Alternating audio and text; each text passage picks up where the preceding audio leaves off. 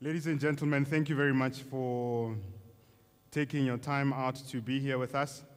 My name is Thabo Makama. I'm the program director and also one who's going to facilitate the discussions today. They call it master of ceremony. So one of the things that I've been tasked to do is just to do the safety protocol and to highlight, to highlight where the important places are. So we've got a fire escape at the back and also a door that goes out to parking on this side. For the assembly point is on just over the road on that other side. The cloakrooms or bathrooms are on the right-hand side, and the food is on the left as well. So I hope everyone got a chance to grab a cup of coffee and be part of this conversations that we're going to have. I really appreciate the time that you've taken early in the morning to beat the Woodmead traffic. I know some of the people came from Pretoria, from the East End, and indeed, we are very grateful that you could be here.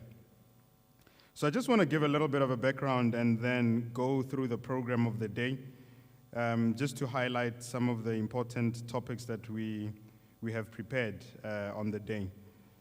So just a background, around September last year, we started engaging with the Department of Trade and Industry around a conversation on the mid-tier business as a construct of conversation for the development and growth of South African economy and also for the job creation.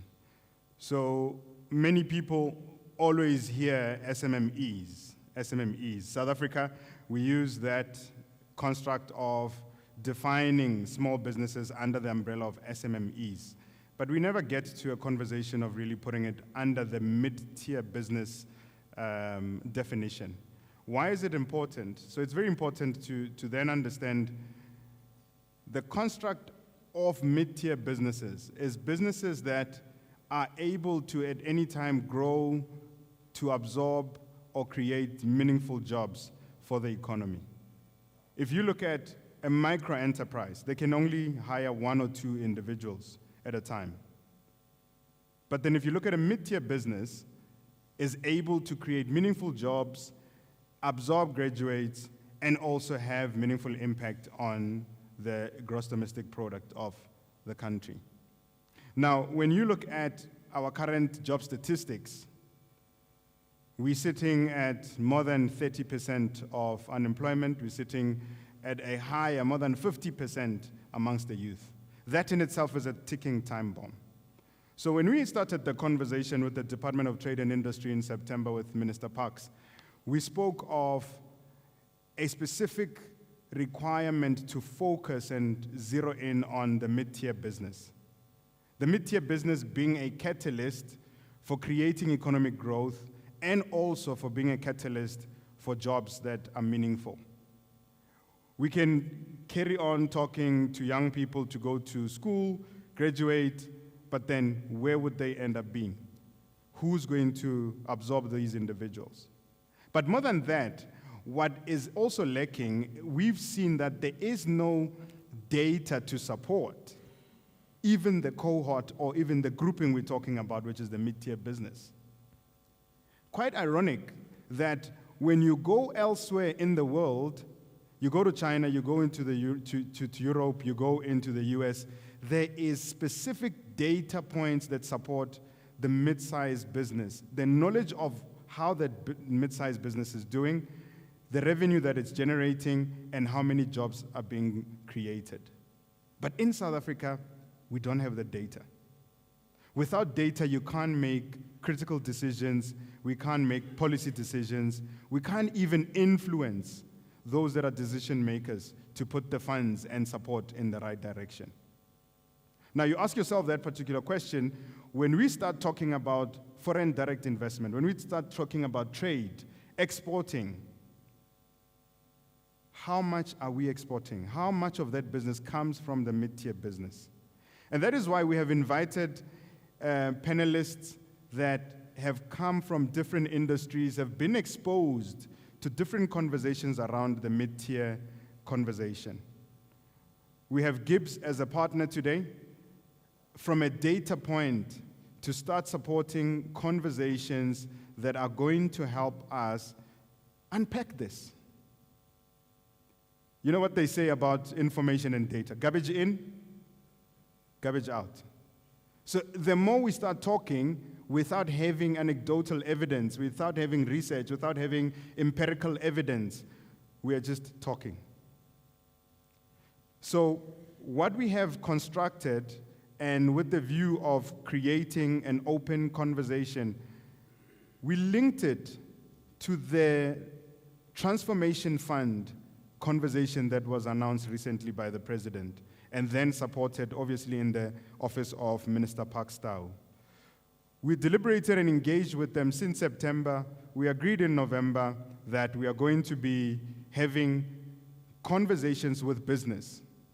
And that's why you esteemed guests are here, to assist in shaping the conversation and positioning how we are talking and advising the DTI around the mid-tier business. But more than that, when you start looking at the Transformation Fund itself, you then get to see how even the position paper that has been presented by the DTIC does not encompass or cover the conversation around mid-tier. It still refers to businesses. It still refers to transformation of small businesses. Who is small? Because when you're a mid-tier business, the moment you go into the 50 million, you're smaller than the corporate, but you're bigger than the smaller ones. But are you still regarded as small? It just doesn't make sense even in that definition. What is small? So what we have done is we have asked questions and positioned this topic today with our partners and with you so that we can be able to position this before the Department of Trade and Industry. Now, I don't want to be, I know we're streaming, and I'm very grateful that we've got audiences that are going to also give information that is going to ask questions to our panelists. So I just want to, by way of introduction, just highlight the program. If I can just get to... So the program today is made up of panel discussions. And before I go into that, I just want to announce that our esteemed Deputy Minister sent us a note this morning to say that they won't be able to join us physically. And despite all the efforts and conversations, however, they have sent representatives from their offices for them to be part of the conversation. We have representation from the BEE Commissioner's office. We have representation from the task team. And on the panelists, we have individuals that are sitting as expert and subject matter experts on the policy side of things. As you will see, we're going to have two panels, one which is going to be the business panel, and then the other one is going to be the policy panel. We are going to start with the policy panel, but prior to that, we are going to have the opening address by Mayor Cindy Zilwa, who is going to give a basis for our discussion and highlight what is it that we can look forward to. So I just want to open the program. If we can get the program from the team.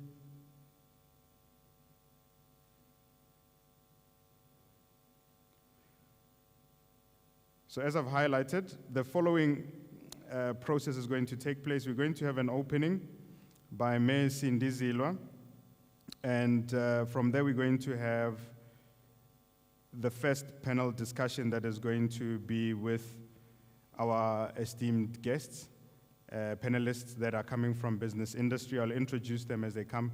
I'm going to be the facilitator of the conversation.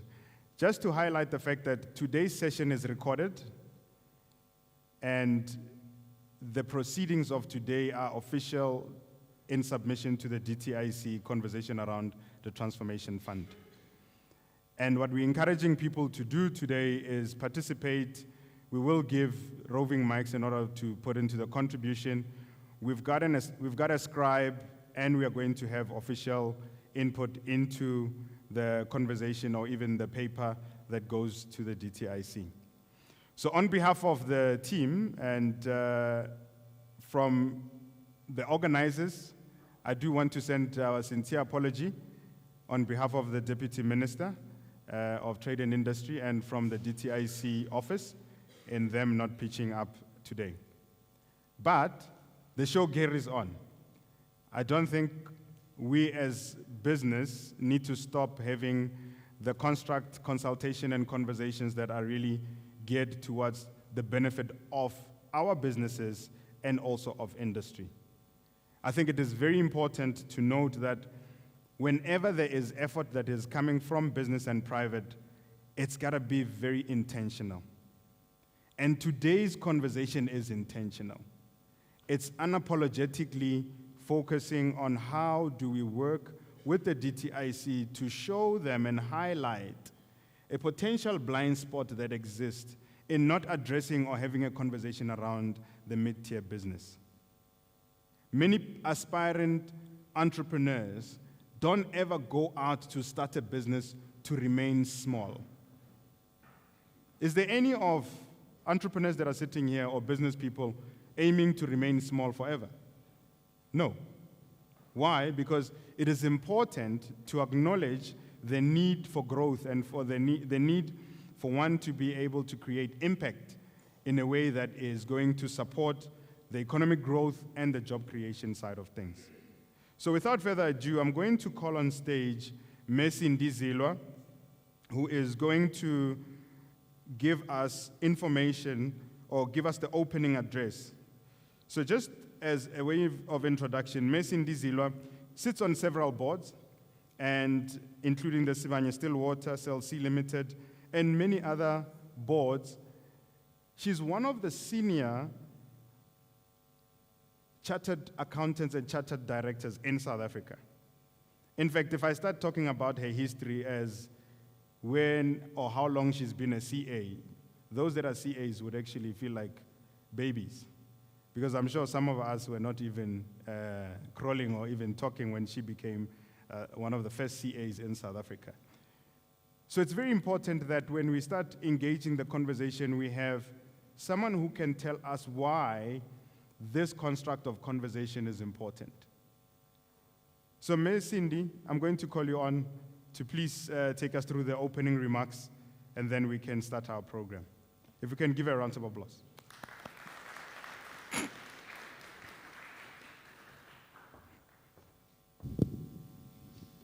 Thank you. When I used to be young, there used to be the veteran business people like our Babu Sam, who would be coming down to Amtata and sharing stories about how African Bank was started and all the difficulties.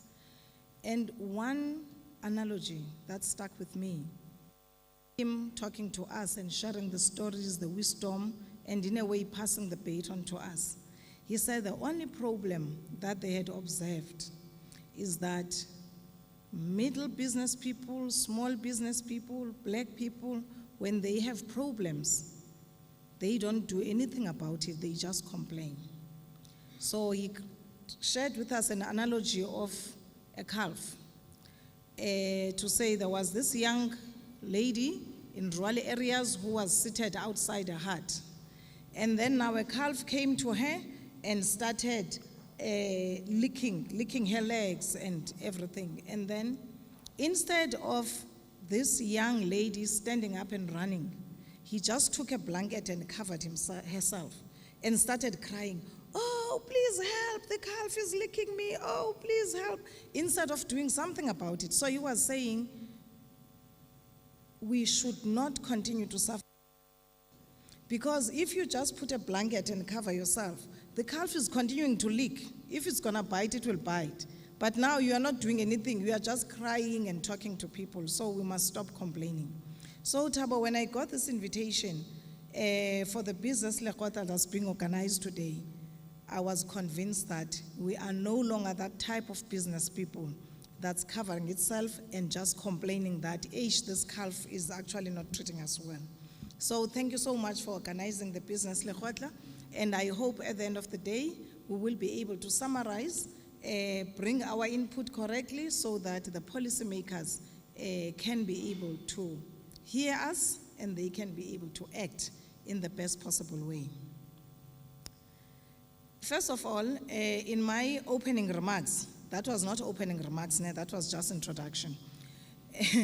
In my opening remarks that I've been asked to give today, I would like you to understand that whatever I am telling you, I am so confident about it. I don't have any fear of contradiction, because for the 30 years that I have spent since my qualification, first of all, as an entrepreneur myself with all my experiences.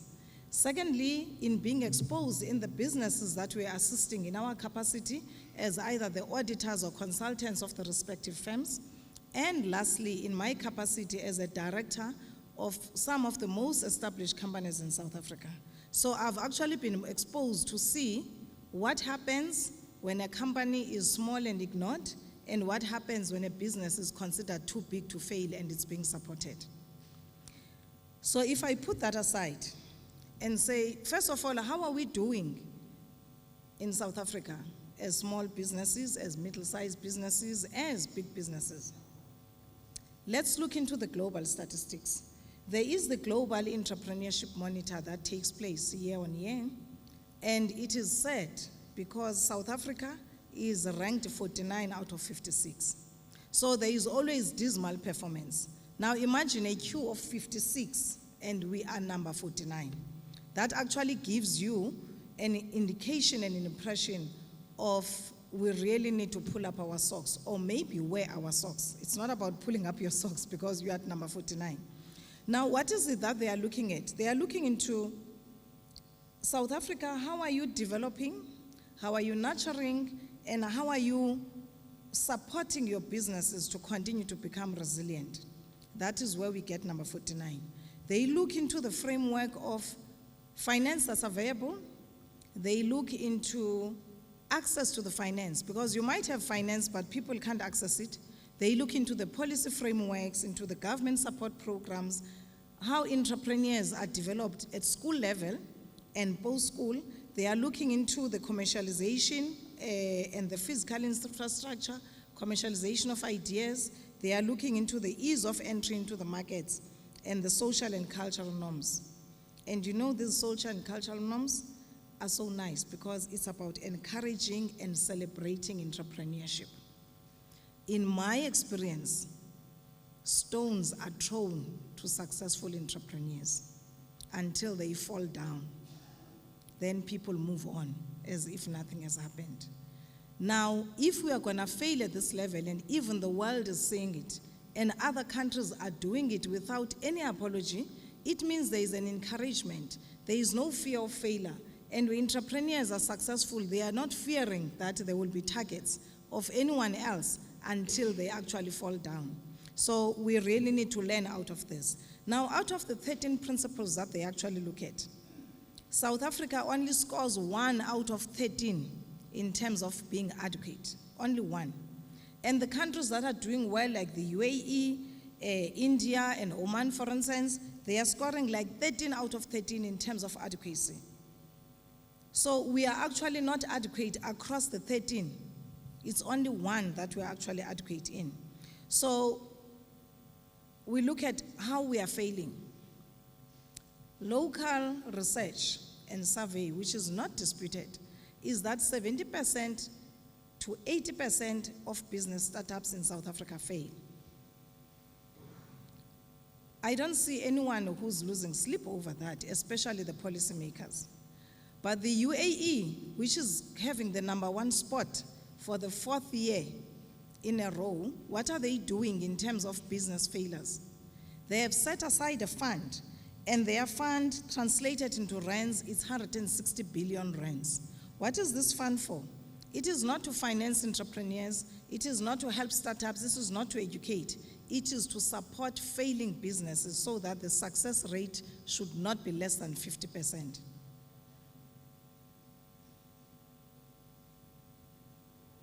So this actually gives us a picture and an idea of how far apart we are from the countries that mean business in terms of supporting their entrepreneurs. So we do need that fund. Now I ask myself, what budget do we have? I know we've got the representatives today of DTI who would like to know what budget do we have to increase entrepreneurship resilience. And resilience, plainly, when an entrepreneur falls, what budget do you have to make him rise again?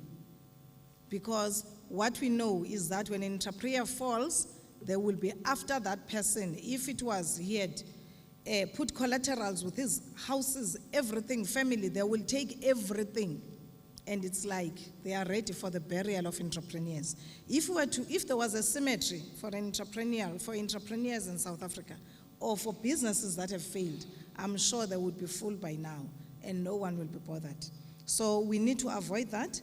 We need to make sure that when entrepreneurs are going through difficulties and they are battling, they know there is a place they can go to, and they will be getting support that will make them tomorrow to go back and continue their business.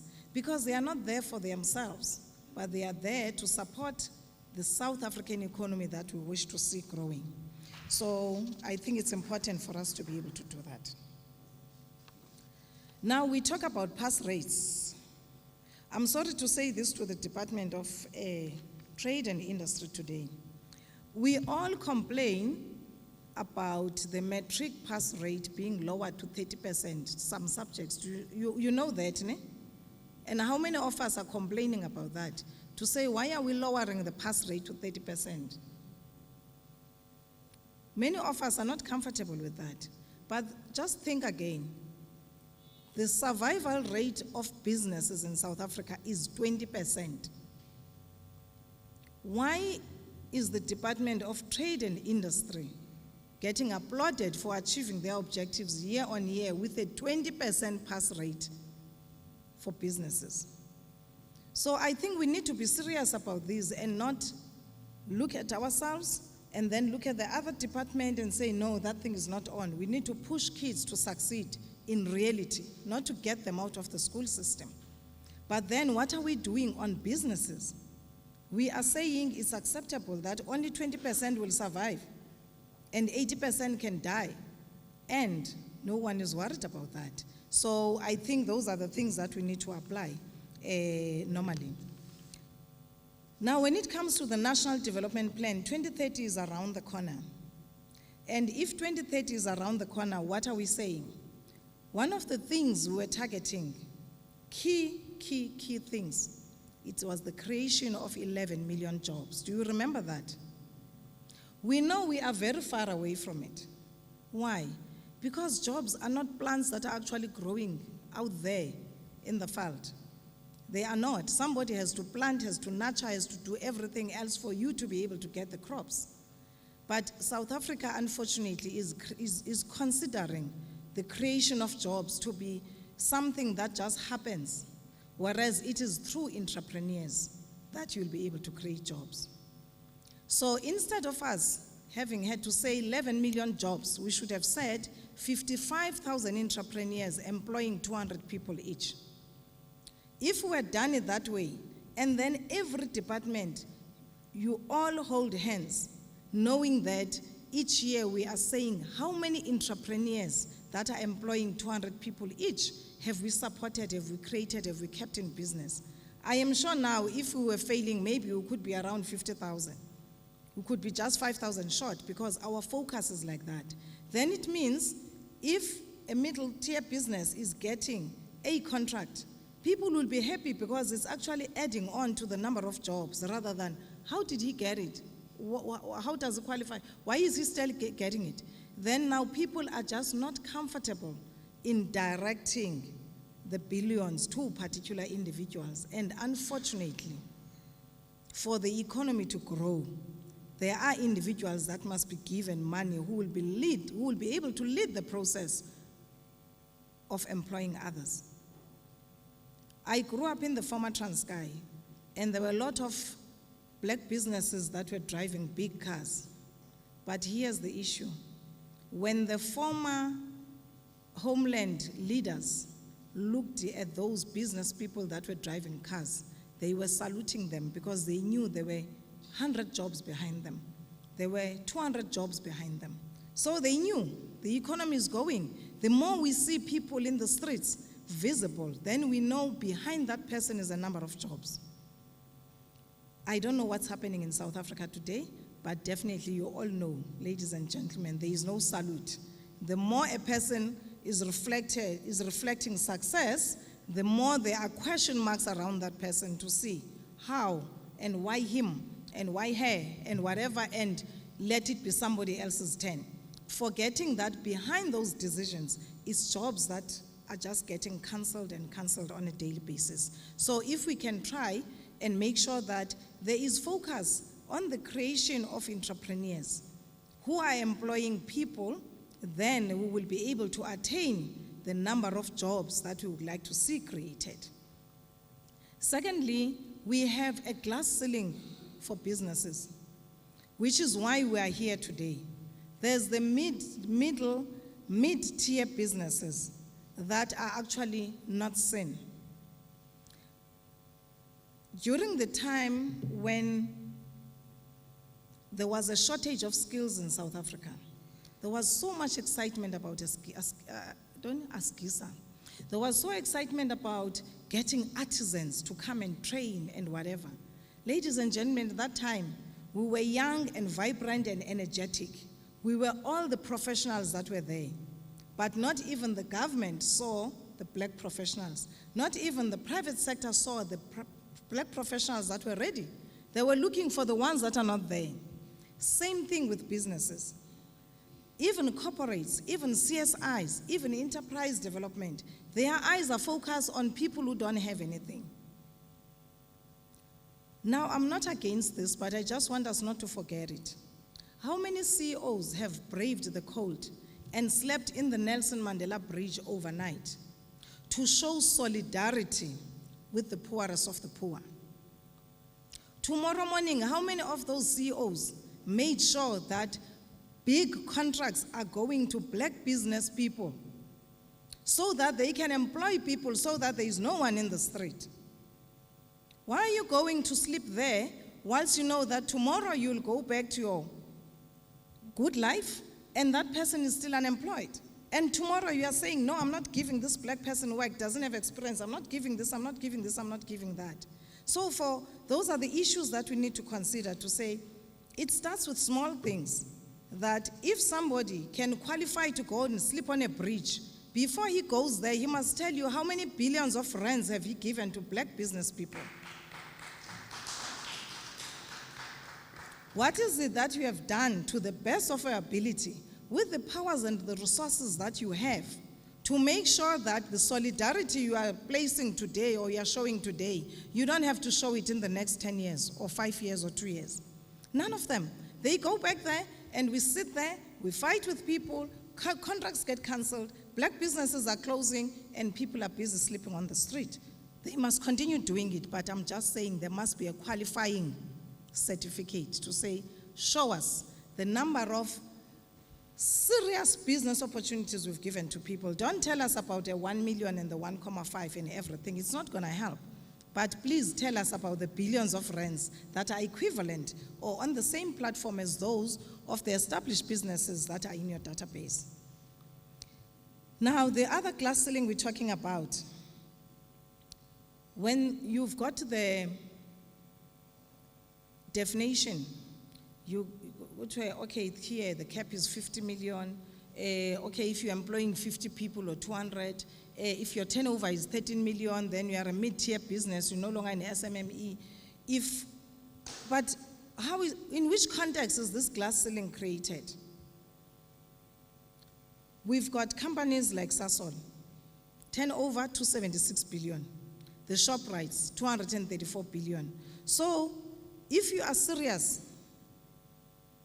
about creating businesses that are sustainable, why is your glass ceiling so low? First of all, we worried about the glass ceiling. But now, why is it like at this level? Because the economy that these people are trying to enter into is operating at that level. But even when you define them, you just say, no. If you are at 50 million, if you are at 100 million, And the largest, if you are 1.5 billion, you don't need anything.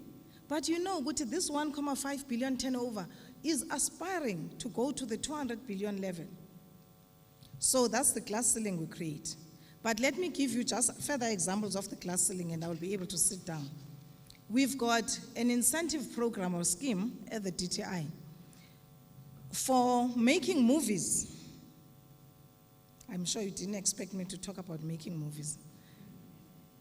The grant is 25 million. Is that a lot of money? I don't think so. There is a movie that made lots of money called Barbie. You know Barbie? Ladies, you know the Barbie movie? Okay. The Barbie movie costed $145 million to produce. And our incentive is kept at 25 million. Now let's look into the generation of income. Globally, box office sales for Barbie were $1.4 billion. So you can see the space that the world is playing at and compare it with the 25 million that we are playing at. You look into The Lion King, the production budget was $260 million, and the box office sales globally were $1.6 billion. So now you sit back and you're saying, is that really not a glass ceiling for our people? To say with 25 million, see what you can do.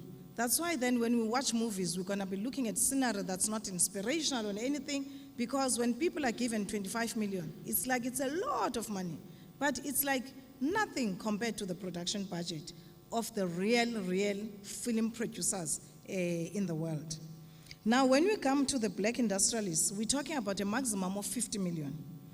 And at the same document, when we talk about who's a black industrialist, who's an industrialist, it's someone manufacturing goods and services on a large scale. Now, how is a large scale aligned to a cap of 50 million? It is definitely not aligned. Let's look into the equity of some of the companies that are really playing well in the industrial space. Tiger Brands, their equity is 18 billion. Our cap is 50 million. PPC equity is 5.8 billion. Our cap is 50 million.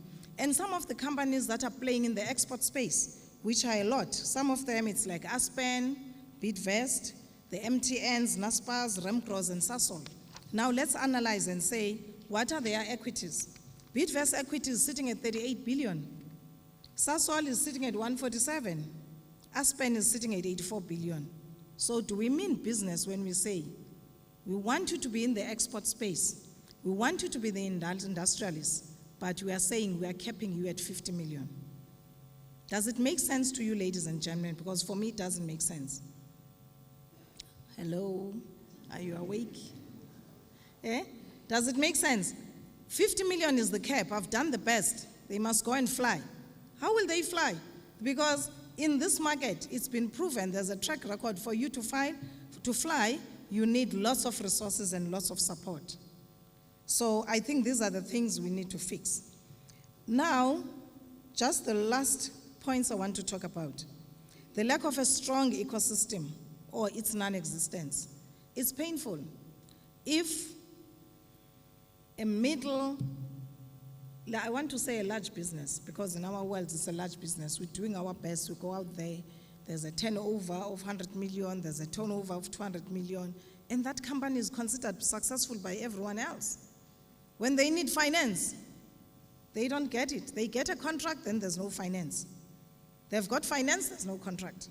They've got finance, they've got a contract, there are no people, you know? And they've got all these things, then the regulation, they are told they are closed down on the basis of regulation. It's a sign of a non-existent ecosystem. Established businesses are where they are because of an established ecosystem around them. It's like if somebody gets a contract at that level, door 2, 3, 4 are already waiting for him, or are even going to him to say, how else can we support? Because they know this business cannot fail. But if a business gets a big contract there, doesn't get funding there, or even gets a contract and funding to get it to take off, but then 90 days, they are still waiting for their invoice to be paid. 120 days, they are still waiting for their invoice to be paid. What is that?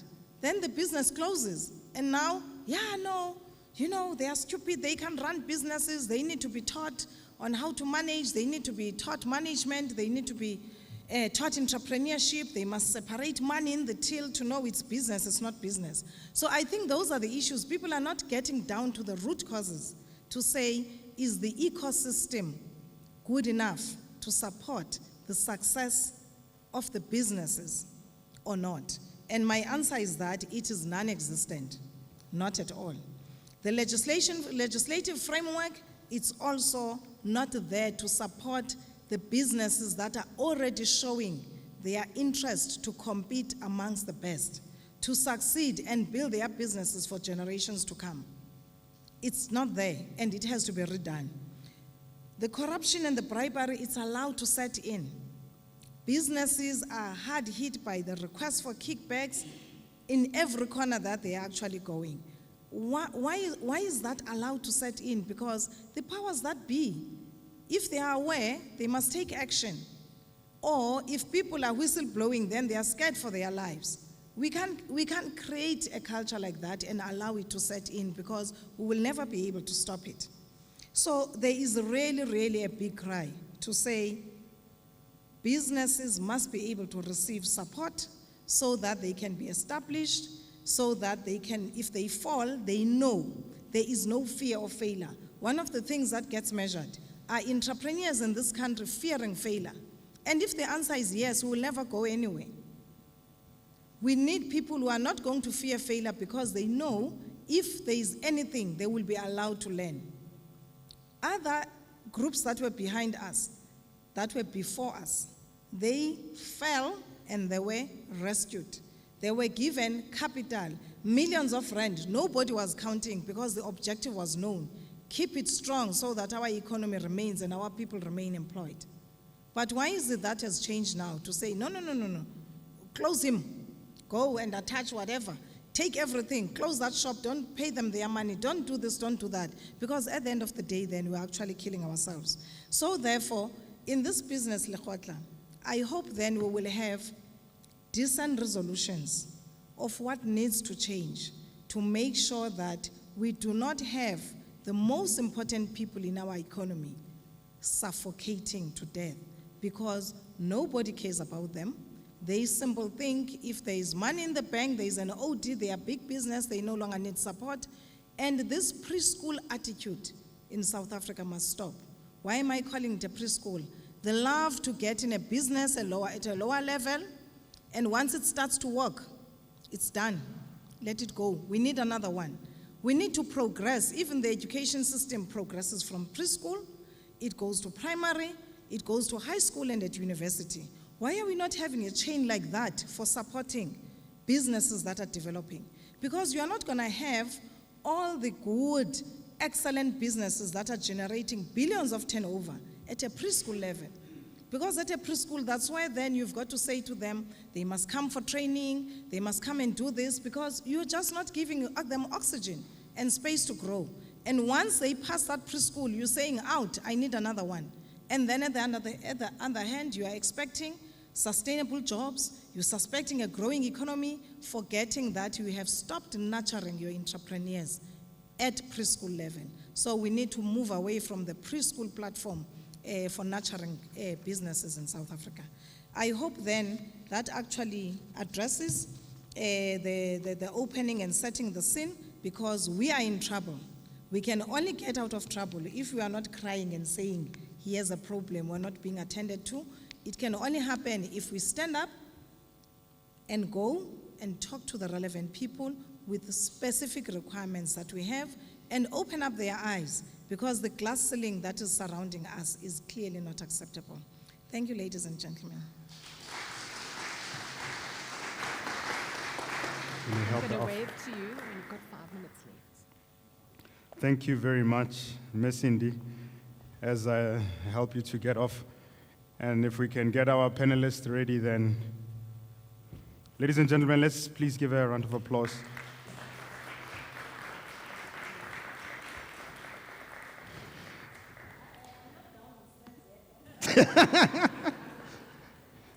So I'm going to take the podium off if we can. So I just want to highlight the fact that, when you have a plan, I think it was Muhammad Ali when he said, every boxer, when they go into the fighting ring, they have a plan until they hit you with a punch straight in the face.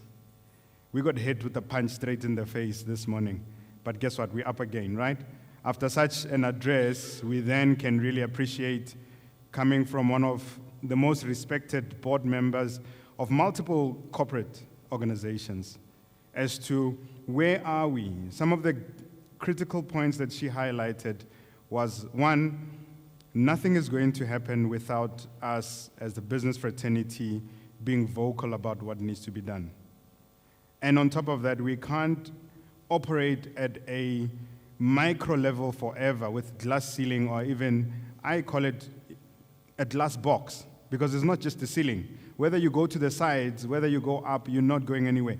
It's just circulating in that space. So I really want to show appreciation, Ms. Cindy, for really highlighting those points. And as I said in the beginning, we are here for the Lekgotla. So where does the name Lekgotla come from? Traditionally in the African construct, whether it's Tswana, Zulu, or various other nationalities, the construct of a Lekgotla is an organized conversation or court, a place of hearing, where individuals that have decision-making or significant individuals come together to position a matter. And we brought this Lekgotla together in consultation and in agreement that part of the requirements we want to put forth is the voice of business. So I'm going to call on my next panel, which is consisting of 3 panel members.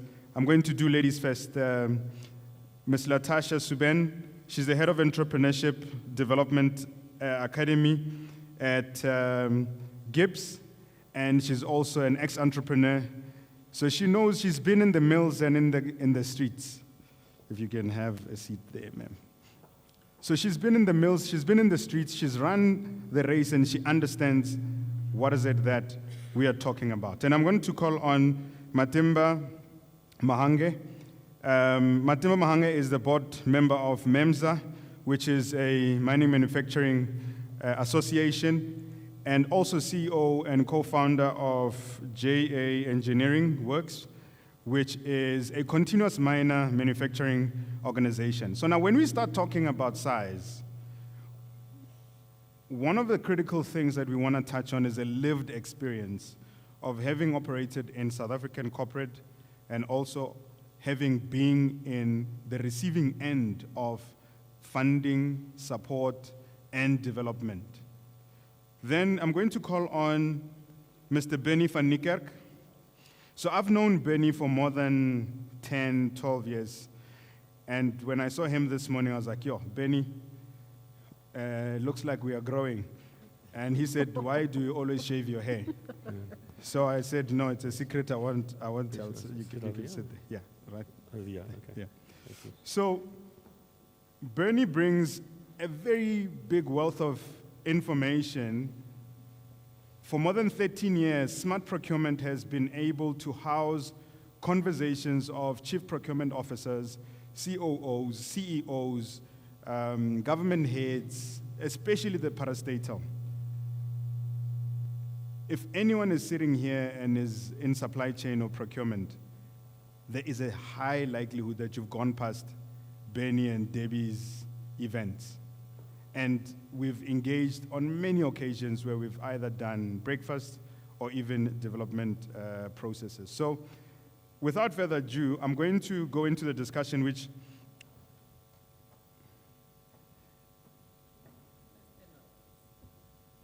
yes.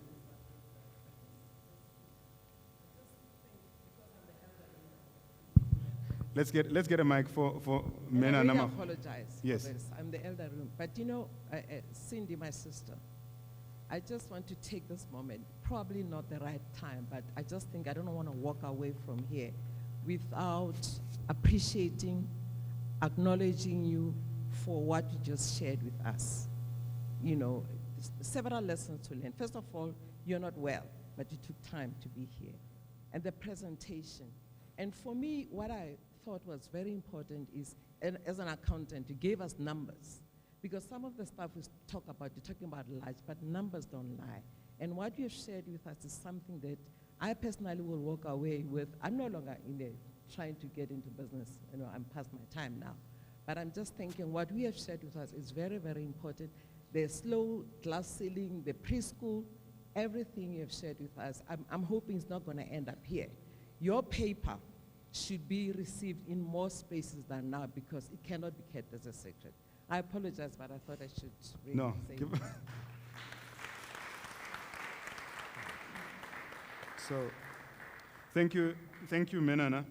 So that was, let me just maybe give a brief introduction. You see at the Lekgotla, so don't frown when you see someone stand up at Lekgotla who is senior than all of us, because when we are out of line, there's always an elder. But in the women side, they are called Rakadi, right? So Rakadi has a trump card. So Rakadi has a trump card whereby even the organizers, That's pretty cool. even the organizers, they don't script or tell Rakadi what to say. So that is our Rakadi.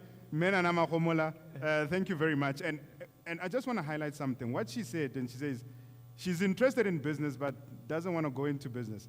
So Menana is very much active in the business space. She sits as one of the board members on the Lefara Rona Trust for Anglo Platinum.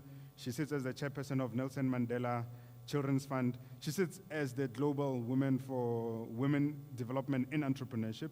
So she knows what she's talking about.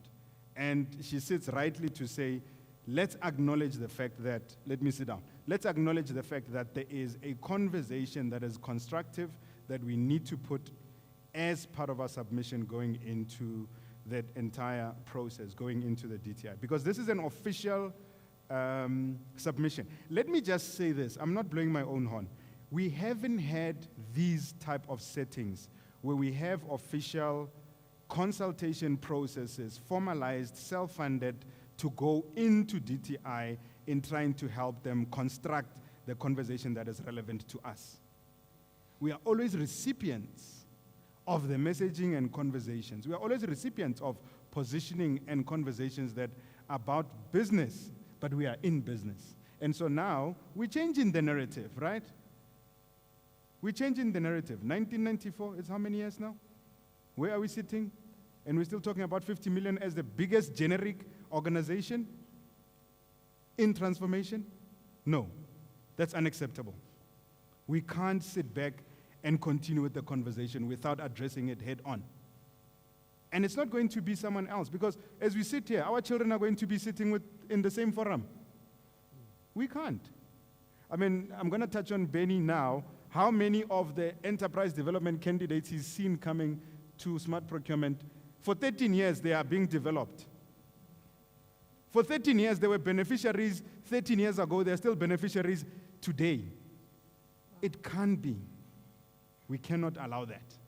We cannot sit back. We need to be vocal about it, and we need to be constructive about it. So talking and not doing something constructive is not going to help us. So ladies and gentlemen, thank you very much.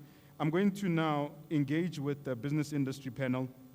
Let me start with Latasha. So the conversation around the Transformation Fund, its existence, and also the mid-tier business in its construct, the conversation and the business, what you call, the problem statement. In your sector, in your space of academia, what's your view? Is this relevant? So any fund with regards to entrepreneurship becomes relevant. Entrepreneurs talk to us and they go through our programs, but they also want to understand how to access it. So what we've realized is that the access is there, the funds are there, but what is the problem with people or entrepreneurs that actually access the funds, who can't access the funds, who don't have the knowledge to access the funds? And then where is that gap in terms of sustainability? So are there entrepreneurs in the room? Yes, we do. You should be proud. Come on, are there entrepreneurs in the room? Are you in business to not make money?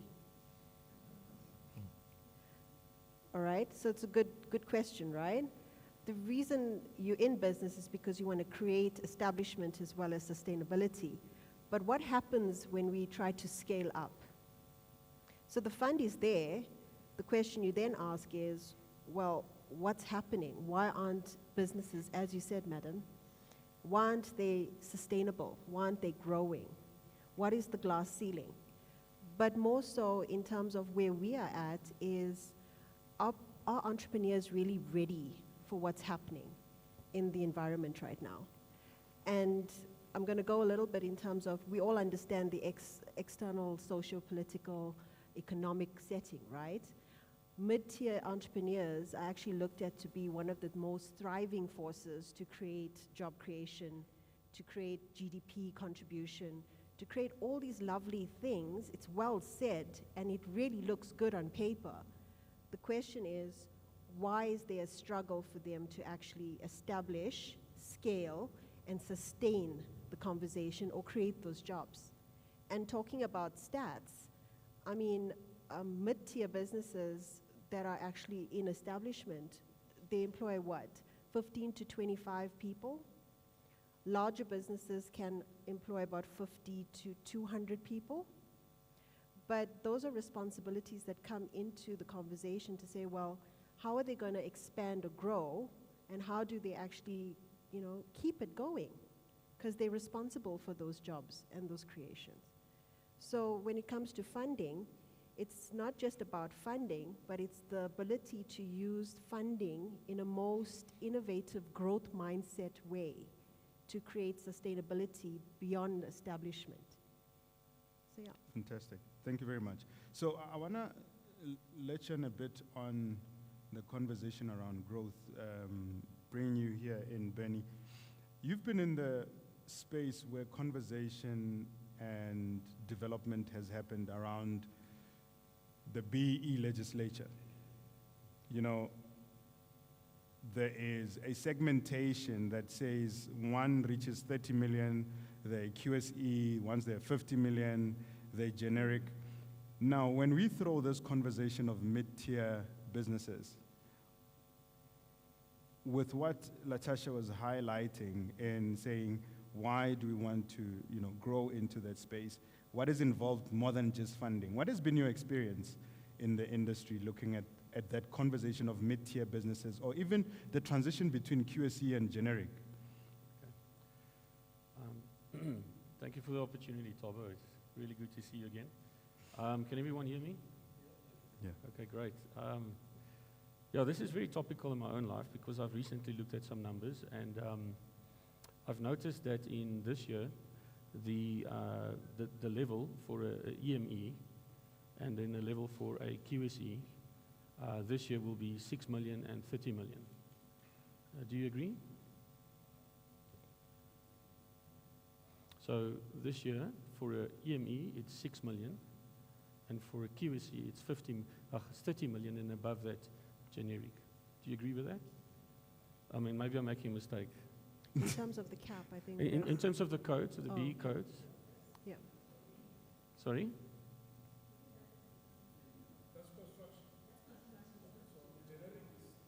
Generic 10. Yeah. All right. So we have a comment over here which says, generally speaking, a EME is 10 million and a QSE is 50 million. I'm going to disagree with you, and I'd like to explain why I disagree. In 2015, it was 50 and 10 million. 100% fine. And we understand that the DTI, sorry. Sound. The sound has gone off? Yeah. Okay. Back then, the DTI put a limit of 50 million and 10 million, which I fully agree with. Something's wrong with your batteries, I think, yeah. But I don't know if you've noticed over time, the price of petrol has gone up. And if you have employees, they each get at least, or you try to give them a 6% per annum increase, right? So you could have been a company, a 49.9 million rand company in 2015, And if all you did was increase your prices for the next 10 years according to inflation, today you would be an 80 million rand company. If you say inflation was between 5 and 5.5%. So actually, if you work it backwards, today a 50 million rand company is a 30 million rand company. Because if a 50 million rand company in 2015 had, say, 50 staff, I always like that from the services industry perspective. I know Matimba's company is different. He's got 300 staff for a billion rand company, but that's the thing with manufacturing, right? Whereas in the services company, Cindy, I don't know if you're practicing or if you're involved in a accounting practice or whatever, I always find the numbers to be, if you do 20 million, you've got about 20 people, you know, a give or take a bit, you know. I don't know what it would be if one had to run a house of ill repute. I've never done those questions, but I think in different industries, the point is different amount of people based on the turnover. And if you took that same company in 2015, it was a 50 million rand company. Today, that company is a 30 million rand company. A company that employed 50 people in 2015 is today a company that employs 30 people. And so, and it's the same with the EMEs that went from, if you just adjust for inflation, nothing else. The company hasn't grown, but every year it's increased its prices according to inflation. It's given its staff increases according to that. If you were a 50 million rand company in 2015, and the staff stayed the same, sorry, not the staff stayed the same, but you wanted to, in light of the of CPI and in light of other increases, your company would have gone down from 50 people to about 30 people. And so that's a situation we have today. It's an arbitrary thing. I like to follow, in fact, I was listening to what you said about people under the bridge, and I thought to myself, you know, that is really a good indicator on whether or not we're doing well as a society and as an economy or not. And I thought to myself, if we absolutely wanted to guarantee, we wanted to make sure that there will be more people under the bridge, right? If that was our goal, to have more people under the bridge, then what we need is an arbitrary cutoff, which is actually every year becoming more and more punitive to small businesses, and have a situation where a company that was coached by a large procurement organization, which is, we represent the procurement community, to have an arbitrary cutoff with that company suddenly doesn't get the recognition anymore, you know, as being a development company. So yes, I think it's arbitrary. I would also like to say that I think there is, to me, like you were saying, QSE, people think 50 million is a lot of money. You've got to ask what's left, you know, at the end of the day. And what's left is very little compared to the turnover sounds like a lot. But I think if you compare, like you did, the large companies like your Bidfests and your Absas, and, you know, these companies are so established, it's hard for them to fail. If you compare them to a 50 million rand company, I think there's like a teenager phase that needs to come between 50 million, which I would like to propose to DTI as part of this, if possible, to put it forward to just at least adjust according to inflation. I think there's a need for inflation adjusted, because by now it should be 80 million, not 50 million. But then I would say between 80 and like a billion or whatever, depending on the industry, you should have more like a teenage phase. You shouldn't go from QSE to generic. You should probably go from QSE to QME, which is a qualifying medium-sized enterprise, and from there to a generic. Because the fraternity that I represent in procurement, they have lots of energy. And their energy is to comply. And so it doesn't matter. Some of the other things doesn't really matter. If you change, if the company's turnover goes above 50 million and they're not a QSE anymore, they need to make certain choices. They have to go for somebody else because they're not going to meet their B objectives. And I think to rather at least adjust the level with inflation. And I would like to say I'm not a critic I'm actually a staunch proponent of ESD and enterprise development and supply development, because I think it's made a massive difference. I just think that, you know, this car was bought 10 years ago, and right now the alternator is starting to rattle, and it's time to adjust it, give it a good service, you know, and then move on, and also maybe bring in another level of QMEs, if you want to call it that. I don't know, there's perhaps a better term for it, but that would be my opinion on that. Thank you. Thank you. So if I hear you well, the submission is, I think the question was posed whether the way we are calculating the recognition of QSEs to generic, whether it's still stuck in 2015. do we have a consensus that it might still be stuck in 2015? Bra Greg. So Greg concedes that yes, you are right. But remember, this is an official submission, right?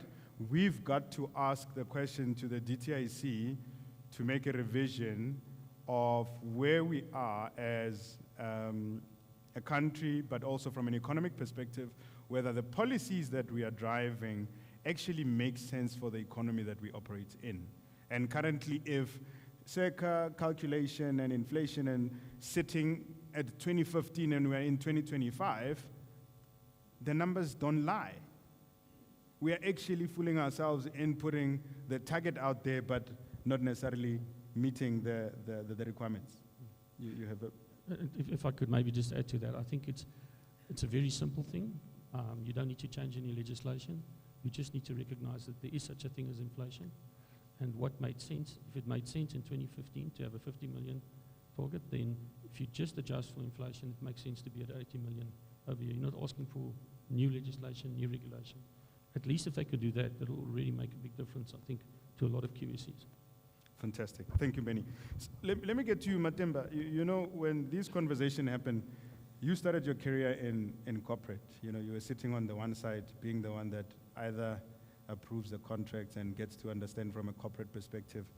But recently, you then transitioned into being in the business and being, you know, an entrepreneur. This transition into a business that is now currently in the mid-tier space, what is your view in the conversation around the development and recognition of what a mid-tier business is and the type of support it needs? Thank you, Thabo. I've known you for, I think, about 20 years now, and we've worked together at some stage. Going back, as in starting with the question of mid-tier, the banks look at mid-tier, the commercial banks, they look at it as in somewhere between 300 million and about 1 billion rands. Above 1 billion rands, they reckon that, you know, you should be able to stand on your own, you should be able to access funds, and you should be well capacitated to stand on your own. But we're talking about numbers. I'm an engineer by profession, and one of the things that we get taught at tertiary, as in university, is to be lazy, as in, and that's how you get to calculate the numbers quite quickly. In finance, Mesindi, you'll help me with that. There's the rule of 72, and if you look at inflation at 6%, if you're looking at a period of 12 years, it means that the money doubles, okay, or the value of your investment actually halves. So if you're looking at 6%, that 50 million actually becomes 100 million. And then if you're looking at venture capitalists and they say they put in money in a business and they're expecting returns of about 18%, over a period of 12 years, it means that every 4 years, that amount would have doubled. So the 50 would have been, in the first 4 years, have become 100, and then it would have become 200. So the conversation, not even that 80 million, we should be talking about minimum of the 100 million, and ideally, if we're really aggressive about what we are trying to do here, get to the 200 million mark, because 50 million just doesn't make sense. I'm just getting to the numbers that we're talking about. In terms of the journey that I've traveled, I mean, I said I'm an engineer by profession. I got sponsored by Anglo Gold to study engineering at Natal University, and worked in the mines all my life, and been in companies here in South Africa and across the globe. BMW stint in Germany way back in 2003 for almost a year. And worked for an OEM that manufactured Joy Global. That's where we met. As a manufacturing director, manufacturing equipment that we shipped to Australasia, as in the 50 hertz market. But then the equipment that you're talking about a continuous miner that sells for about anywhere around 75 million rands each. Worked for Barloworld, where I was a CEO for Barloworld Equipment South Africa. Its turnover for that then was about 12 billion rands, and with about 3,000 employees. And as I was nudging towards my 50, which is about 3 years ago, the bug then caught me because I had almost reached the top in terms of corporate life. The last role I had was chief executive for mining for Ballowell Equipment, Southern Africa, which was a big business. Then I got a group of guys, private equity, the IDC, the banks, as in Nedbank, got them together and acquired a business that today does close to R1 billion.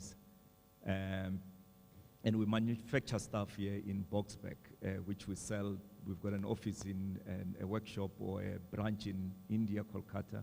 We've got a branch in Australia, in Rockhampton, Queensland.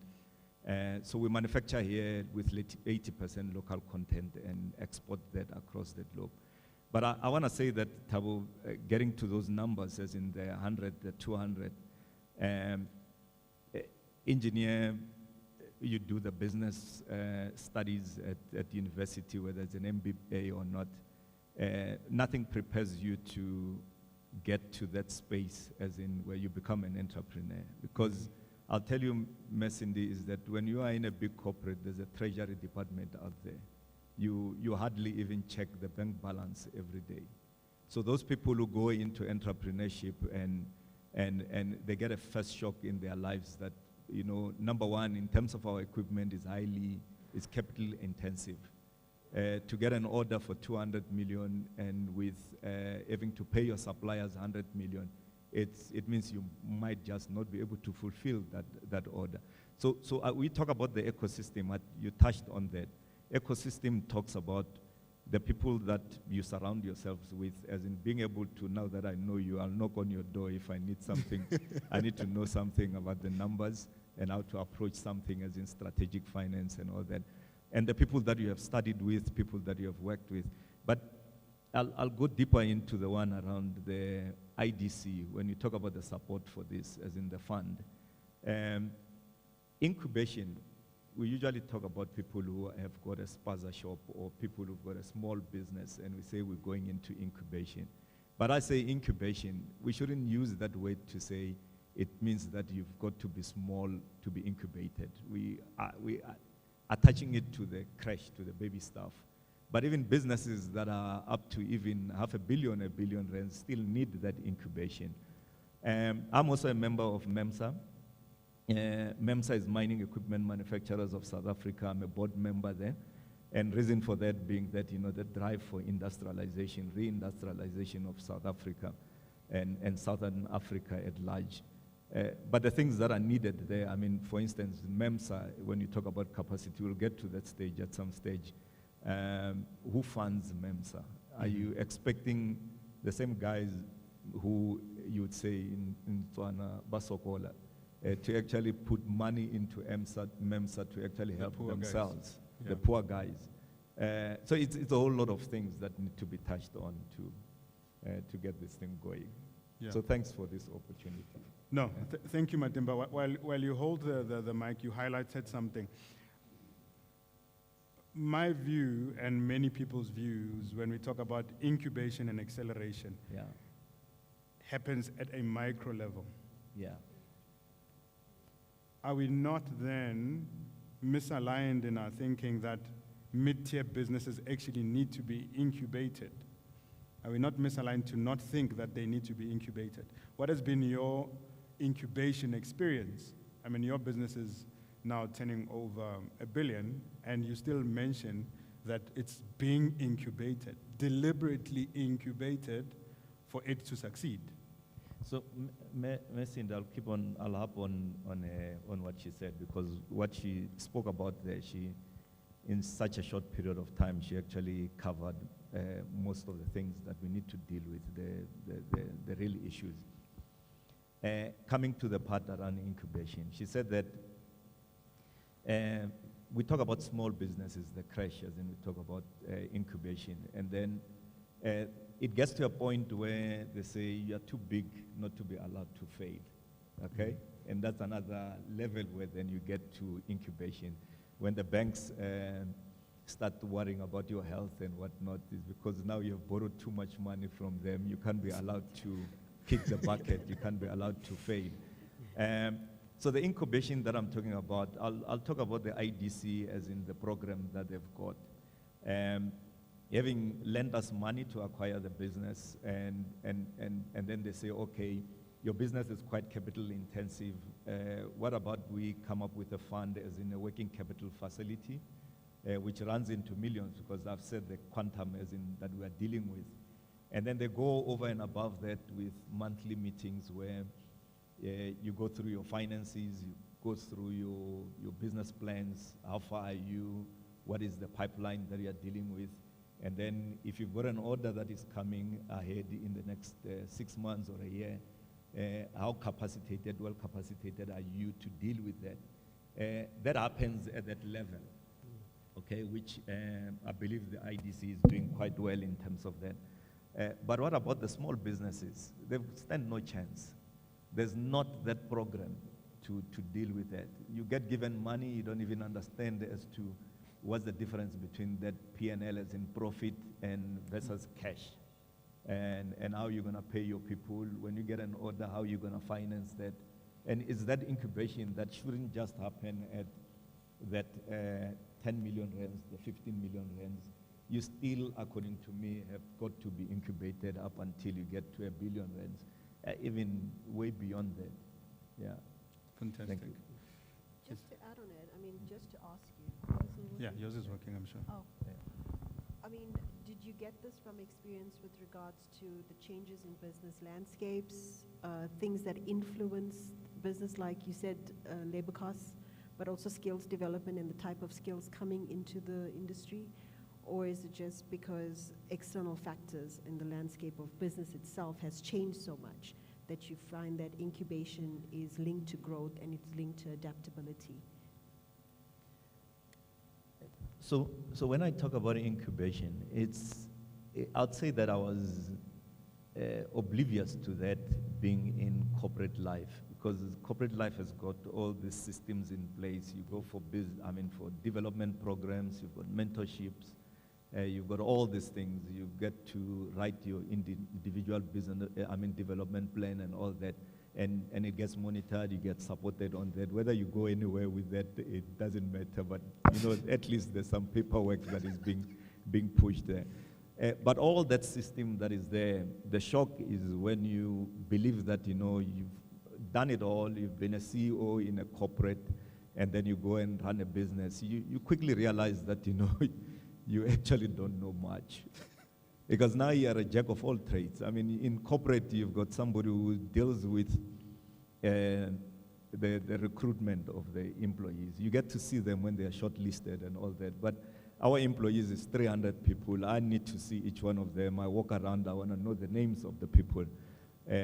You find that, if you've got to hire a director of HR, if working for a business that is a 2 billion rands business, I throw the advert out there, and a lot of people are going to apply for that, and high caliber people that I'll be able to pay for. Now, when you're an entrepreneur, you're going to bring in somebody that you say, this person has got potential, knows enough, but he's going to rely on you, and you're just an engineer to actually help them grow themselves. And then you get somebody who's a finance person who is not that experienced in finance, but they've got huge potential. They're a CA, but they've never been a CFO in a big organization. So then they rely on you as an engineer, as the leader in the organization, to actually give them guidance on that. You've got people in supply chain who are going to come to you and ask you questions as to how do we solve this problem, the engineers and all that. So you become a jack of all trades, and you are just simply not equipped for that. So where you've got gaps, where do you go to? Where is that comfortable area where you can actually ask those stupid questions and get the answers? And I think one of the things that when you and I had a chat was that the road at a mid-tier level, being an entrepreneur, it can be very lonely if you don't have the right support structures, if you don't have the right people in your team who know what they're talking about. Yeah. Benny, do you want to touch on Sure. some of the things that I think you have experienced? I think when we also had a chat was there comes a time where, you know, you have to make some tough decisions whether you want to grow or you just want to stop Yeah. as a business, especially for the mid-tier business, being critical to the need for support and a structured space of learning as well. Thank you. It's really interesting to listen to my fellow engineer here. Apparently he's a sparky on the electrical side. I'm a mechanical engineer, and our paths in a way are quite simple, are quite similar. I also used to be in corporate. In fact, I used to be at Ernst & Young, and we would re-engineer corporates, you know. And there was always a department for something. There was a department of procurement, a department of, like you say, HR. There was a department of this, department of that. And when you become an entrepreneur, you realize, but I am all of these departments put together. You know? And to me, one of the interesting indicators is just back to the QSE discussion. A company goes from being a QSE to being a generic. I mean, when you look at a proper generic, there is a department for compliance, right? There's a department for his people who are working, their full-time job is ESD and employment equity and the various aspects of the code. When you're a small company, and I think even in your case, you probably think you're a small company because you've only got 300 people working in there.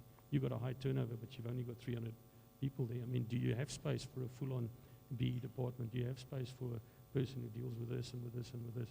And that was a key big learning for me, is that when you become the entrepreneur, there isn't a department for that. You is the department. You are the department. You're the department. Or you are the yeah. department. Yeah.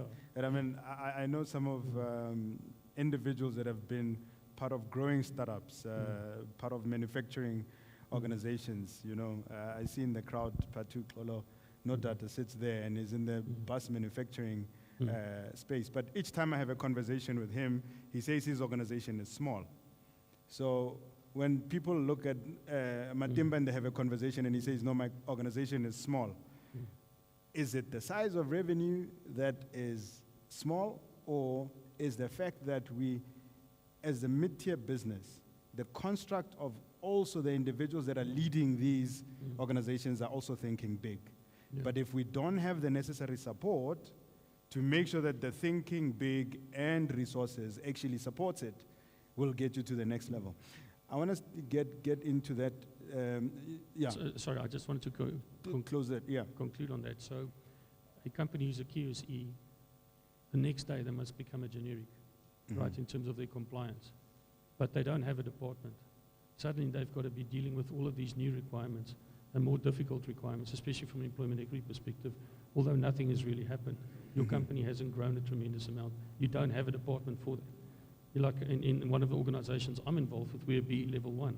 But the person who manages it is the HR lady, and it's a part-time responsibility, you know. So, so you really need to think about the compliance that you're throwing upon a small organization. Because I think if you want more people under the bridge, you've got to add more regulation to small organizations. That's a great way to get people under the bridge, you know. And entrepreneur, somebody, I was reading a thing the other day and they said entrepreneurship is a financial disease. You know, because an entrepreneur a lot of times doesn't do it for the money, they do it for the freedom. They do it because they don't want a boss, they want to do their own thing. And they act differently to large corporates, you know, they're very loyal to their staff. But by taking away that ability to be free, by throwing more and more and more regulation and more red tape and more compliance to something which is, I consider the QSE to be a toddler, you know, preschool, like Cindy said. You know, let's throw some more regulation at it. Well, that's how you put another person under the bridge, because then the entrepreneur says, okay, I won't grow above 50. I don't want more regulation in my life, and I don't want to take the risk to become, you know, that big, or it's a bridge too far. Yeah. And I think that's how you put more people under the bridge, by adding more regulation to it. Yeah. Thank you, Benny. And I think that also just is able to separate multiple individuals that actually talk about entrepreneurship, but they don't really know a lot about what is involved in the. Latasha, just on that conversation of a constructive build and growth of a business, in your experience, what do we need from as a support and structuring and creating the ecosystems, working and partnering with academics. And you and I and Professor Tsidi and Dr. Udo from Gibbs, we've had extensive conversation around the mid-tier conversation is so much at the crux and the center of economic development for South Africa in particular. What role is academia, willing to play in driving these conversations and to get us to the right level of thinking as well? So with utter respect to my colleagues here, I mean, I've been an entrepreneur myself, and I understand the grit that comes into it.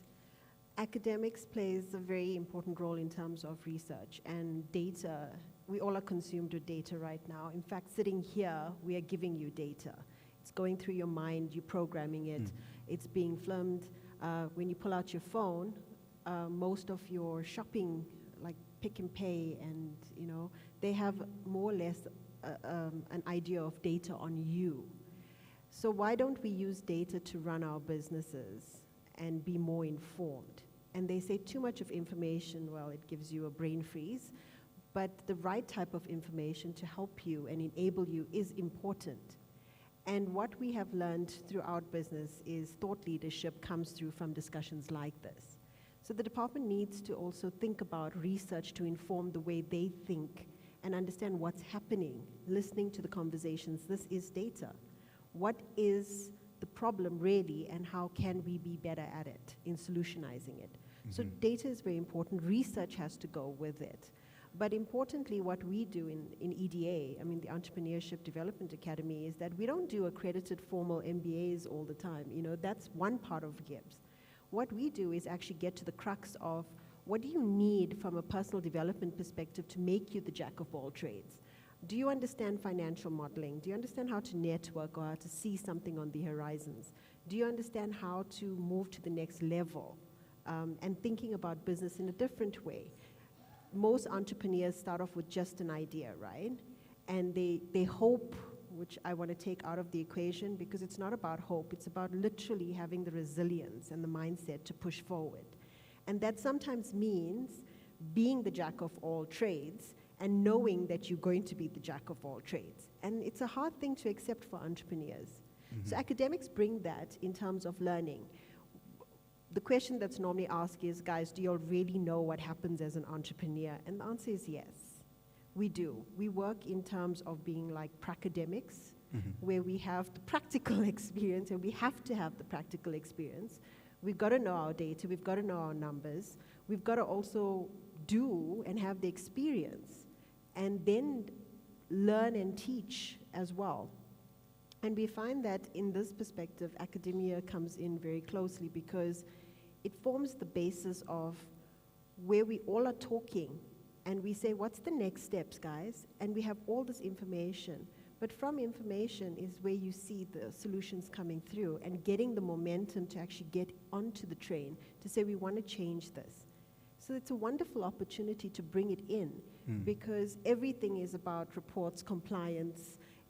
I'm sure you guys have reports of financial reporting, but also looking at, well, if I'm doing this on a daily basis, am I doing it to actually expand my business better? Am I talking to the right people? Am I actually making the effort to connect with the right people?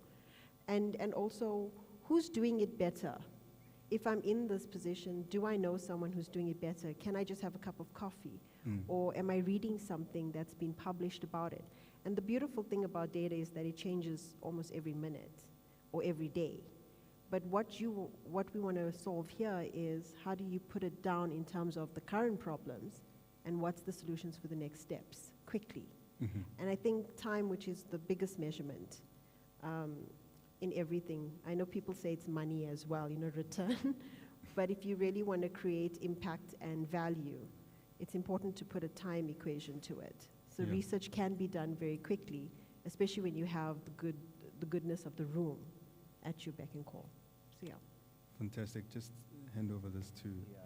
Just press on it. Thank you. Thanks a lot, Latasha. Yeah, Latasha.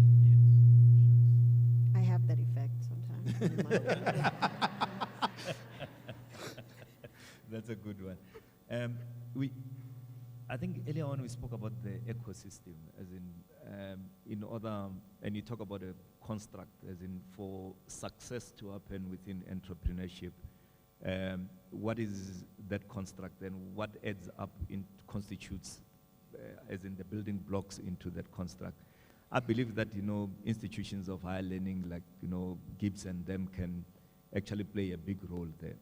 But let's get also the practical part of it.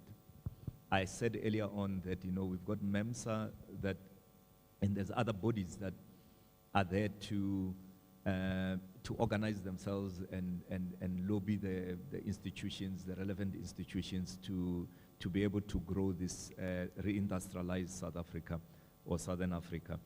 And then you've got the institutions like Gibbs and them helping us. So when you look at then the support system and you say, here's a business that is 50 million rands, and I'm going back to also Benny, what he has said there. Tapping into what you do, it requires money. If the government or the institutions that can't even support institutions like MEMSA to be able to thrive and do the necessary things and be able to have that ecosystem that will help the industry thrive. Easier way of accessing the knowledge and a quicker way would be to get into an institution that could help you with that program as an entrepreneur. But who pays for that? Yeah.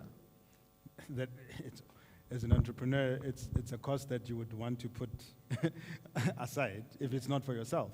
Yeah. But if it's an institution that is being funded and supported by the government, it's going to be critical that they support organized structures. So in closing, because I think my timing, Marcia is going to, yeah.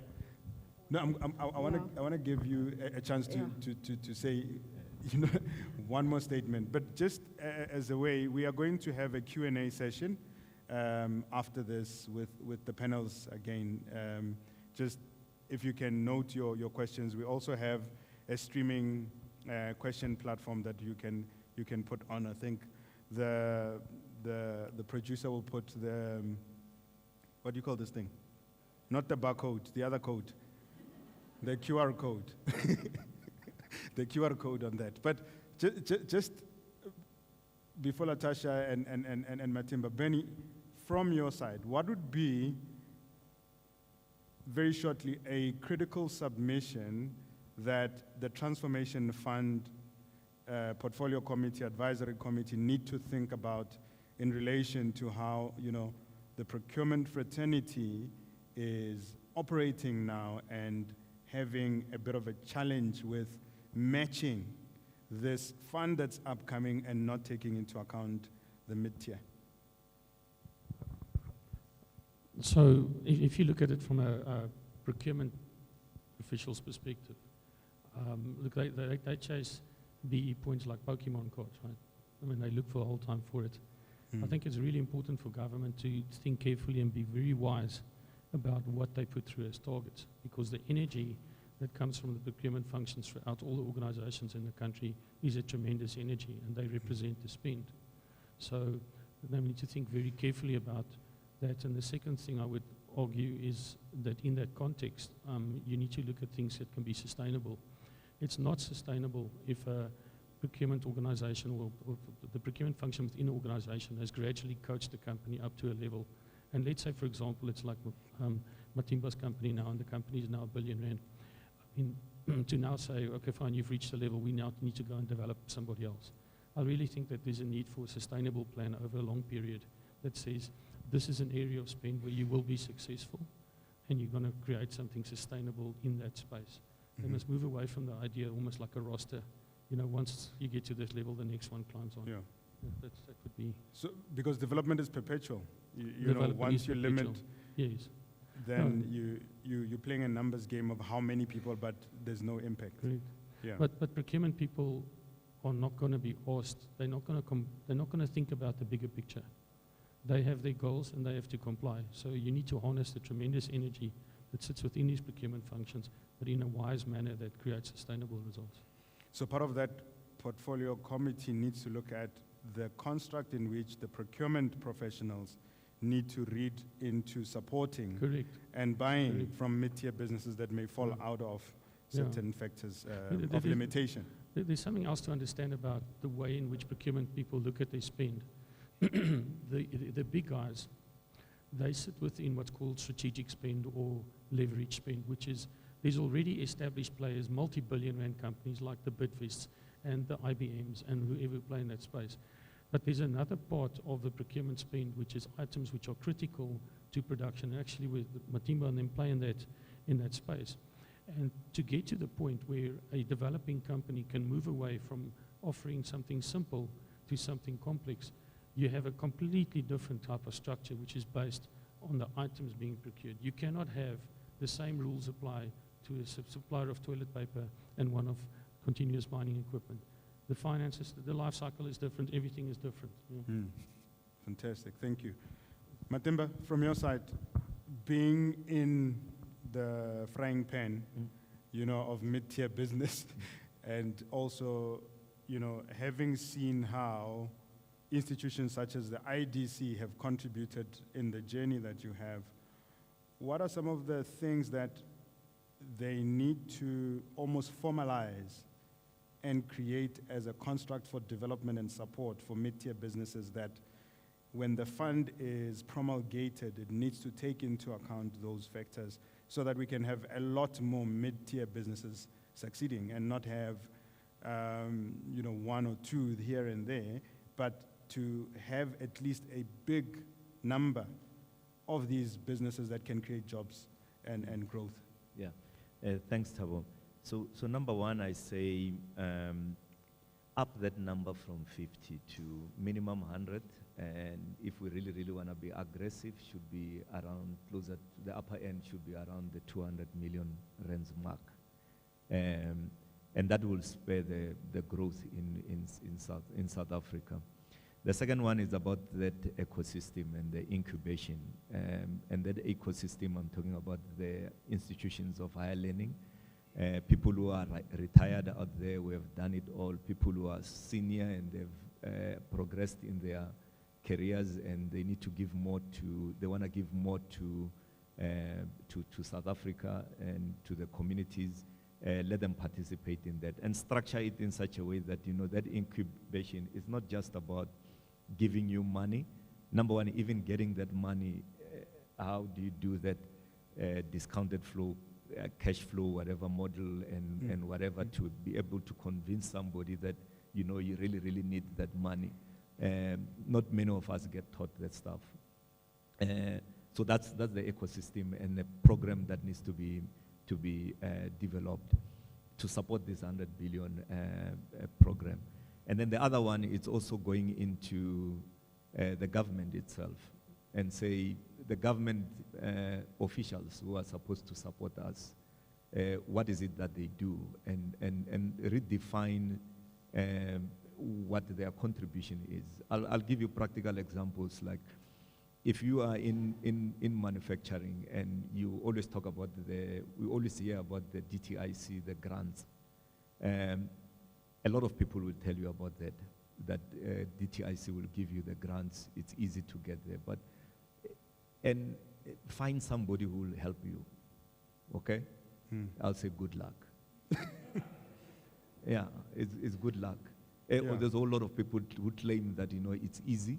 And even if you talk to people in the DTIC, I mean, if you were to get one person who, they'll say that, there's a department that will actually is dedicated and would actually come to me as a customer, as a client, instead of me going and searching in the offices for somebody who's supposed to be helping me to grow my business. I say, good luck. And if there's anybody who can help me, I've been searching for that for 3 years. And at the end, there's no warm body at the end. But there's a whole lot of names that you get to be told about. And how even the officials show up. I mean, I'll give you an example of somebody who recently showed up. I mean, we will always say bad things or criticize the officials in government and even the politicians. We went to the mining endeavor to and we exhibited for the first time. It's quite a pricey thing. So you now want to say, okay, I've arrived globally. But then just the whole act of doing that comes to anywhere between 2 and 3 million rands just to do that for that week. So it's quite a pricey thing. But you get huge exposure, as in the whole world is actually under one roof. So if you do it quite well, you'll be able to get a benefit out of that. Our MEC for Finance, Lebogang Maile, came to our stand and he said that he will come and visit us in our facility. The day he gave me the date that he's going to come was the date after the first budget speech that didn't pass or whatnot. Yeah? Budget that didn't budget. It didn't budget, yeah? And I was worried that, Cape Town that day, and then the following day, he says 11 o'clock he's going to be at the facility. And now I've got to rally everybody around to be there and the whole program for the guy to show up there. I'll say 11:15. After landing from Cape Town, he was at the facility and he was engaged for that 3 hours. And Nice. and I'll say, I look at Cindy and I say, you're limping, and he still showed up.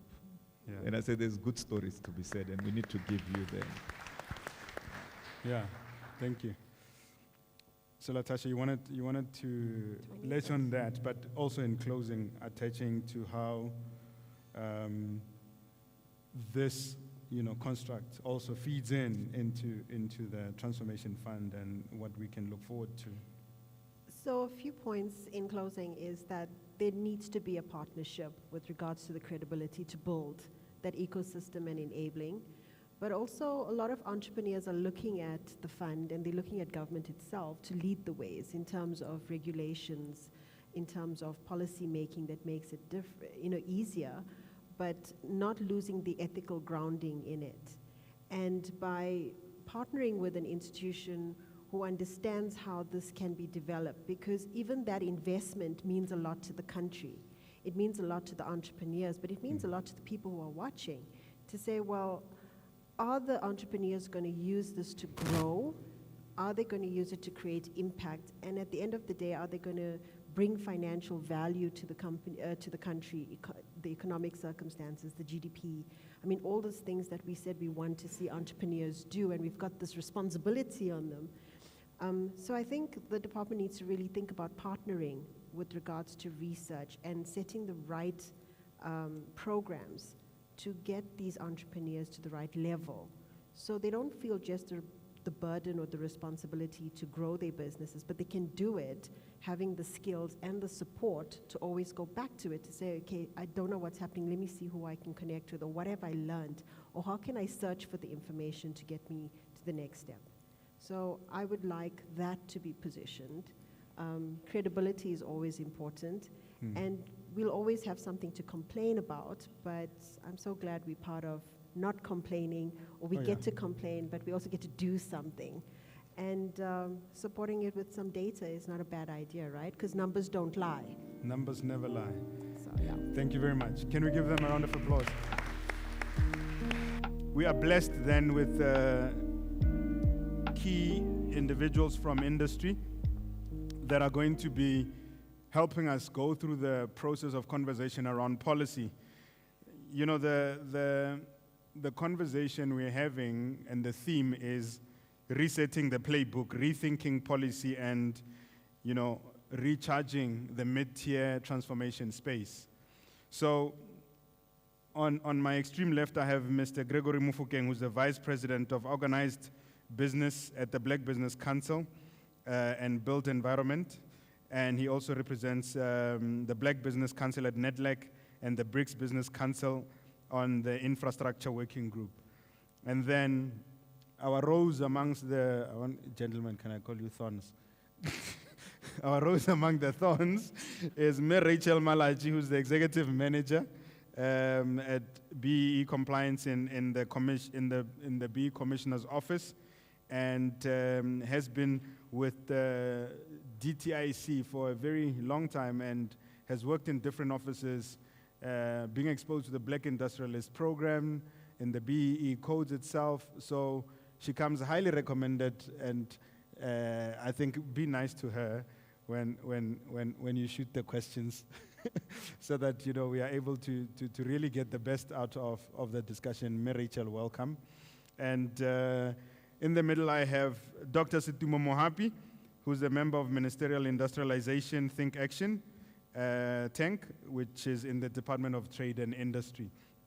So Mr. Mohapi comes from industry and also has been in the CETA and has worked as one of the key leaders in the technology space.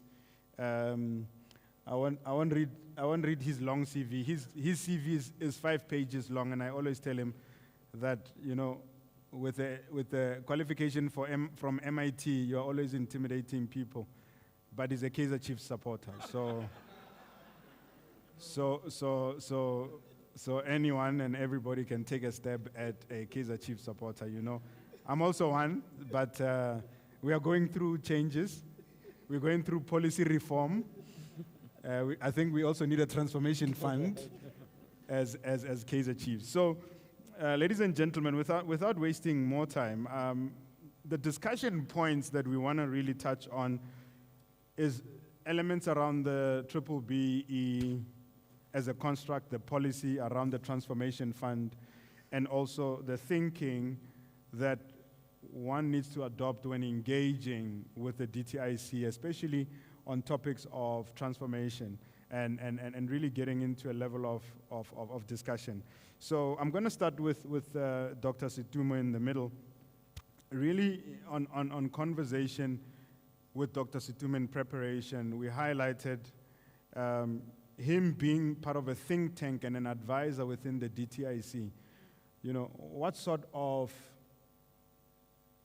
approach do we need to take, and what are the things that we need to think about when we talk about mid-tier business? What does it mean to you as an advisor, and also, you've worn the policy hat, you've worn the working in the government space hat, and now you are on the outside and also having an outward, inward looking, if there's such a thing, outward look of the department.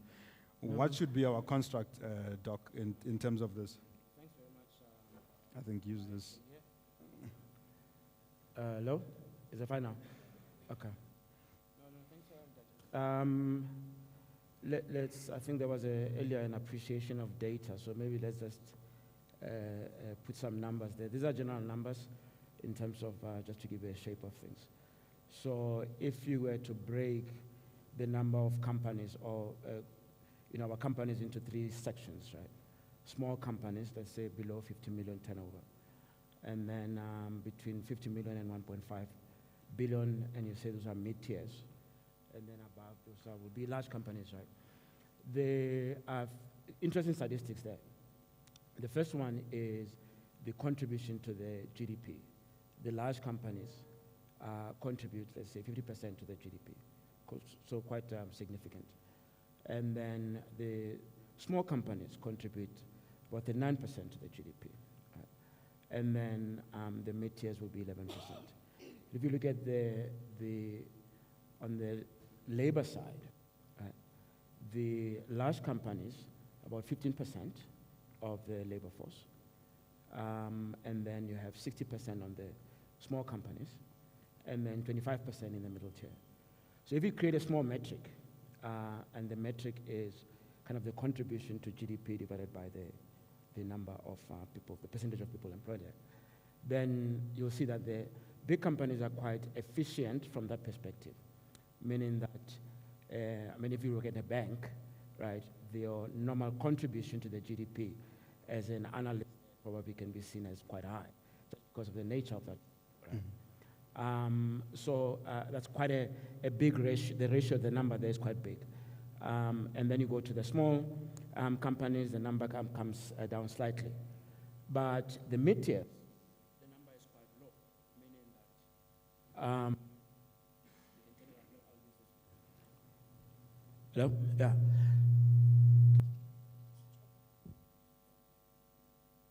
Okay.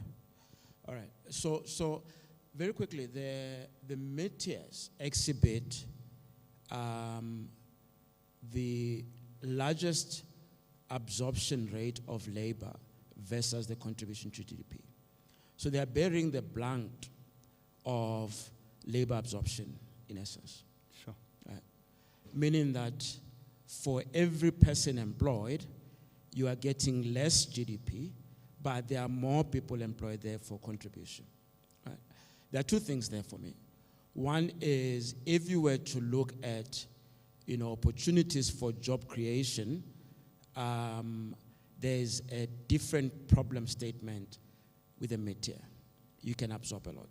The second thing is, if you look at the trajectory of those businesses, the small businesses you mentioned are small enterprises, whereas mid-tiers are probably a significant number of them are on a trajectory. They started small, they're entrepreneurial-led, and you can say they are mid-tier entrepreneurial businesses, right? Either founded or through transactions and those type of things. And then, of course, the large companies are fairly stable, fairly conservative, as they probably ought to be, right? So the growth drivers, if you are looking for growth on the GDP and looking for growth in terms of absorption, then your target is mid-tier, right? Because that is where the mindset is based on growth. Mm-hmm. Right? And you said that earlier, Yeah. I think in the opening. And that's where you're going to absorb. The other element is the nature of the skill sets that you are bringing in. It's well and good. It's fine. The low end does attract a lot of people in terms of numbers. But if you are a university graduate or tertiary, it's probably not the place that we are going to have a retail shop going to varsity on a career day to say, why don't you come and work for me here? Mm-hmm. Right? You won't find those. You'll find the big companies there. But your graduates, the graduates that are coming out of tertiary, their endpoint, most of them ought to be, in fact, in mid-tier.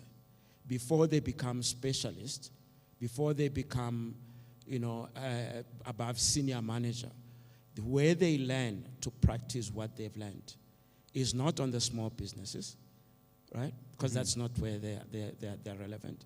It's also hard to get into the large companies because, again, they're quite conservative. And one doesn't doubt that why they have to be. And there's a number of requirements that are there. So the classic case of I have qualifications, but I don't have experience, and I don't have a job. If you want to solve that, the target is mid-tier, right? The target is mid-tier. So I think it has a lot of those elements as well. The last thing is probably the typical leadership in a mid-tier, again, because of the typical trajectory, will also be somebody who has had, this is a leadership point. I think the gentleman who was sitting here, Matimba, is a classic case. You've been to incorporate, you've done things, you hit a bug, maybe midlife crisis, whatever the case may be, and you want to do something. Yeah, there we go. Oh, by the way, same here, Baba. Same here. So you do that. So you don't need, you are not a young person at work. You are seasoned, right? Yeah. You've been in corporate, you've been at the exco, you've been on boards. But you are here because you are agitated. You are not a startup mentality with a t-shirt on in a garage, right? So your conversations with everybody else is different. And you're probably, if you're looking at this, mentioned his age there, if you're looking at 50, you probably have 10 years to make it or you don't get it, right? So you have agency with you. Yeah.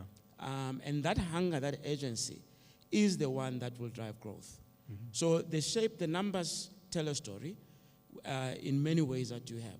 Then later on we'll come to what is the status quo right now. Yeah. Where is the focus? Do we talk about mid-tier? Which part of the conversation is there?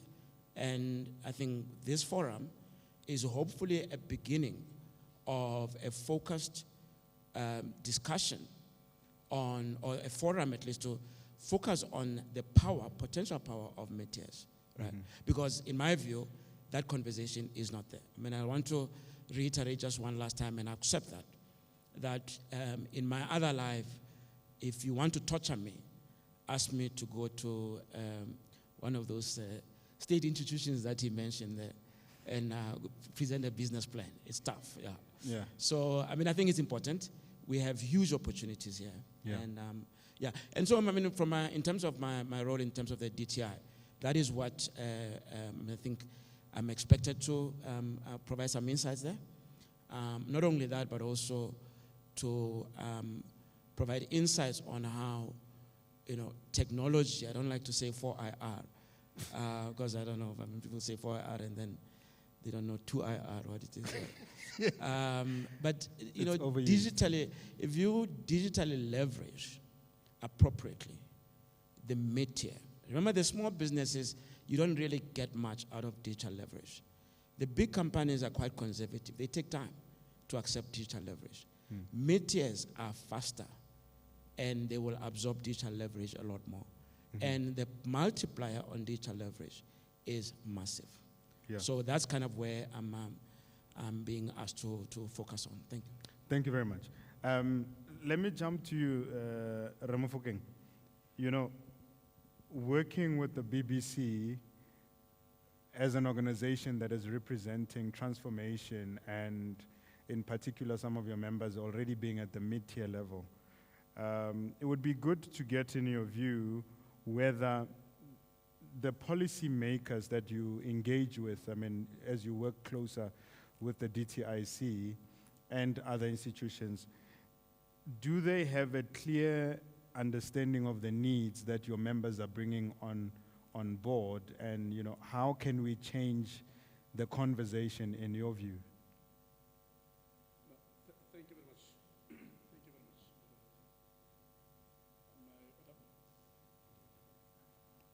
I think let's swap the mic. We're playing drop the mic. Thank you very much, moderator. Firstly, let me also disclose that I'm in this very abusive relationship with Kaizer Chiefs. So I'm part of it. It's a very abusive relationship, that one. And also to first and foremost acknowledge the Rakhadi of the session, because she is the stalwart of black business, Mama Nana, as well as I saw Vic earlier, Victor Sekese is one of the stalwarts as well. I want to send my acknowledgements to him as a stalwart as well of the BBC. I think there is obviously a need to continuously engage with policymakers, especially government, so that we can also make them aware of the changes that happen in the market, and obviously advise on how to obviously develop policies that are responsive to the needs out there.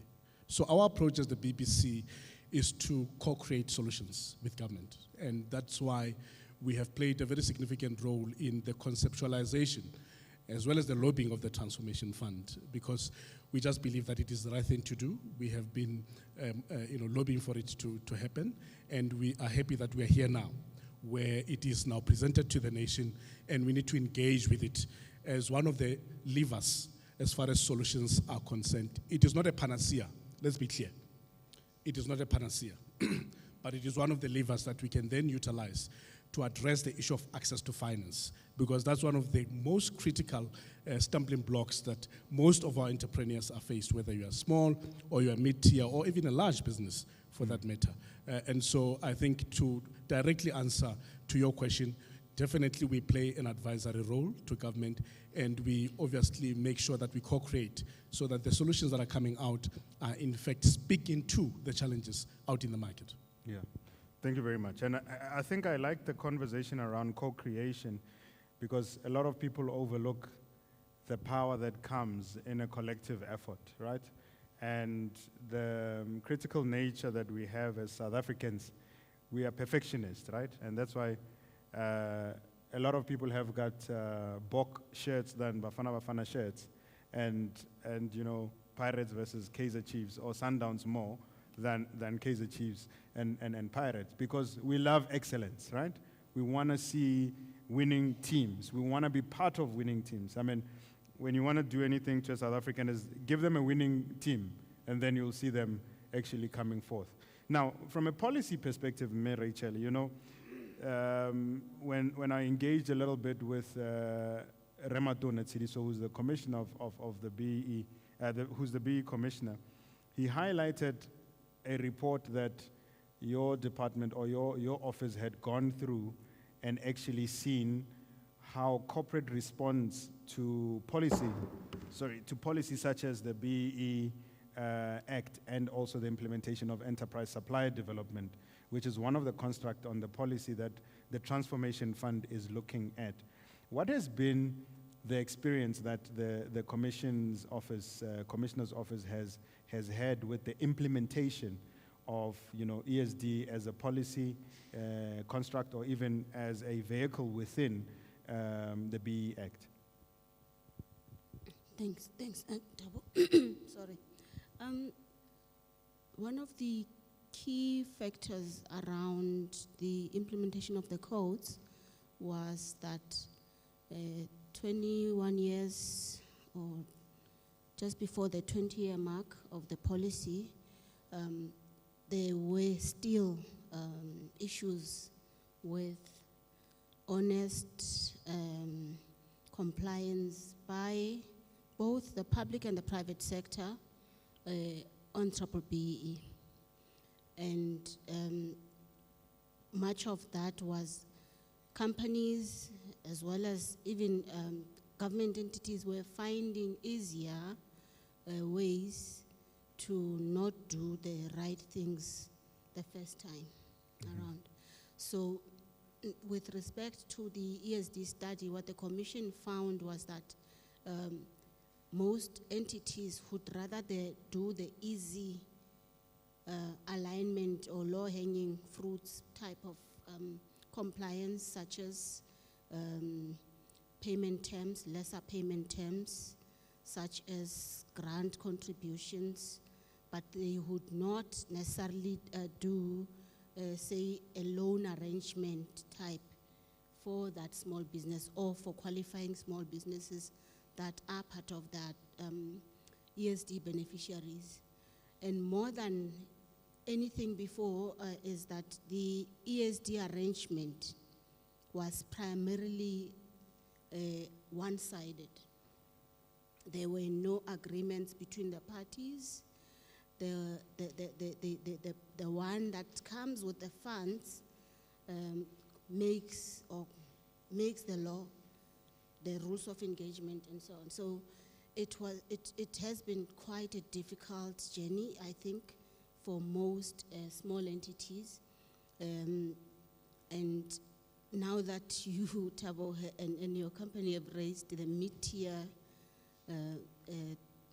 group or category, it means it complicates the whole arrangement even further.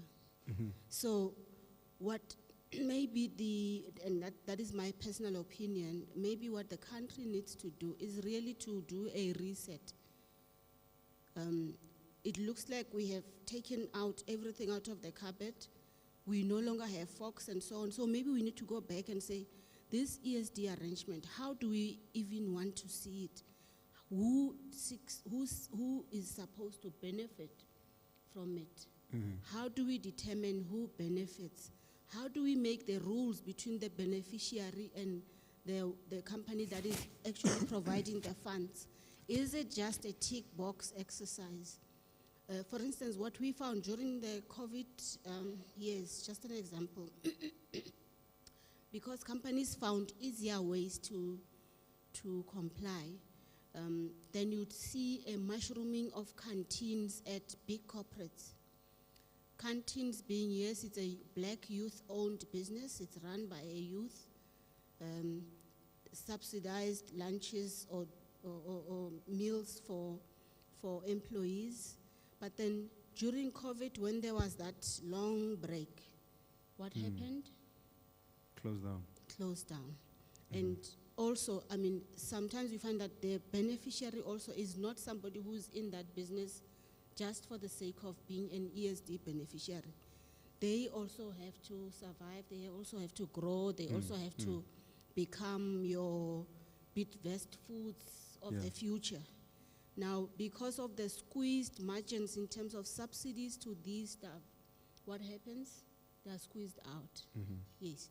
So, and the other experience within the entire value chain as well, when you look at ESD completely, you find that with government grants or even your DFI loans that companies do get, there is no pull through outside of just the funding arrangement, market access. There's still that complexity as well. So those were all in the study, and the companies that were beneficiaries were saying, yes, I did receive I was a beneficiary of an ESD fund, but with regards to access to markets, I'm not. In fact, it's not even made to become a strategic core business of the business. It's those easy ones, I call them. Yeah. Auxiliary services. Toilet paper supplier. Yes, cleaning, it's those excellent catering. services. It's not the strategic, Commerce Edge said earlier that the strategic sourcing, the chains or the value chains within those strategic sourcing mechanisms are not broadly open for your small, medium enterprises. So in essence, are you saying that as we sit here, we are constructing a different conversation around the mid-tier, but there's also bleeding at your lower than mid-tier that can affect some of the conversations that we are having with the DTIC? Indeed. Okay. So, Remofokeng,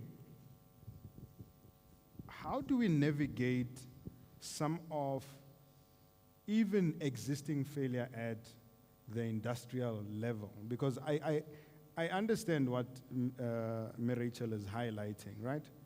But we don't also have a lot of success stories at the black industrialist level. So across the programs that we are having, DTI in the process of analysis are pointing finger at industry. And industry in return is pointing finger at the DTI. How do we come to a midpoint of clarity and understanding in addressing this, either from what they rightfully have researched and brought out versus what we also see and cannot see? In terms of the Black Industrialist Program, it has been there from a long time ago. I mean, I was there at the inaugural launching of the Black Industrial Program with Taki and the old team with Polo Radev. I mean, that was what, 2016? Yeah, the Black Industrial. 2016, remember? I mean, it's been that long. But the question is, how many black industrialists do we actually know about or that have been publicized to say we have been working at a level that shows that we are creating industrialists?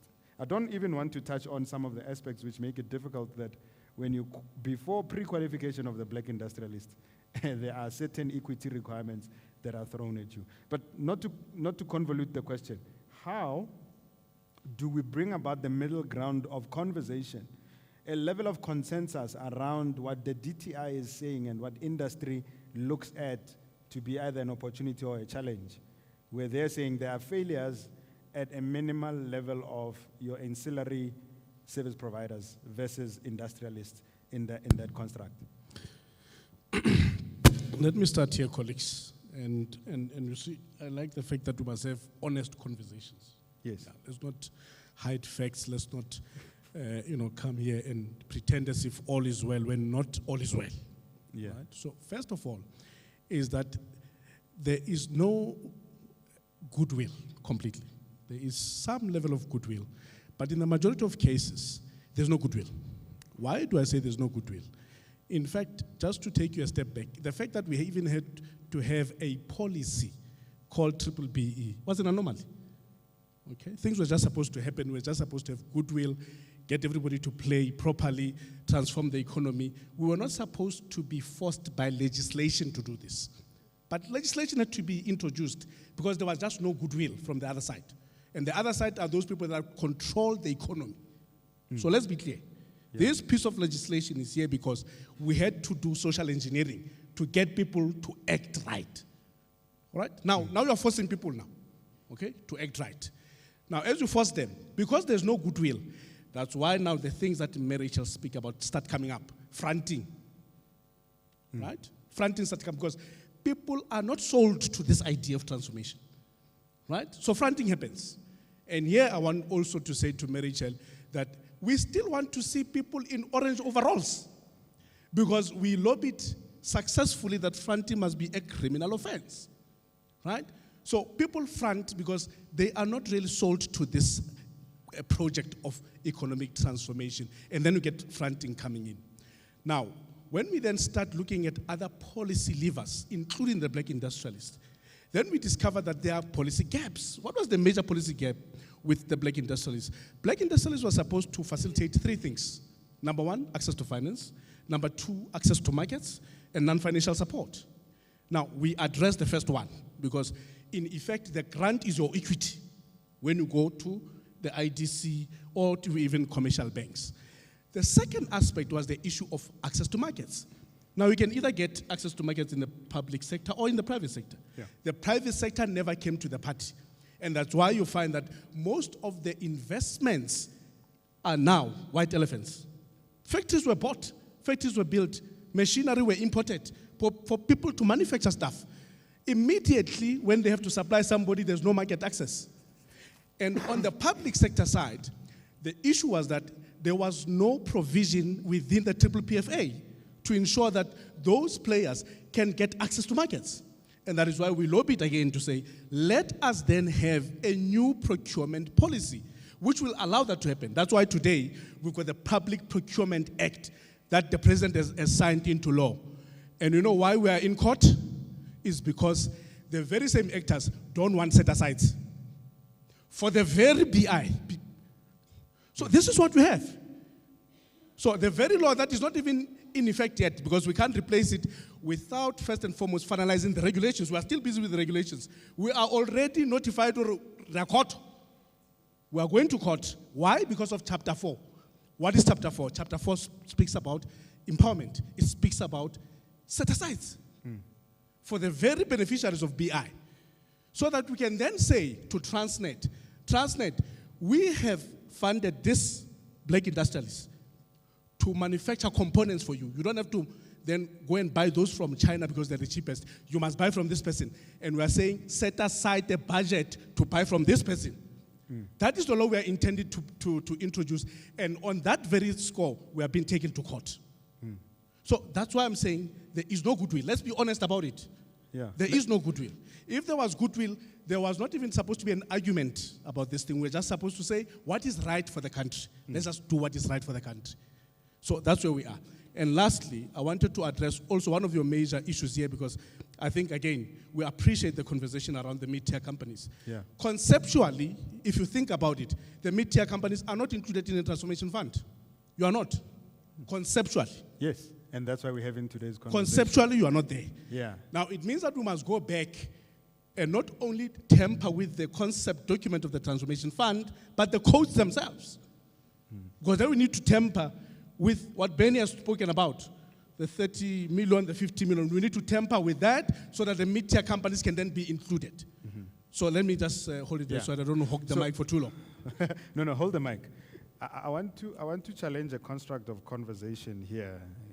Remember in the Lekgotla we have a very open conversation, right? So it's very important. I used to be a junior buyer at Transwerk, which is now, what do they call it? Transnet Rail Engineering. My boss at that time was Richard Valihu. He couldn't make it, but it would have been ideal to also have him. Later he went to Transnet. The business at that time when Richard Valihu handed it over, and I'm talking SOE now, when he handed it over to, at that time I think it was Potipotiter, and then he moved on to Transnet. The business was very profitable. It was manufacturing at Kudu Sport. It was making components. It was one of the first on the rolling stocks supporters of the Black Industrial Program. Now, when we talk about goodwill, I think we also have to be very honest and fair that there is also non-consistency in the state-owned enterprises becoming the access to market for black industrialists. The business at Kudu Sport as it sits, there is locomotives that were manufactured and left and other components which never made it into the mainstream of the rolling stock. And that's why our rolling stock as it sits now in South Africa is going into a change, and now they're seeking privatization to try and make sure the rolling stock works. So I think as we talk about the mid-tier conversation, the very crux of the matter beside goodwill, on the one hand is the scaling. There's goodwill and there's intentional transformation that needs to be happening even prior to a set aside within the construct of PFMA and triple PFA. Because there's single source, there's allowance of 3 codes, there's so many constructs which are in the existing act that our tender boards and excos are not exercising. So goodwill cuts across not only from private sector. I speak on behalf of private sector because I represent private sector as I sit here. And I also sit here with the construct that as a business owner and a person who invests in business, when we talk about goodwill, it cuts across now beyond even where some of us sit. How do we change the conversation from a business association perspective, who represents the voice of us as black-owned businesses who don't experience goodwill, as you put it, and also don't experience consistency in terms of access to market from public sector itself? That's why we have to tamper with legislation, Makam. That's why we have to tamper with legislation. So you agree that we have to tamper with it? Now let me take you back. Okay. You see, even before the advent of triple PFA, Yes. these things were done. Triple PFA was introduced. Set-asides were there. The boards were empowered to make set-asides, empower women as an example, empower youth an example. A lot of our entrepreneurs benefited from those interventions. The triple PFA was introduced, right? And if you wanted to do certain things, for instance, you needed to get an exemption from the National Treasury and so on and so forth. And I must also remind you that there was also a lot of abuse in those exemptions, because sometimes you find that an exemption is sought, but when you look at who benefits from that exemption, it's not even South African companies, first and foremost, or even black companies, secondly. So there was that challenge as well.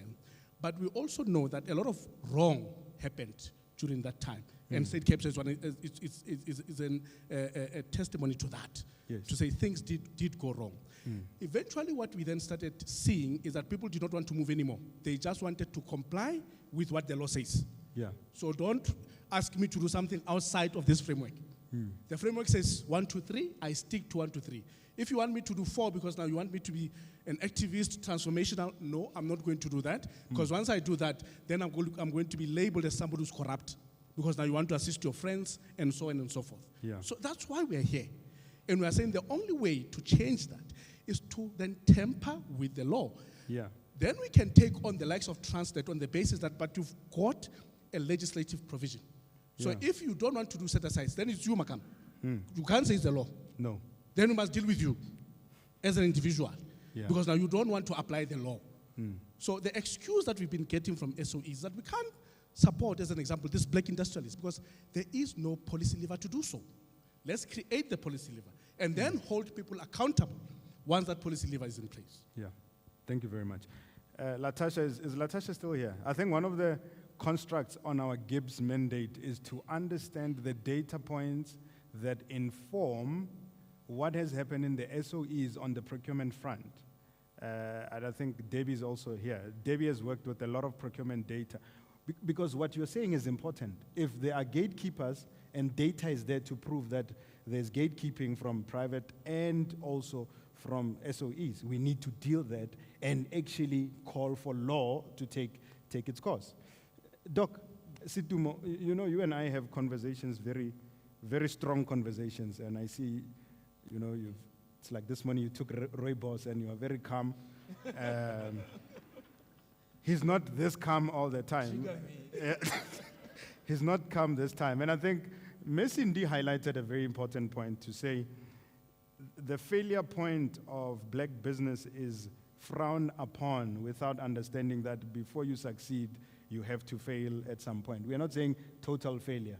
So in the construct of this topic, you know, what are some of your critical observations and inputs in terms of what we're trying to do from a policy perspective and driving key conversations for mid-tiers to succeed? Remofokeng brings a very strong point of individual organizations that may not be transformative, and then also within the construct of government, you still have a notion that you have to work with certain people before you're a black industrialist that can survive, right? And for me, it's and we spoke about it, it's supremacy mindset, which can go whichever way, whether black or white.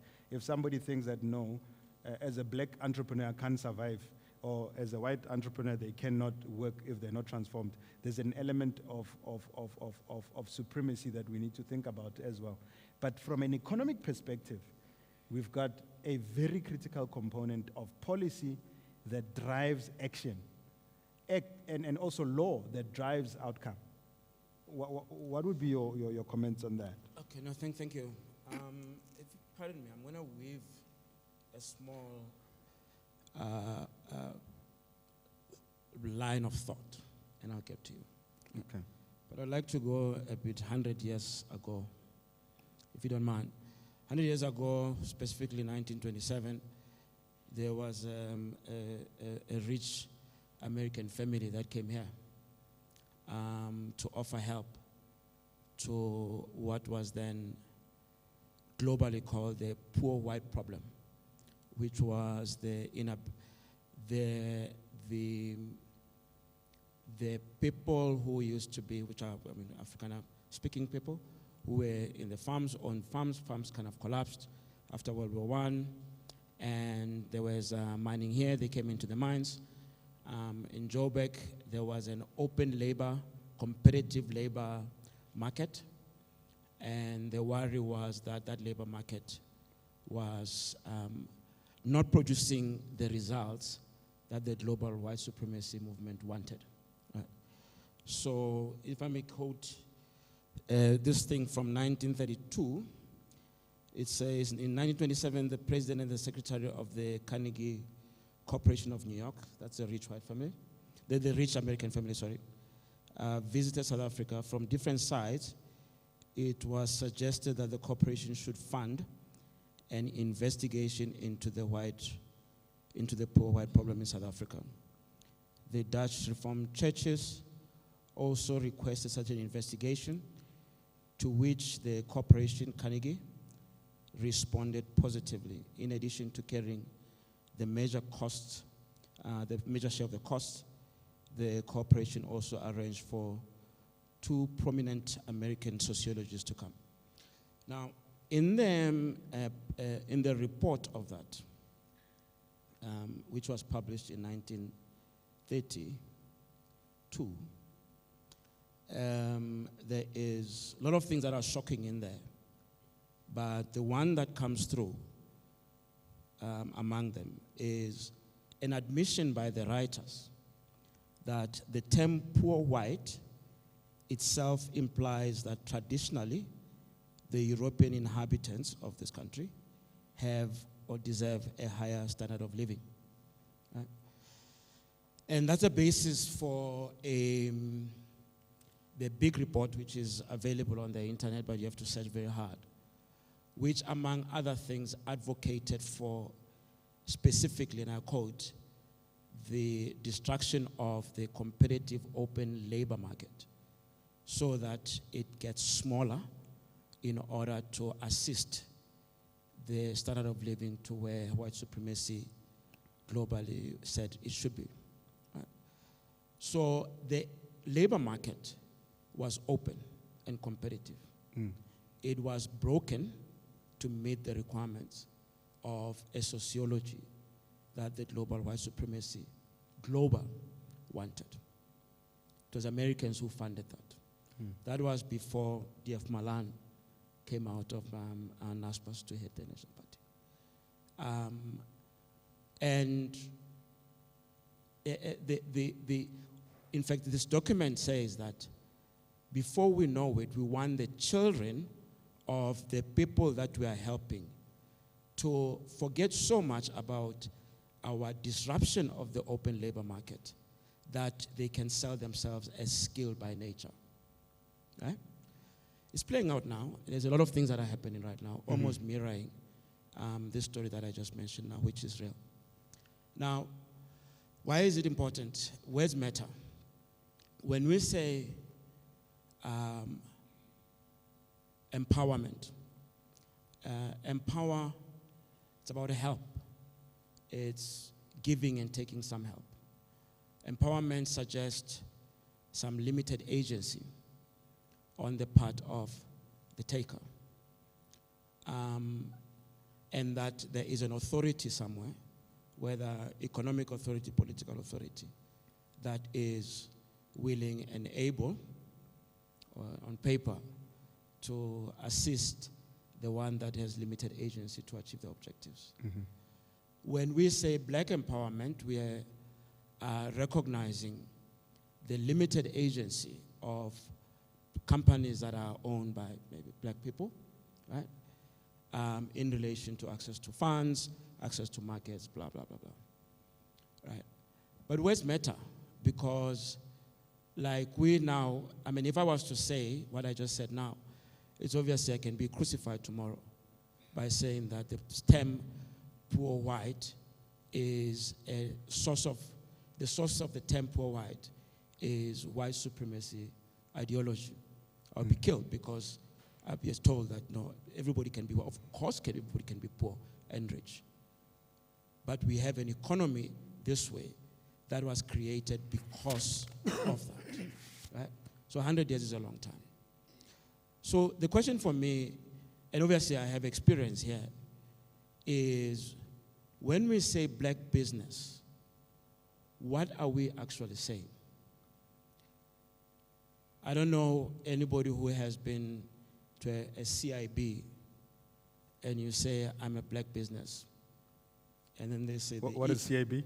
Corporate investment banking. Okay. And then they say, okay, and I don't know if you know the face of somebody who switches off while you're talking to them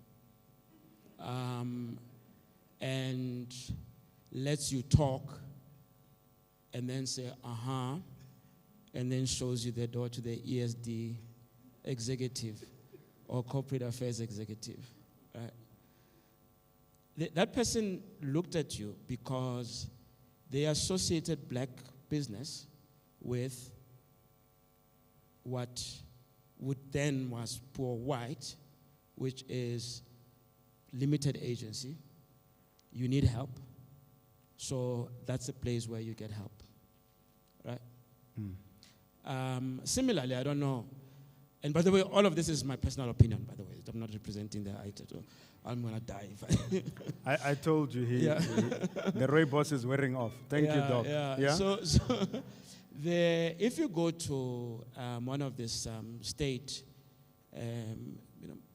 funding agencies and you sit in front here of the person there, you get a similar, the impact is the same, the effect is the same. The state-owned funding. State-owned funding agency. Okay. The impact is the same. You're not going to get what you want, what you need, right? Depending on it. You will have somebody who will switch off while you're speaking. They will say you talk too much. They will say that you're clever. Then they will most likely tell you that the mandate of that department is to help you. So they ought to know better than you.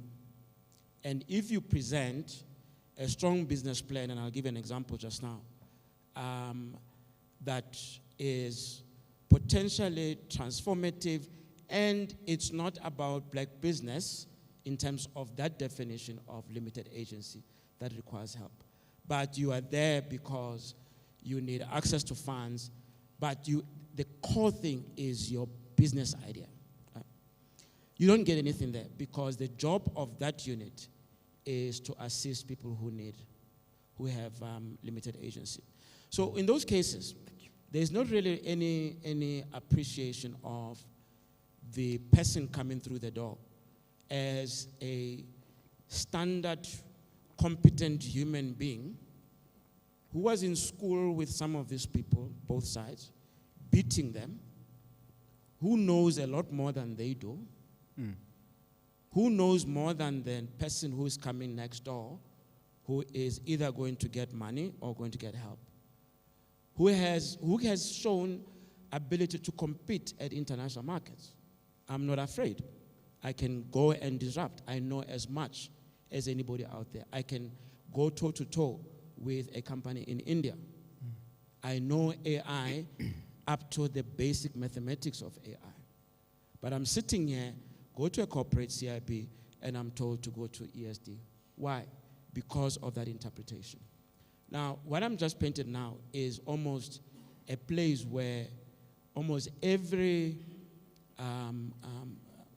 the mid-tier companies that are run by people, again, who have been in those executives like my brother there and who've said, I want to do things.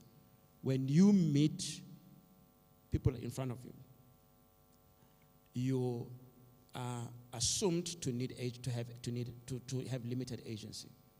And that is one of the biggest killers of not only the economy but society, because it perpetuates a mindset that black business is about getting help.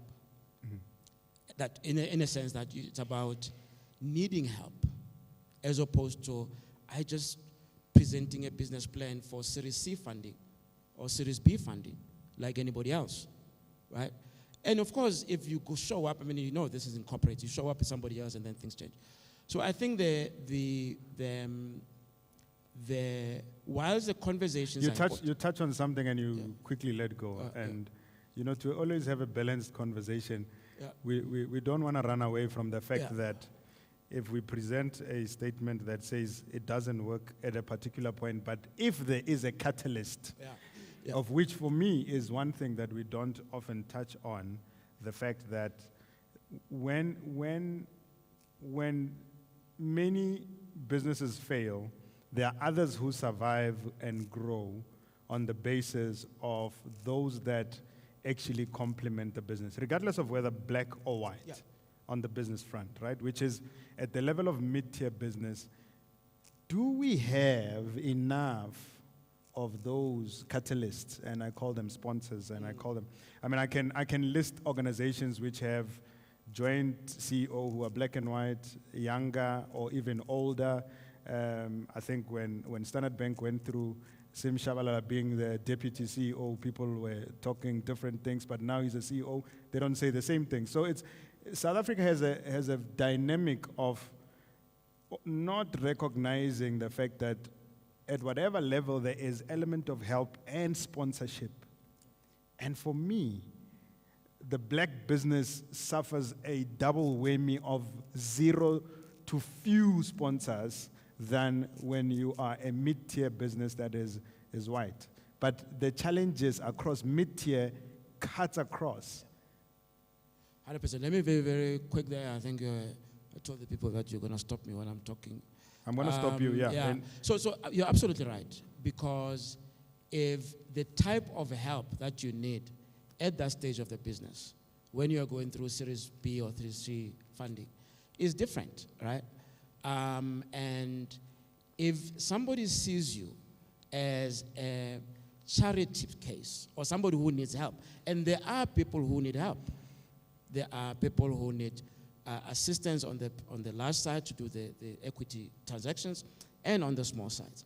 But here we're talking about somebody who says, I'm okay, I don't need intellectual help, I just need to be treated like a normal business. The question is, how many of people see that trip or that market issue as a signature, a sign of failure because you are a black business, as opposed to you are normal? So it's not just close to zero, it is zero. It is zero. I have not seen many companies where you can go to a sponsor, not even for money, Just somebody where you can just have a conversation as a competent black mid-tier company or executive. Yeah. And I think we need to have that. But I think the broader thing, just to close, is let's define this thing, this beast. Let's isolate it, whether it's in the industry or later on in law. Let's isolate it, because there's a lot of gain economically for everybody there. Fantastic. I want us to wrap up because my boss will kill me at the back there. Marsha, yeah, I'm doing the 5 minutes. I saw the hand. Me, Rachel, I think when you sit in the BE Commissioner's office, you are inundated with a lot of people calling for, I'm one of them, calling for the revision of the BEE Act and also the enforcement of those that actually do not live in accordance to the Act itself. Because when you look at the mid-tier business, if we are going to talk 50 million and above, and we're talking up to $1 billion, the conversation about ownership, we park it, right? Because ownership will automatically happen with the right partners, right investors. At the level where you're going for $1 billion, you're looking for multi-investors. You're no longer saying, I'm looking for 25+1, only as a subset. You're looking at beyond that. But now, when there is inclusion of foreign direct investment, private equity investors who form part of this and can tick the box, what are some of the conversations that are happening which are forward-looking in the BE Commissioner's office to hear this voice and conversations and a cry out from industry that says, what is the Commissioner doing about the Act itself and how it fits in with industry and the trends that where we are going?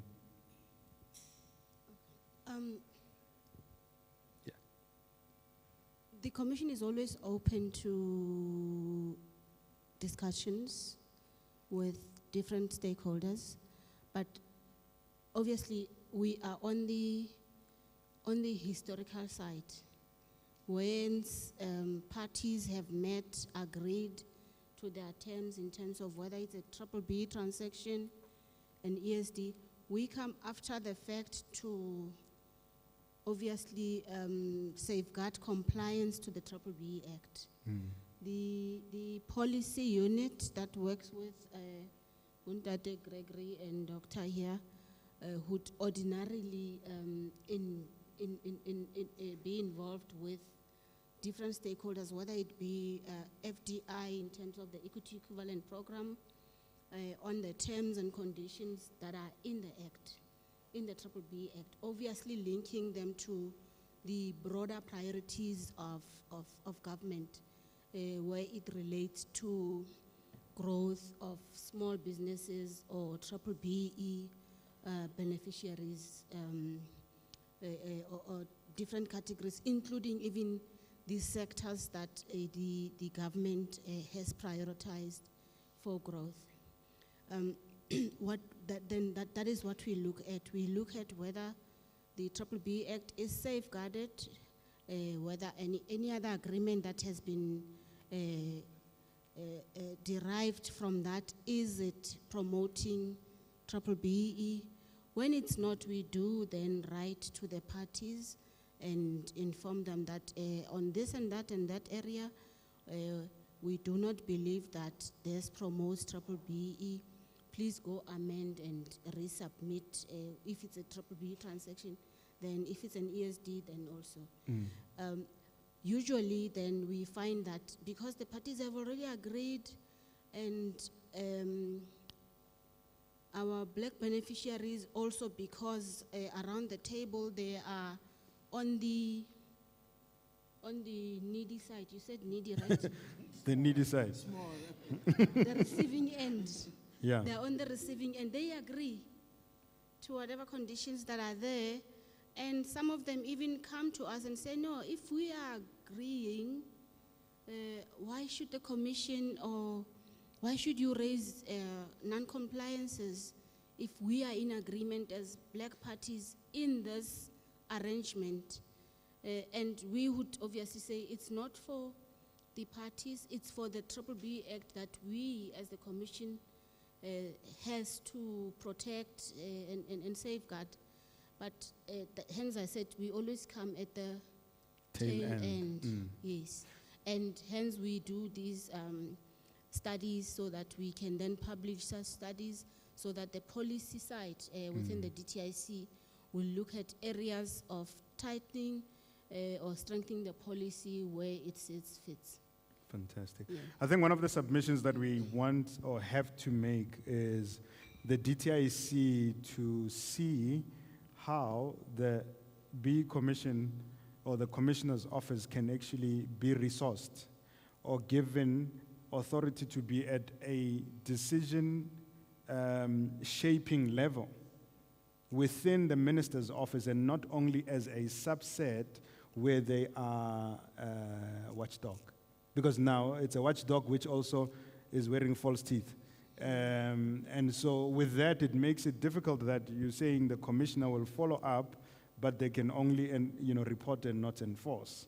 So I think the whole construct that we also need to make is that if the transformation fund is going to happen and yet we do not have a commissioner's office that is actually acting with some punitive measures and power, then it's going to be another talk shop, right? It's going to be another element that says the act itself, yeah, let's wait for everyone to decide. We'll come back and see what goes on. Because if you've got the expertise and the research that backs it up, it then can help. Can I call the other,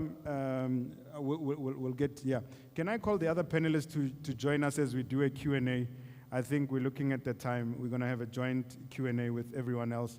There are some chairs, Matemba, there are chairs behind me, so don't worry. I see when you're looking at me, is thinking, so maybe we can move over. And then while we move, then we can, I'll have your comments afterwards. Yeah. I think what... No, just sit here. Makama, the problem is that... Remofugeng, just hold a bit and then we'll do the movement. Just move one over.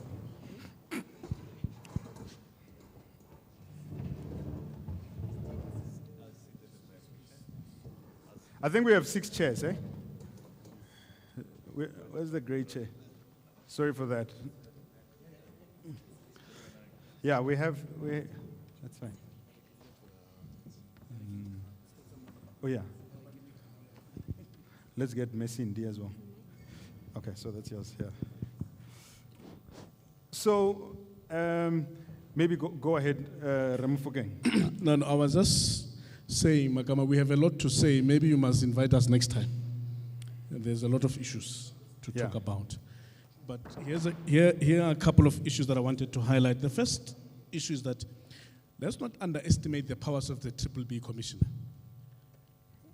Because I think they play a very important role, including an advisory role to the minister as well. So that's very important. What we need is boldness from that office. It's fine, just here. You okay? Sorry about this.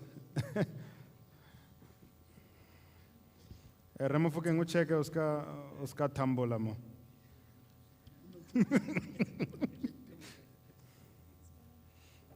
Yeah.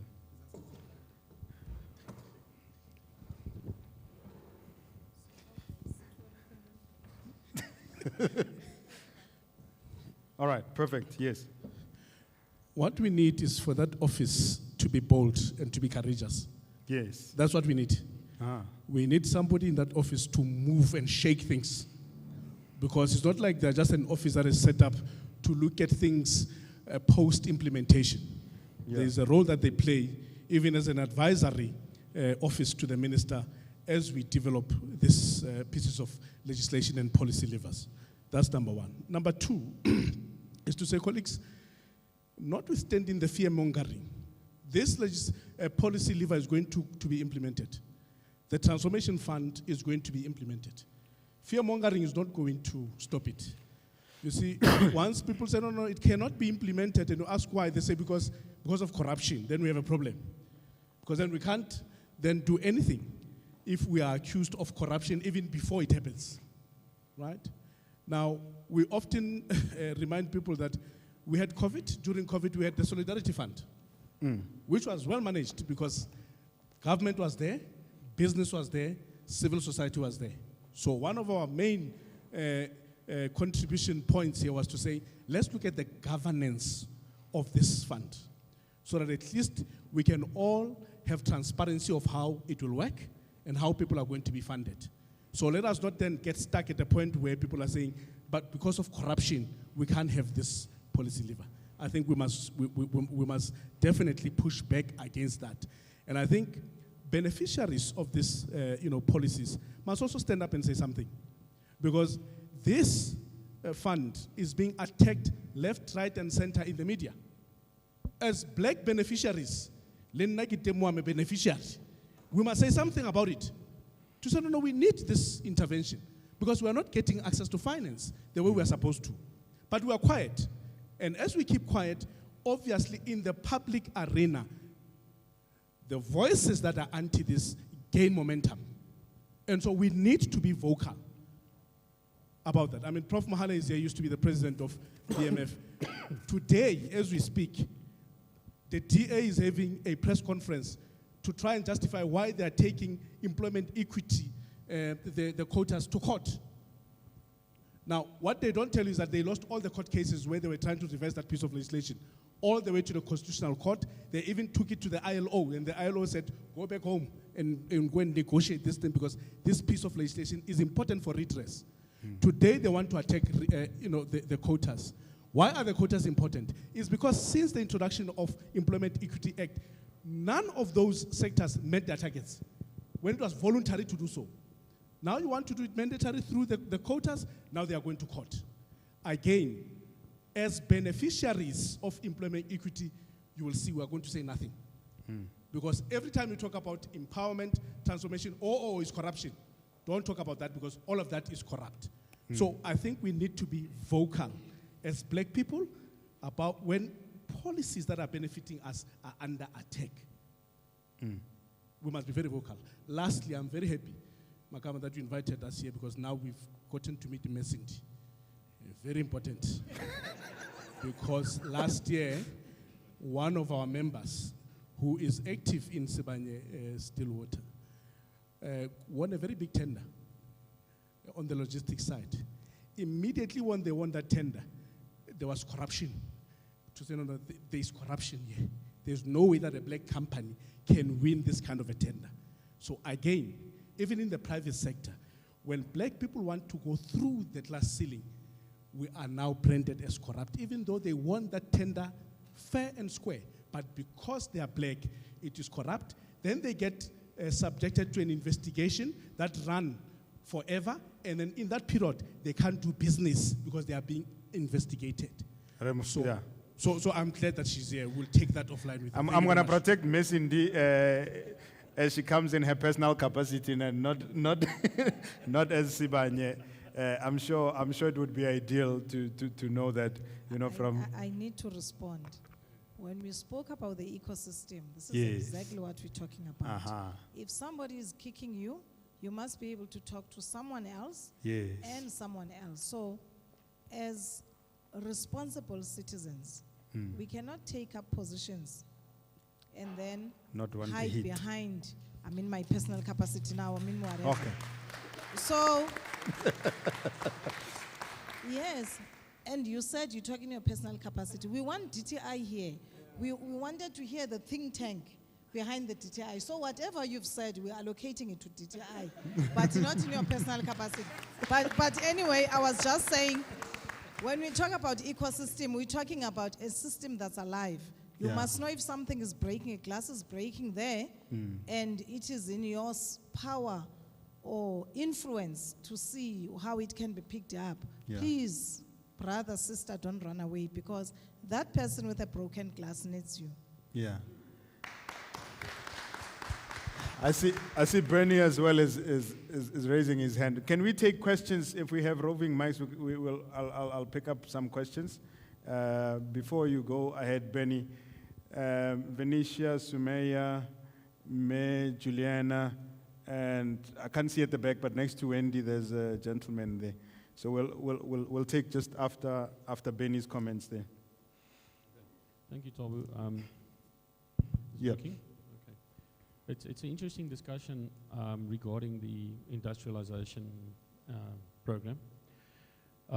My question tends to be in what direction and which people, right? Because you look at it as always a great person that makes a great business, right? If you can find a great leader of that project, you know, find that talent and apply the talent to the opportunity. Now, there's an interesting piece of regulation that's come out as part of the act that was signed, and that is the supplier business model, the supply business model. It's from National Treasury, and it's a piece of regulation which allows you to, any organization, to have different ways of approaching expenditure. Now, one piece of expenditure is at the low end where it's a small contract and it's say for stationery or something like that. And at the other end, it's even at the end of a public-private partnership, or even prior to that, a supply partnership. The supply partnership, public-private partnership, is the kind of stuff that is complex or deals with complex commodities. The concept of supplier development is something that is not specific to the BE environment, or even preferential procurement. Supplier development has a long history, 30, 40, 50 years going back, where if you need to break up a monopoly market, you would use supplier development to be able to introduce another supplier into the market. And a good example of that is Consol Glass and MB Glass years ago, where the packaging suppliers needed, or industry needed, to have more than one glass bottling plant. So what the regulation allows is for strategic sourcing teams to look at, to say, well, what does our organization need to be more competitive or to do better? And in some cases, there are monopolies that are structurally in place. And a really good application would be to say, do supply management in the context where there's an existing monopoly. So the idea that came up to me was to say, well, if you could coordinate, because on the one hand, you're trying through legislation to force this through, right? And you're trying to put teeth to it and so forth. But if you let the market decide, for example, let's say I'm sitting sorry, can you change the mic? There's a terrible noise. Guys on sound, can you please? Yeah, it's some kind of feedback, eh? Yeah. If you, for example, had a large organization, there we go. If you had a large organization who, a very big part of that organization's ability to be competitive in the market has to do with its supply base, but it's being constrained by monopolies. Those areas, I think, are brilliant from an industrialization perspective or black industrialist perspective, because you could now get funding thrown at the problem together with talent. And the idea that I had when I asked what direction, the direction would be good would be places where there's existing market structures which are semi-monopoly or monopoly. And then secondly, to work together with the market operators, the people who need to buy this stuff, that their teams get involved, and then you get the best black talent to go and pitch for that job.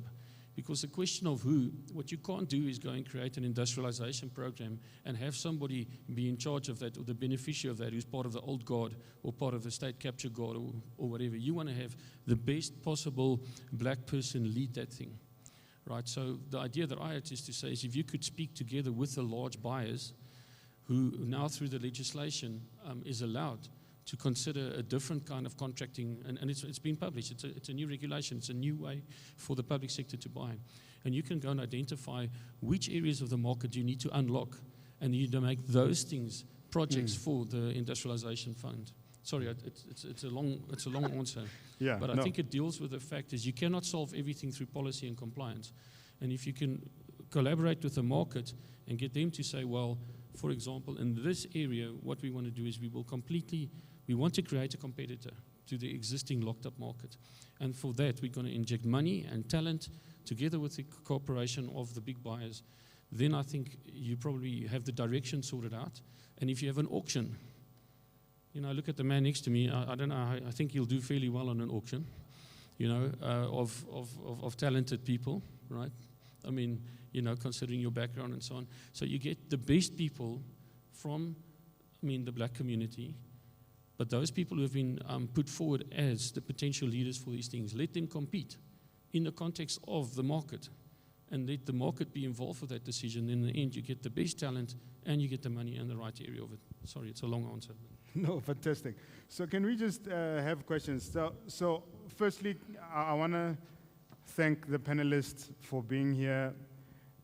They've taken out of their own time to support a meaningful conversation, and also out of the passion they have for business, they have made themselves available. If we can just give them a round of applause. If we can have a few questions, you can say to whom it's directed, or even if it's an open question, maybe if you've got a notebook and make some notes on the question. We'll take the first 4 questions and then do the other questions before we do our closing remarks. Dr. Monsu, you are noted. I think Venetia, you're the first, and then Sumeya, and then May Juliana, and then we can have Dr. Monsu there. And Leo as well. Oh, he said he had a question, so you'll be on the second round.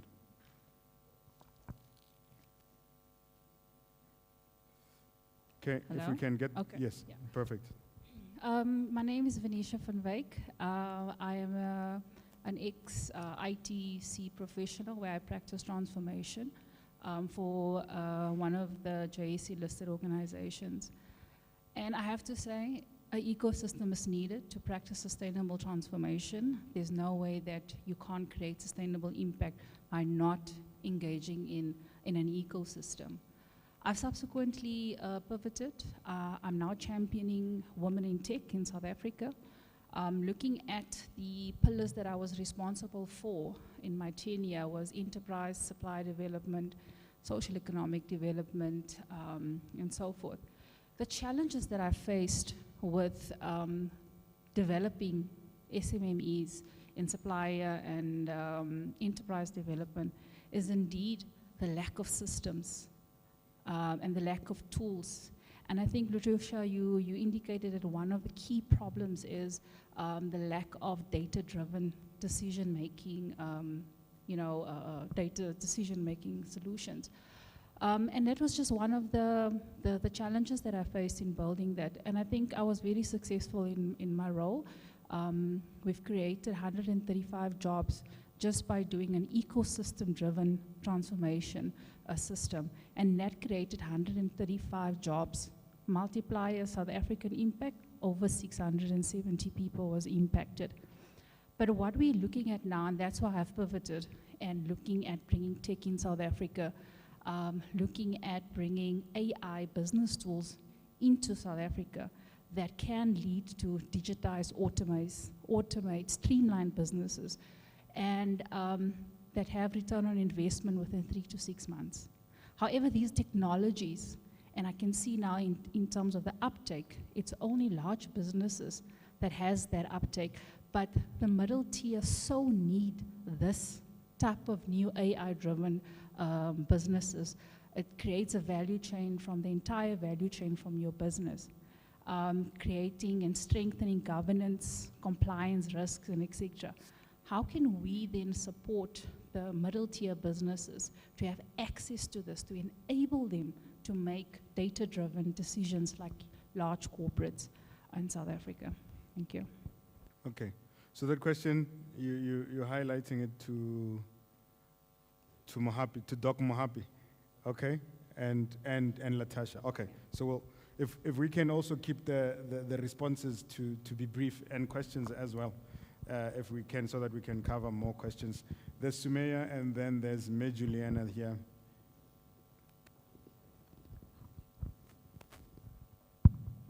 Hi everyone, I'm Sumeya Jaffer. I'm from SNG Grant Thornton. So I head up the sustainability for SNG Grant Thornton, and part of it is B-BBEE consulting as well as ESD consulting. Worked with Tabo for many years. I think my question is, or my comment, and however you want to take it, is more around operationalizing the fund. Because we work with a number of funds. I know a number of you in your organizations, whether you're in corporate or whether you're on the entrepreneur side, have experienced a number of things with these funds as well as ESD programs. So a few things that, few areas of concern or issues that we pick up is around, number one, pipeline. If you speak on the side of the corporate, you would see that they would say, we don't have pipeline, we don't have these businesses who are able to support us in our supply chain because they're not compliant, they don't have business plans, etc. So how do we solve the problem for pipeline? And are we talking about a core problem where we go to pre-investment? How do we equip SMMEs for pre-investment support? Because yes, incubation, yes, acceleration, but one key thing that they need is pre-investment support, which we see a lot in the funds that we run. Number two, the fund itself and how it's going to be run. A gentleman very well spoke around corporate governance. So a lot of things that we do is the corporate governance of these funds, and how they are run. So how do we bring in the corporate governance with regards to how the setup of the board, the setup of de-risking the funds so that the SMMEs, or you can save the fund from corruption accusations. So that's the second thing. So a lot of it is around, yes, we're speaking policy, yes, we're speaking frameworks, but the setup of the fund, how it's going to run, how it's going to work, so it brings in credibility, it brings in, the black beneficiaries to come and apply. It makes it simple. I think that's my point, that's my sort of comment I'd like from whoever in the group. Yeah. So you touch on operationalizing the fund and how do we have a quality pipeline. I think, Matemba, you spoke a little bit about your experience around the need for access to resources and support in order for one to actually graduate to become fundable. So maybe we'll position that conversation with you and Remo Fukem from BBC. May Juliana.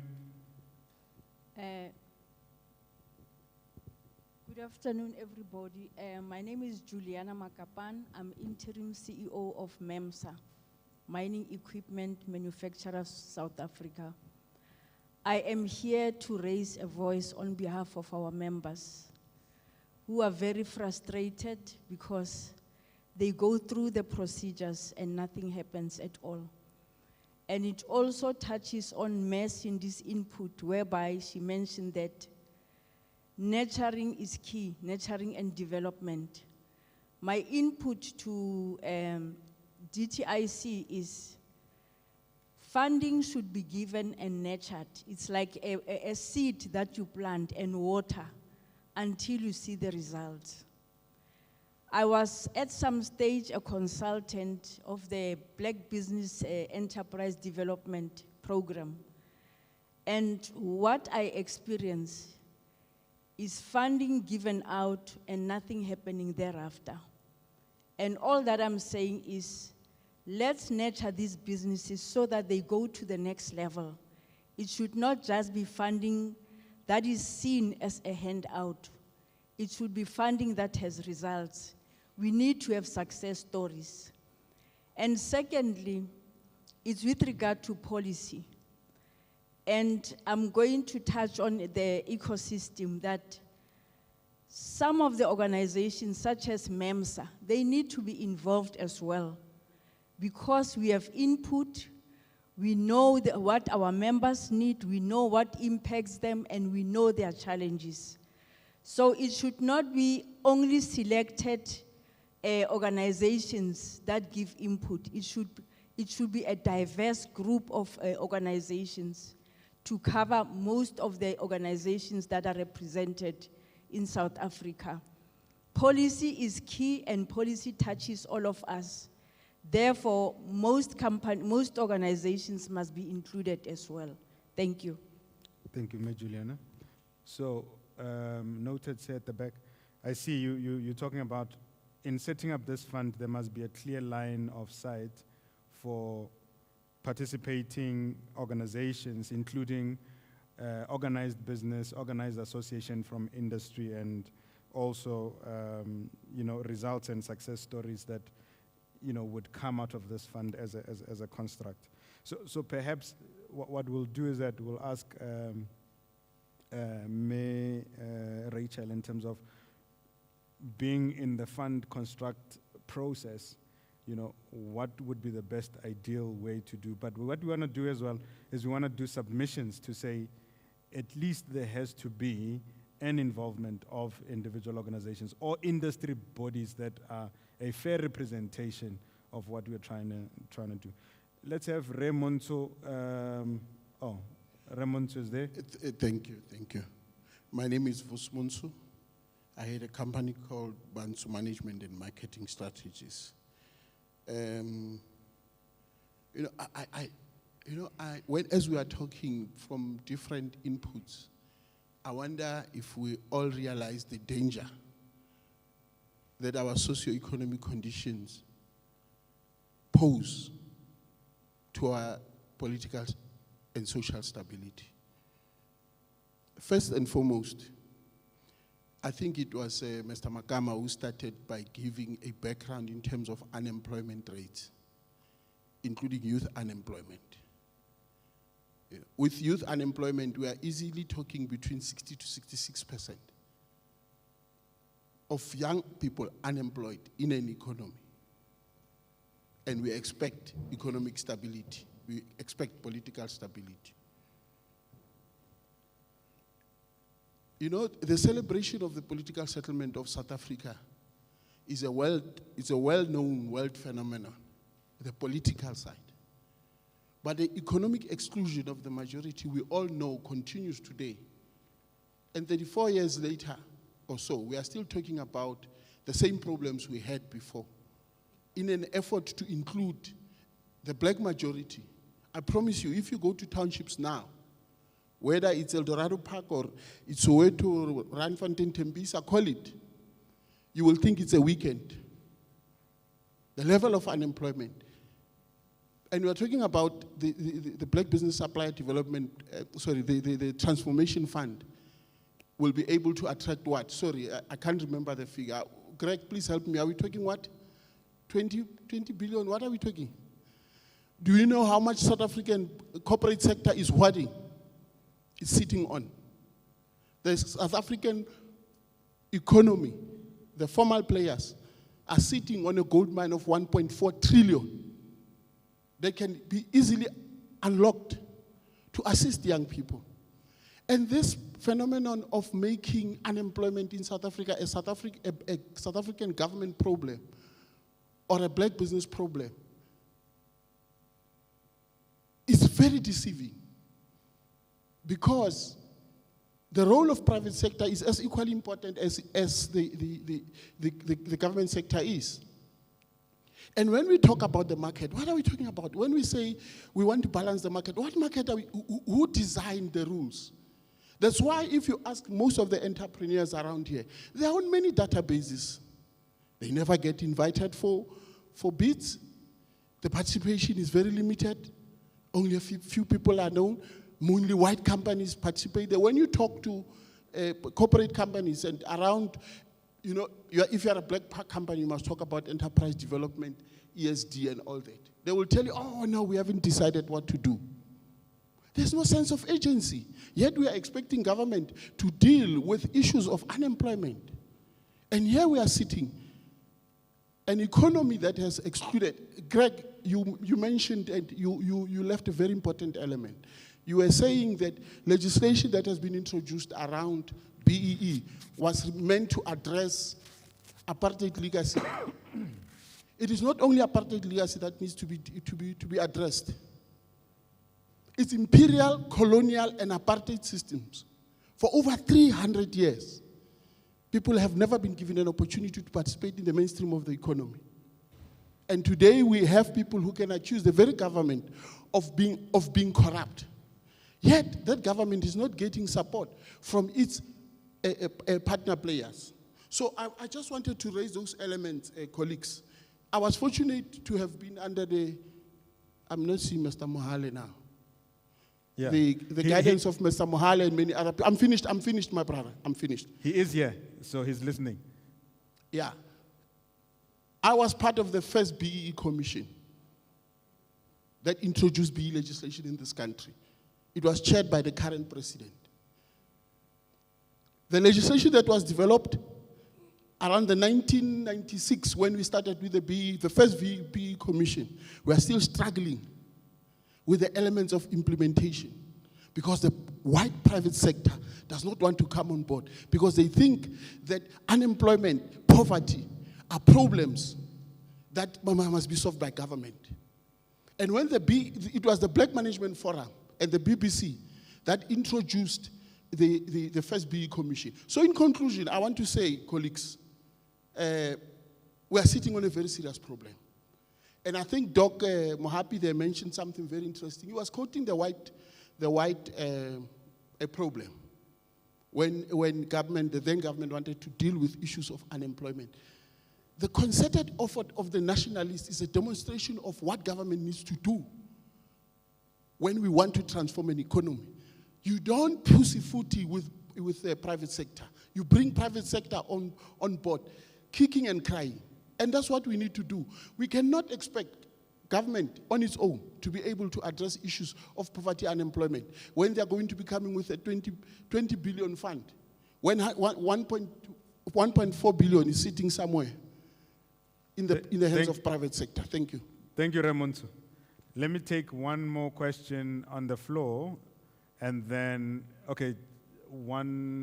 let's see. So I just want to highlight some points from your question, right?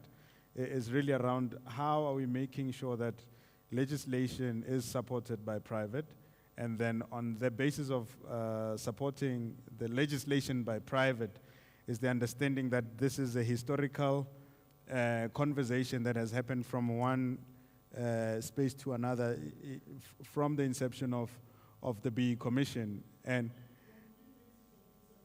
from yeah.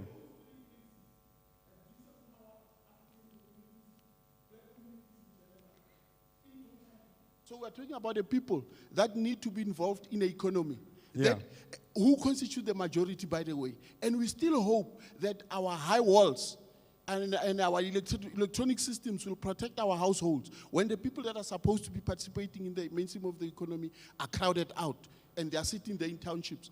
Youth between 18 and 34, they are sitting in townships unemployed. And we hope we'll have peace. Okay. So Dr. Situmo will take that, but one of the questions that came out from the online streaming is around the mid-tier business definition, Cindy, to say the conversation is not, loud enough for those that are making, who are in that above 50 million revenue, who are already in business, who are already, let's say, they are transformed, but they're making $1 billion or less than $1 billion. There still is no support structure that exists even from a private sector perspective. What should be done to build the ecosystem that is supporting or supported by private sector and not only relying on DTIC? So I'll just pass that question. And then perhaps one of the members will touch on yours. It's a very loaded, historical, and important question, and I think these conversations are going to continue. My good sir, let's have your input, and then, due to time, so that I respect my promise, we had said that we'll finish by 1 o'clock. We'll then do a round robin of some of your closing remarks in touching on the questions, starting with the ladies first, gentlemen. All protocol observed. But before I forget, Reposane, would ask, for your commentator in terms of the event before the closure happens, so that as our silent moderator, you were sitting there snipering and looking at us in in conversation. So let's have your question and have Hepsi and Leo's question, and then we can, please, if you don't mind, we can close it up. If I can have your name as well, sir. My name is very difficult to pronounce. It's just got too many consonants and very few vowels. And it's Ngobe, Ngqobe. So okay. If people want to remember it, I've made it an acronym: National Government Questioned Outcome-Based Education, Ngobe. Now, my great-grandparents left the Eastern Cape around 1840, 1850. Now, they were the generations that was involved in the frontier wars. They ended up in Mafeking around there, and then they joined, 1820, the settlers came around that area and caused a lot of confusion there. Little bit 9 frontier wars, they were involved, and finally, they joined a company that was building the railway line. And then they ended up in the 1890, building the railway line in those whole things. So there's a lot of history, but the only thing that is remaining of a Xhosa is the only NGQOBE. But also I've been trying to be taught Xhosa among the Tswana, and I'll be given to say, I must pronounce certain things like so just to get those things among the Tswana. Okay. But the question what I'm getting is this now. I've been involved in the supply chain executive and things like that. I'm now retired. But when we started the empowerment process initially, we had got involved with the technicals and the universities, and eventually there was a report that normally used to be produced by the DTI. That report was called the monitor report. In that monitor report, they will project what is the country spending, the gross domestic product of the country, and also in that formula, they will even tell us now what is it that country is importing and how can we interfere in that importing of the things that the country are importing. And one of the things, then I was working for Telkom, just started the affirmative action program. Then we sat with the Tshwane Technicon there to say, listen, there's a whole lot of money of electronics that is going out of the country, going almost zero. How can we get involved? We got involved with the Technicon there, and they brought all the people in the maths and the technology and things like that. We started a program which was starting to produce all these little other things that could add up. We then got involved with the DTI many years ago with a program called Industrial Participation Program. Part of the people we brought in that industrial participation program is people like our Business Connection, Benjamin and Isaac, who were participating. So what I'm trying to say is this, let's get to all the things that have been done. So the last thing I want to say is that now, we are the people, we black people, we are the people who must have the goodwill. And the goodwill is the GODE, get out of doom. Well, that is the get out of doom, GOD. And then the other people that we say that they don't have goodwill, their goodwill must be spelled GOD well. Thank you. I'm trying to figure out the question. You will forgive me. But Leo and then Hepsi. Who's got the mic? All right. Thank you very much. My name is Leo Makhamati. Just 2 quick questions.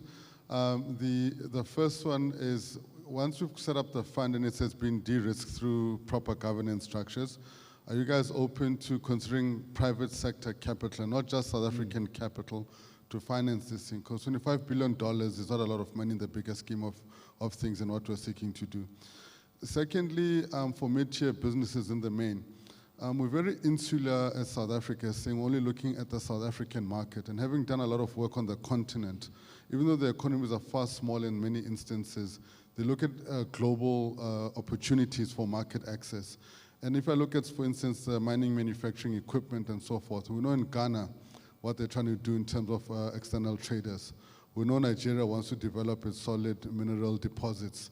There's a massive space for us to play there as South African mid-tier businesses, supported by entities such as DTI to do the front end of the packaging, development, and all of that. And such investment towards needs to be driven by business.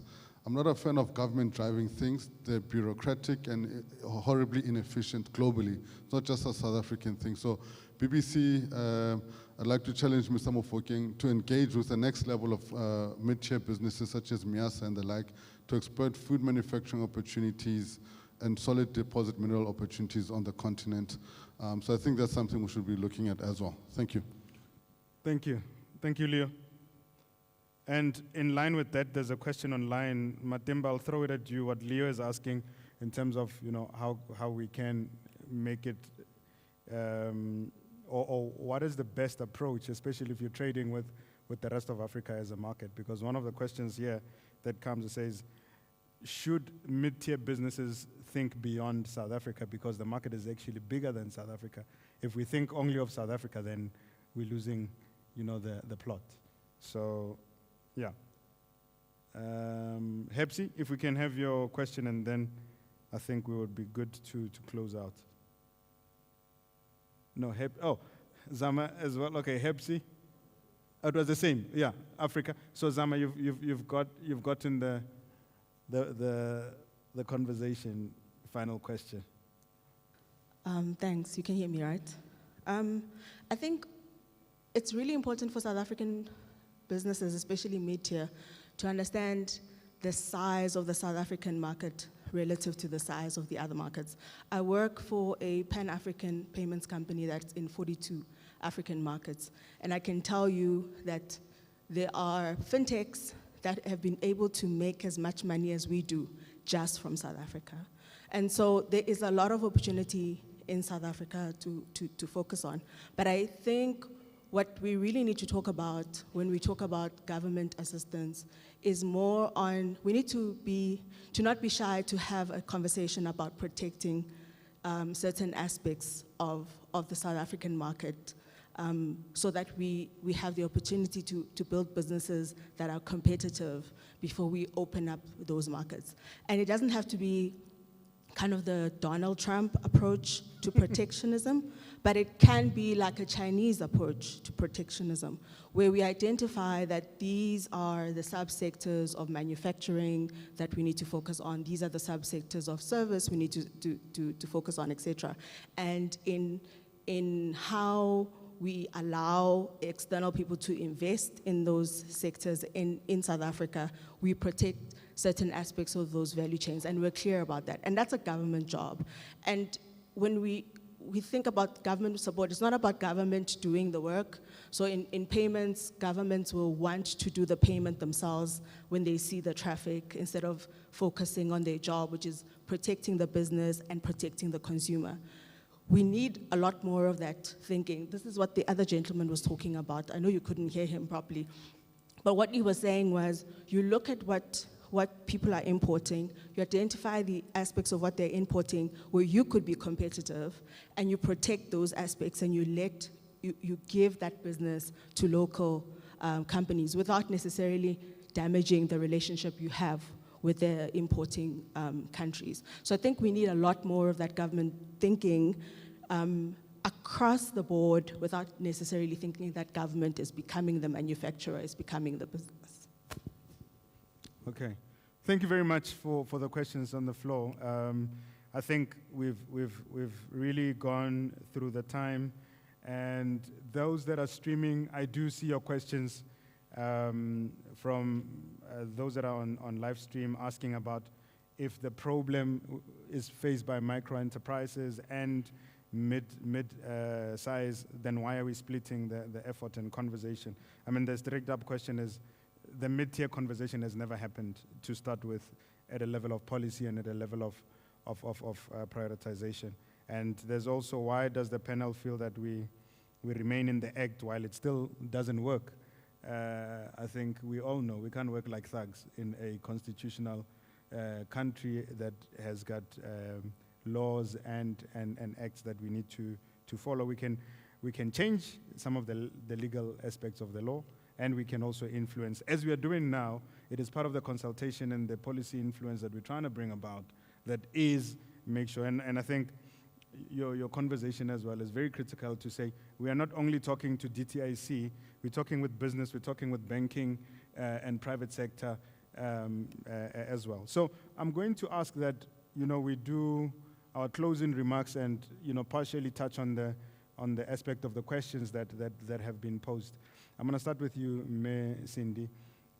In terms of the ecosystem, the sponsorship conversation, one of the critical, most important, I can't overemphasize, what do we need to do as a submission in supporting what Raymond is highlighting, what has been highlighted today, and some of the questions, to make sure that we hold accountable DTI and the Transformation Fund Committee to include the cohort of mid-tier in part of the build of this particular ecosystem.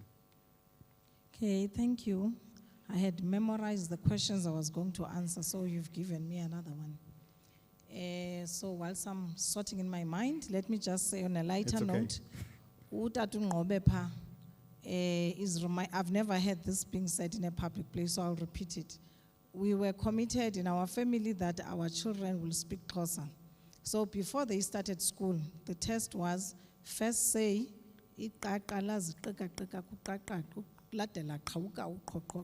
so they couldn't go to school until we could feel they've got it. And that worked because they can speak English, but with a strong Xhosa accent, because they started with Iqaqa, so that's what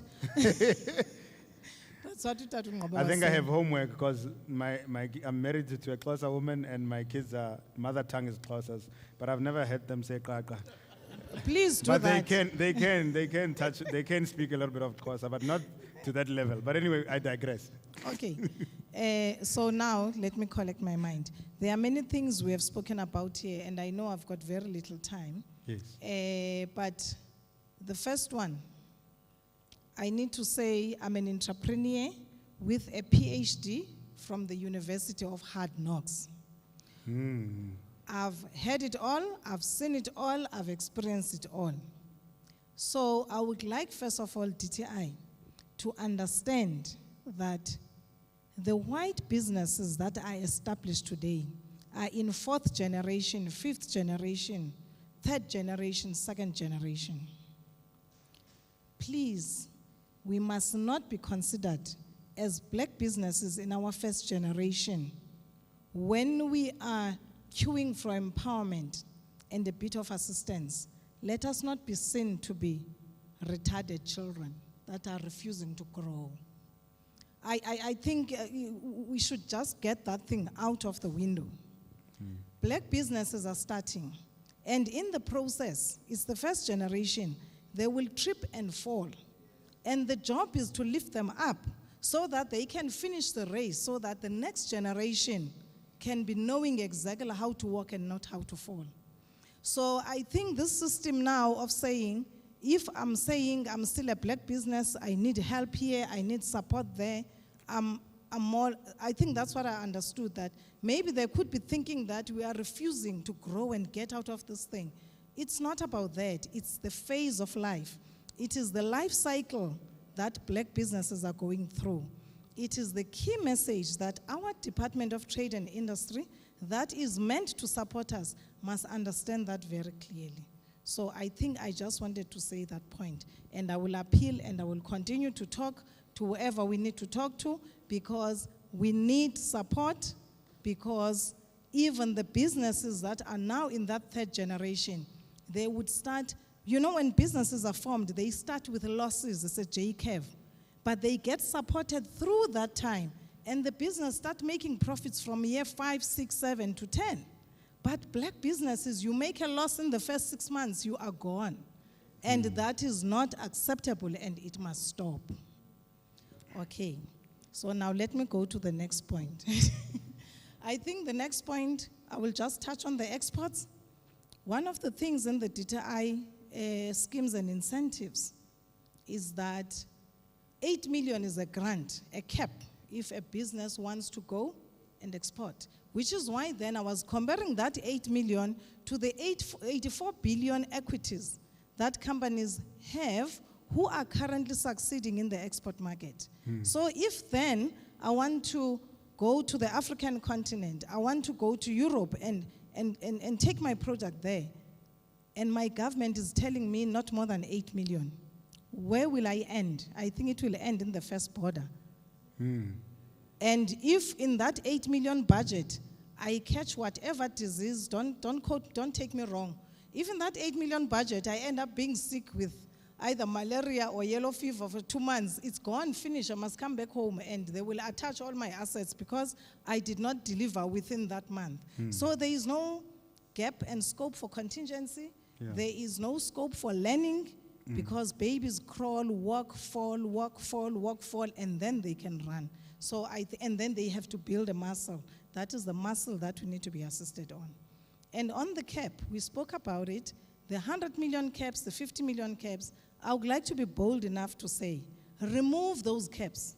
Deal with a case-by-case basis as a government. If there is a company that has got a potential and it needs assistance to the extent of 500 million, please don't bring a 100 million cap because you know what you're doing now. So you need to say on a case-by-case basis and just find the funding to support the businesses. Lastly, one of the things that Tato Sam, Tato Archie taught us is that the problem, if you have 1 million, don't give 1 rand to 1 million people, you won't achieve anything. Yeah. And I think we're in this problem now because it's like, okay, here's 1 million. We're not giving you more than 50,000, 50,000, 50,000. Yeah. Which is why we'll be in the same space up until the end. Whereas if that 1 million was divided around 2 people, 3 people, 1 person, with the potential to multiply and have a positive ripple effect in the economy, we could be fine. What was your question? I will thank you, but just in your closing comments, touch on the ecosystem in a very short closing comment.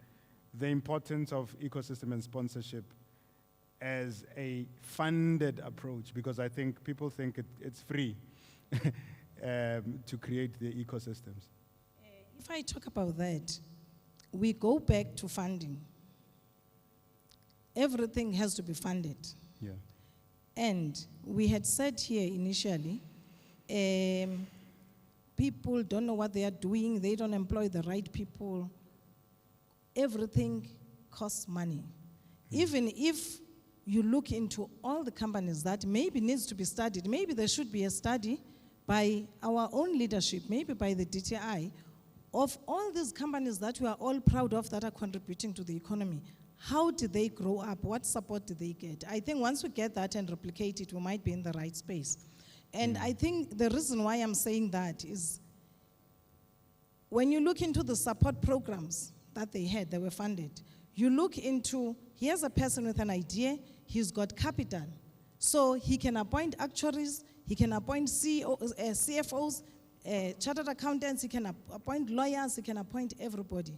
And when that poor black business is sitting there, he doesn't have their budget to appoint this lawyer, doesn't have to have in-house legal services, CAs, whatever actuarial service that they might actually need. In addition, he's panicking because he has not been paid for 4 months by the same government that says, I'm here to support you to grow. And in the process, he's unable to pay his employees, and his employees leave. Then go to, they are idiots, they don't take care of people. They leave them, whereas it is the ecosystem that is actually killing. It's like like a fertilizer is to get into the root. The termites are in the root that are killing the business. So now what do? We need to take a step back and be clear about the root causes and not blame people superficially and judge people who have actually fallen because of the ecosystem that they are in. So we need to go back there and make sure if we are saying we're going to give the funding, we need this person to be mentored. Excuse me, it's not mentoring. We need this person to be capacitated so that he can be able to fly like any other business. We need this person, we're giving this funding to this person, and we know in terms of the business plan, for the first 3 years he's going to be making losses, then afterwards he's going to fly. That needs to be understood. So, and then the ecosystem of sponsorship, yes, it can come for free, but mainly it has to be funded. I know that some of the, on the incentive schemes that are there from DTI, it's like up to 500,000. You know, you are not gonna get proper sponsorship that will take your business, unless it's a small business for you, maybe it's just fish and chips, but you cannot limit. You need to see what does this business need? Yeah. What is the vision of this business? Maybe it wants to grow internationally. Yeah. Maybe it's dreaming in terms of hundreds of billions of turnover. Then in that case, you cannot say 500,000 as the limit for sponsorship. So we need to open our eyes. Each case that's being supported, we need people who know what needs to happen to actually even assist that person in costing. Because now if I'm gonna come looking for this funding and I say, okay, just $1 million for this because I think it's big, and you're sitting there and you know that established businesses got sponsorship far much more than that. Yeah. You've got to guide, advise, mentor. So all I'm saying is that let's open our eyes and make sure that we don't repeat the same mistakes. 31 years down the line, we cannot afford to make other mistakes. Otherwise, our you. kids will be again sitting in this panel talking about the same thing. Thank you.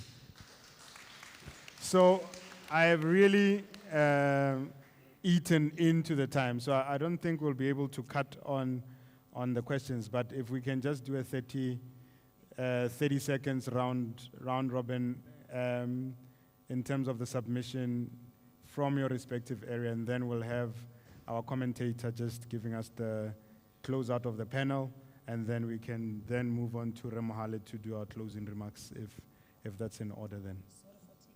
That's why you should have ended with me as Oh, it's the last one. Okay, no, I will learn very quickly.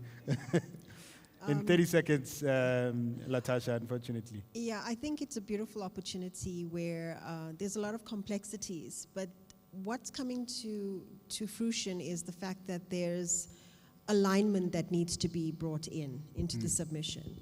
So the DTIC has their values, their strategic objectives, and every entrepreneur in the room has their own alignment and vision, right?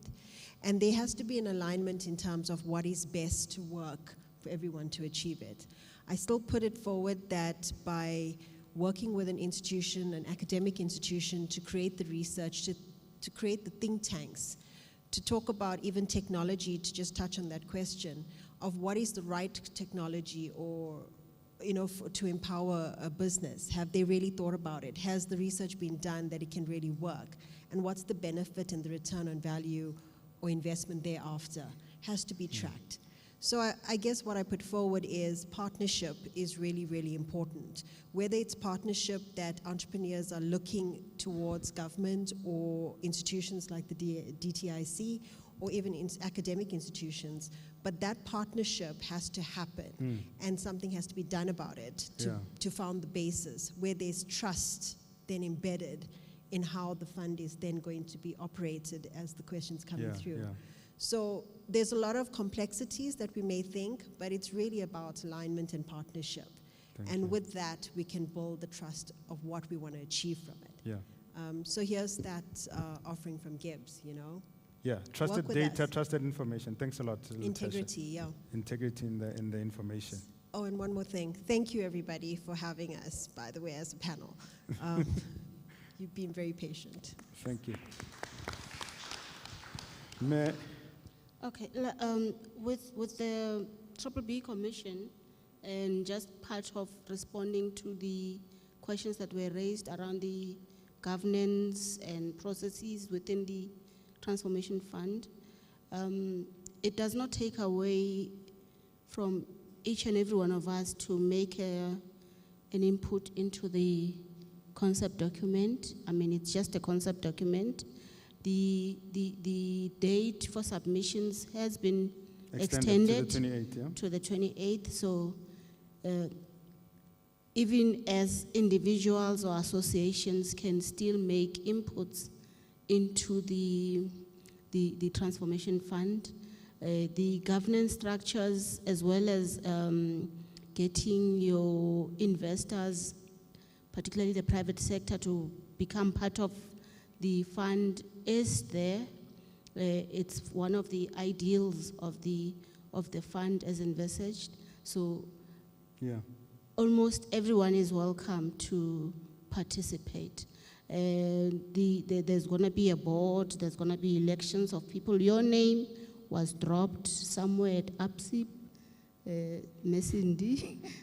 Mesindi Zula's name apparently from yes, from an inside to be a board member, just as there was a conversation. Just as there was the Solidarity Fund. Okay. Yes, her name was dropped there as well.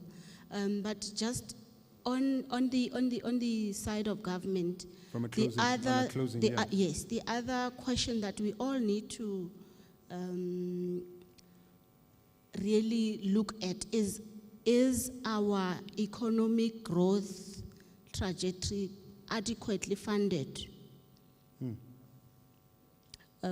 We were sitting in a strat session as the DTIC group, and it was said that that time before the court case on the budget, the estimated or budget that was invested to be received by the department was about 16 billion, half of which was going to go to the, or 52% was going to be allocated to the incentive branch.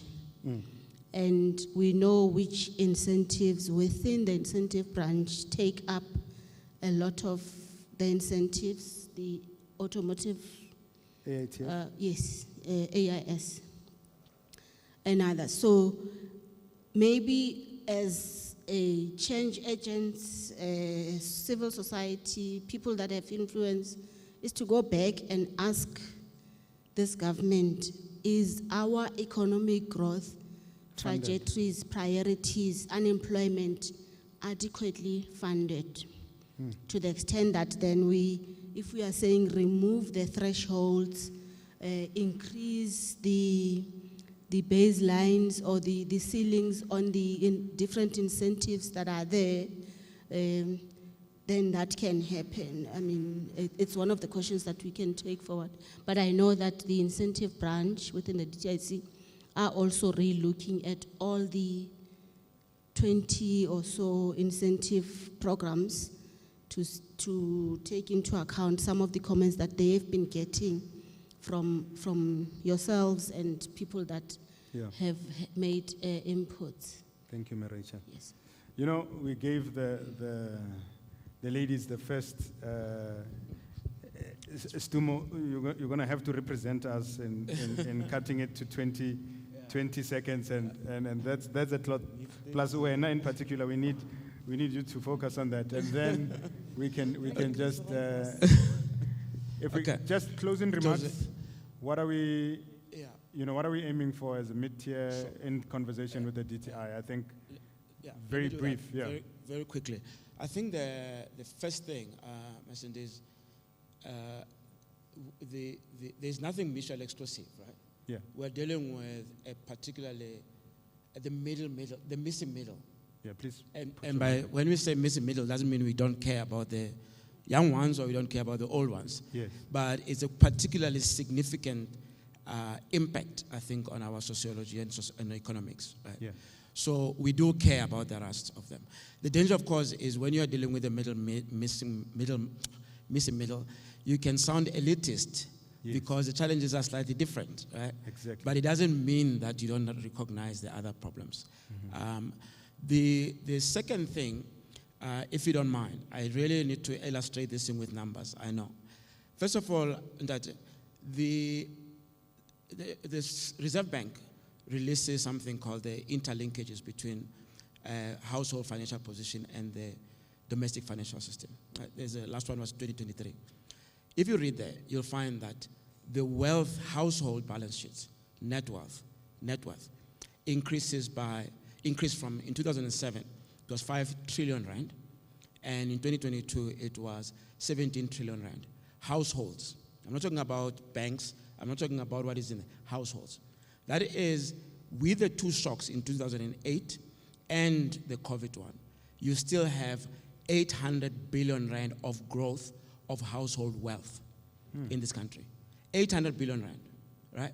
So that is a problem. So we need to understand the scale of the problem in numbers and the scale of the problem in opportunity.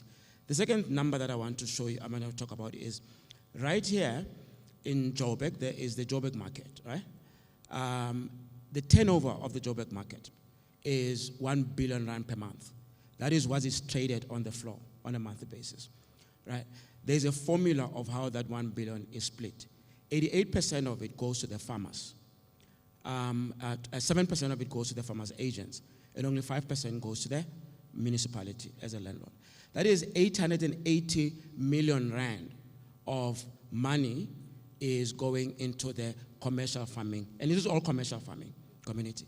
Now, 50% of the people who buy there are informal traders, the ones that we see out there, right? That means that about every month, informal traders are transferring almost about 400 million rand of money from where? Where do they sell the vegetables, Bombe? Okay?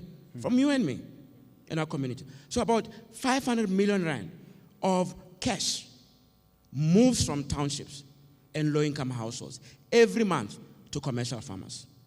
There is only 2% of the farmers that are in the Joburg market are black farmers.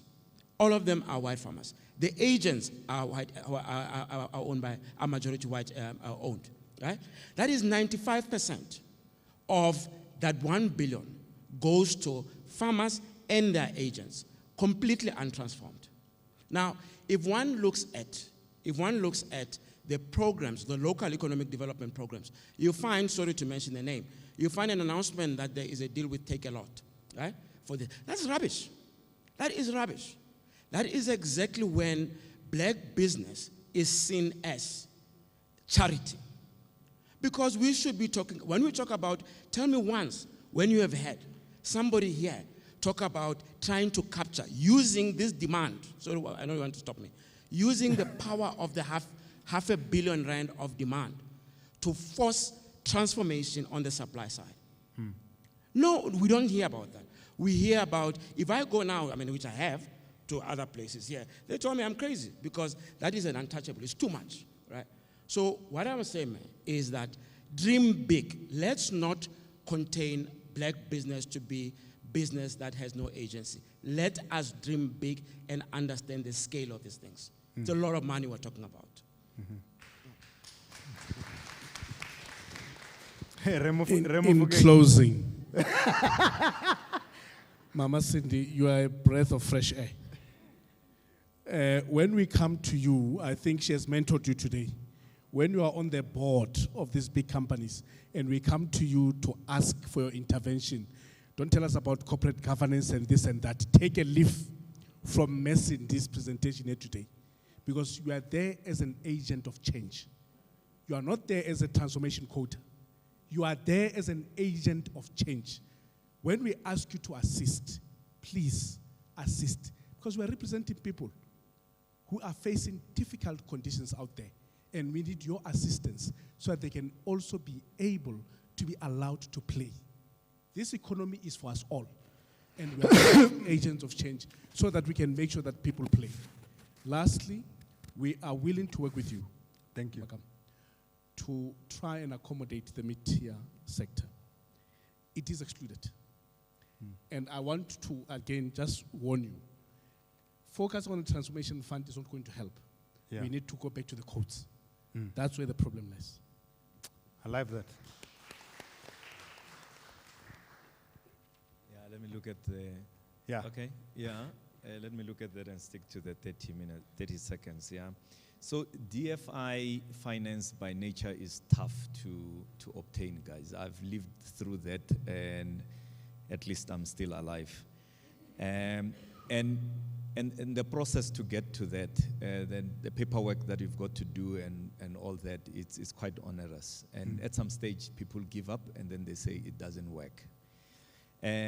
Equally so, even worse, is going into a commercial bank, because commercial banks only give you money when you have money. When you don't have money, you're not going to get money there. Yeah.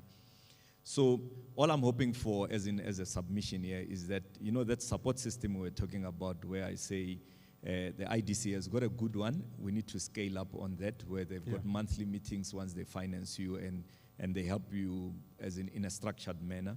You've got organizations like MEMSA, they underfunded, they need to be funded to be able to do that.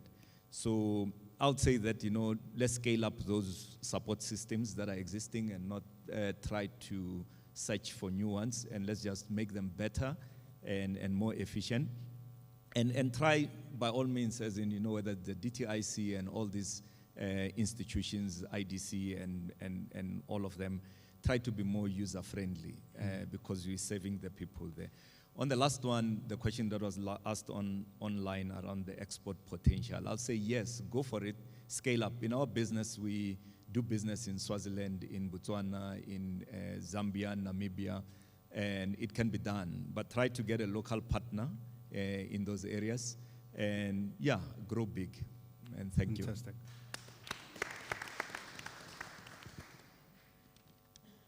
I think use the same one, Benny. This one. Thank you very much. Thank you, Tabo. Thank you, everybody. It was great interacting with you. Very short and sweet. Number one, I would say, let's just look at the current QSE level and the EME level and adjust that with inflation. So push it up from 50 million to 80 million, because that's effectively the effect since 2015 that we would have had over here. I would advocate for the creation of a new class, a qualifying mid-tier enterprise. So you could go from QSE to QME all the way to generic and tailor things specifically for the mid-tier enterprise, some of these things that my colleague next to me have mentioned. That would be one submission I would make, and I think it's easy to do, just adjust it with inflation. It will really make a big difference. The second thing is just thinking about the transformation fund. I would argue that there are very large industries in the country who face major supply challenges. Those supply challenges could be no local representation, or there's a monopoly, or there's a duopoly. Those things take big money. They are complex. They're in the industrialization context. Find those problems, and I'm promising you, I think industry will come with you. Yeah. The things which were mentioned where there was things made and they were never used, etc. If you can integrate with the large buyers and say to them, what are your supply challenges? And then identify those and then direct the transformation fund towards solving those problems, you will probably find they will match you rand by rand, like what that person, colleague over there said. So I think let's engage the market, and from that way work our way backwards with the fund. Then you wouldn't have to push so hard on the legislation, because it's in their interest to solve this thing. That's what I'd like to. Thank you, Benny. So we'll have a final commentator, Reposane, who's been observing, as I said, silently and looking at different conversations that have been happening. You know, in any Lekgotla, there is Rangwane, you know, and Rangwane comes after Malume has beat up everybody, after Rakadi is tired or Rakadi has left a little bit, and now Rangwane is like, okay, let's see. This is what you were saying before we call the most senior person in the family to give us, you know, what is the critical path that we need to shape as we go. Reposane, I'll hand over to you. No, thank you very much. I'm told I'm a commentator, so I'll not. I thought that was going to be an analyst, but I'll just stick to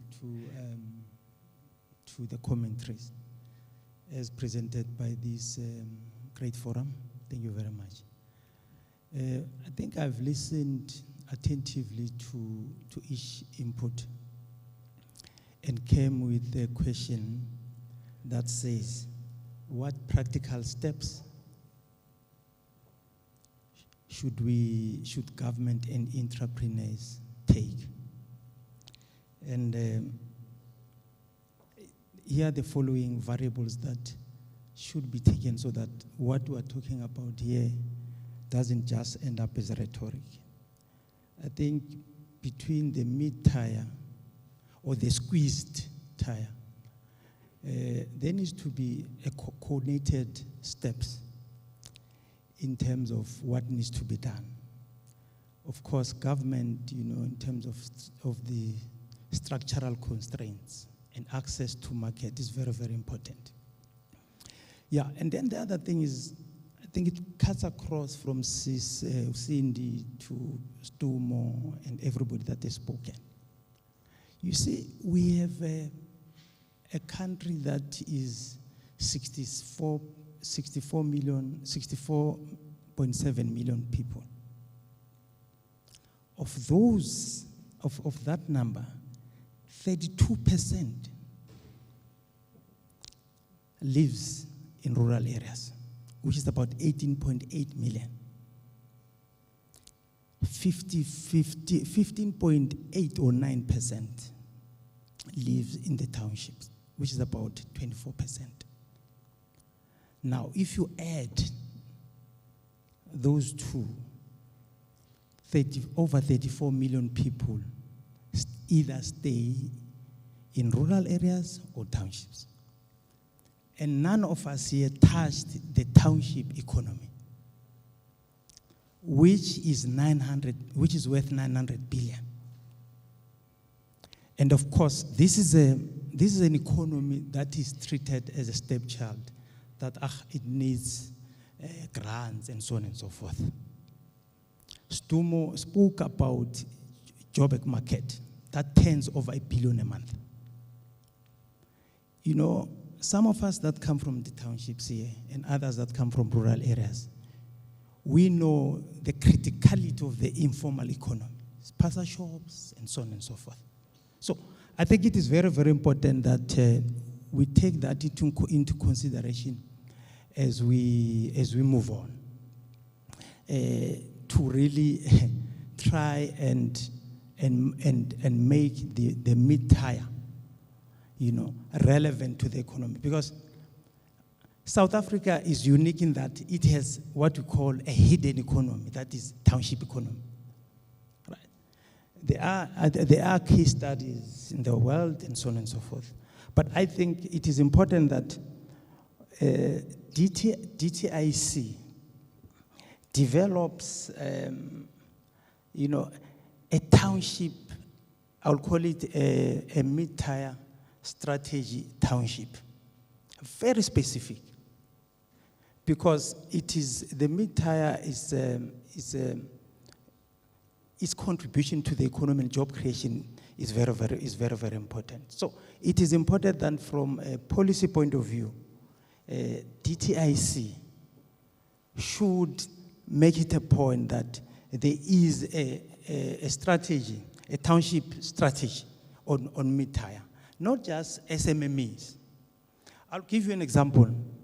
If you look at the SONA, the president spoke about, you know, a transformation fund of 20 billion. But if you look at the budget speech by the finance minister, it is mum. It didn't say anything about that transformation, that transformation policy, how it's going, how much is going to be allocated, and then how it's going to unfold. So it is important that we identify these gaps and try to come with metrics that the mid-tier, you know, whenever there's a SONA, that SONA must use mid-tier, you know, metrics, as well as budget reviews and so on and so forth. And I know that, you know, I'm pressed for time, but just Matimba spoke about Mining in Indaba, which is annual. It's a global event. This is about time that program director, we initiate an annual mid-tier township in Indaba. We should be a partnership between government and the entrepreneurs. Mm-hmm. Lastly, in terms of BEE, my research is around evaluating BBBEE policy and its implementation in South Africa. And I think just my findings and maybe my recommendations is that for now, BBBEE has to shift from scorecard compliance to impact measurement.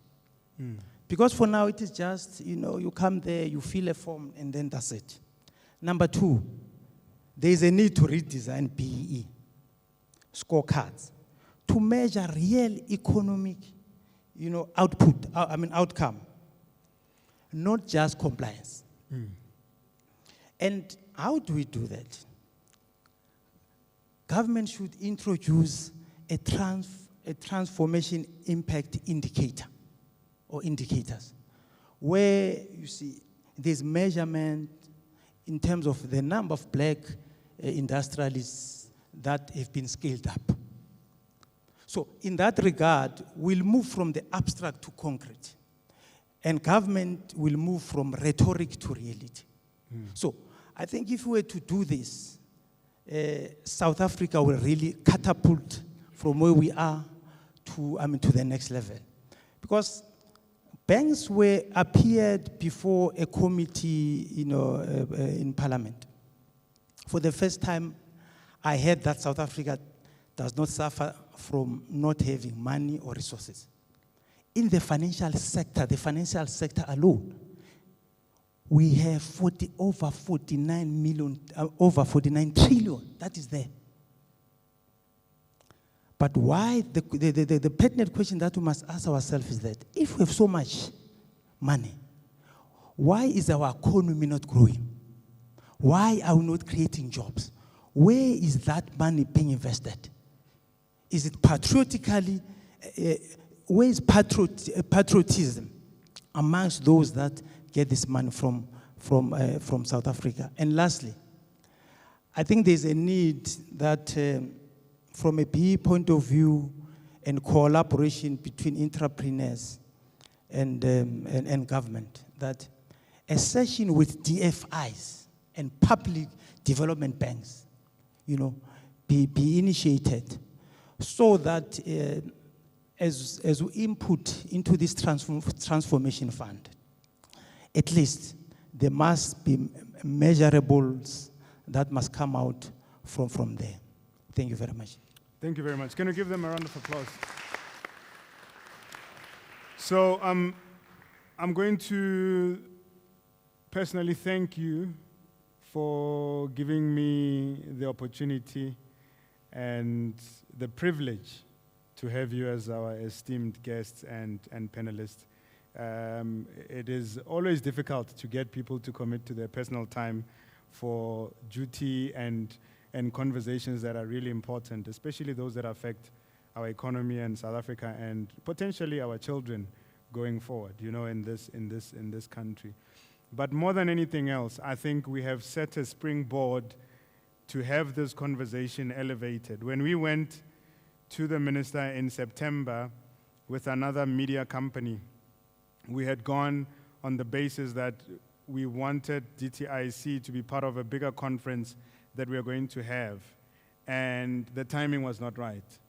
And also at that time, we needed to make sure that we show what the conversation needs to be and at what level the conversation needs to be had. And I thank you for giving me that opportunity and the ear, and also for being here and embracing us with your knowledge, with your experience, your guidance. And as we build on to the next conversation, Ture Posa's alignment is that we need an Indaba, as he put it. He says we need a mid-tier Indaba. We need conversations at a bigger level with the funding and the DFI conversation, policy makers and also implementers for us to do or get into action. We also, appreciate the involvement of academic. The academic fraternity is important in us knowing whether we're dealing with it through data or not. But without further ado, if I can say thank you, and I really look forward to further engaging and working with you on our other engagements as Impact Business events. Thank you. Let's give them a round of applause.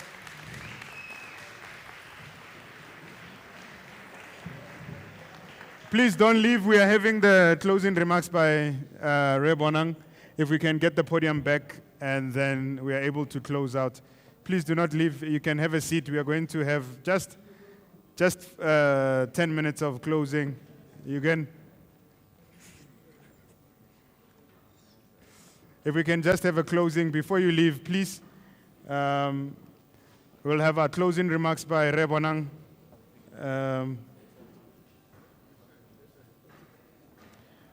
Revanang Mohale, I'm going to hand over to you without further ado. Just in recognition of the conversation and just closing remarks. I think we've gone past the time. All right, I'm going to step aside as we close out.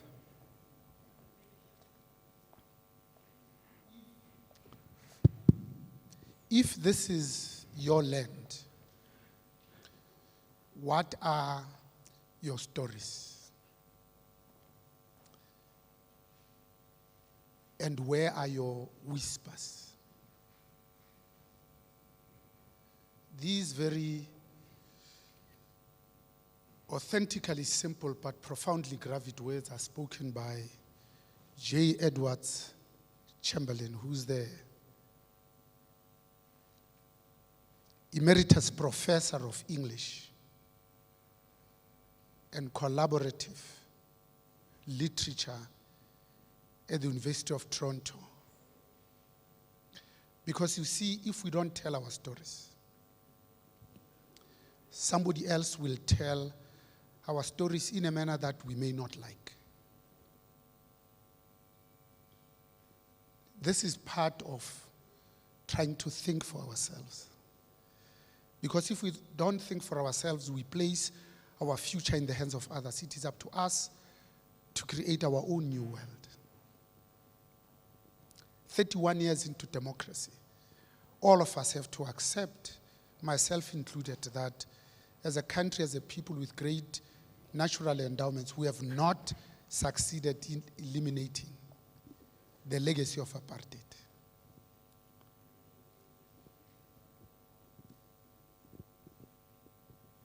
Chinua Achebe is a poet and an author, and he opines in Igbo that he is a fool, he that treats his own brother worse than a stranger. Because when two brothers fight to the death, a stranger will inherit your father's estate. I've personally never met a poor philanthropist. In fact, there is no nobility in being poor. When we talk about 20 billion rand per annum, sometimes it is useful to understand how much is 20 billion. When private business created the SME fund, they raised 1.3 billion in 3 days. In a year, they added another 2.3 billion. Sometimes we are also party to perpetuating the stereotypes that don't help our people. We talk about an informal economy. I'm from the township. The township economy is very organized. It's very formal. Maybe because of good English, we might say less formal. And this economy, we know at best, only 60% of its economic activity is measured. With that 60%, the figure in 2024 was R1 trillion economy. But let me tell you about a smaller figure. Stockfels, by people who are unlearned and unlettered. Standard Bank does a piece of work in 2020 and puts that figure at 50 billion rands. Just Stockfels, not the township economy. 50 billion. Let me try and understand in my own head how much is 50 billion. So Capitec has 24 million customers in 2024. And they increased their revenue to almost 14 billion. The Stockfels are worth 50. Last year, Capitec had 23 million customers, and their revenue was less than 7 billion. So it means the Stockfels actually can buy Capitec for cash. Yes. Without going to any bank and asking anybody for anybody's permission. But when you read the Capitec report, it says so with pride. It says 24 million customers 98% of whom are black. And it says 100% of our ownership, it's white. So is our exco.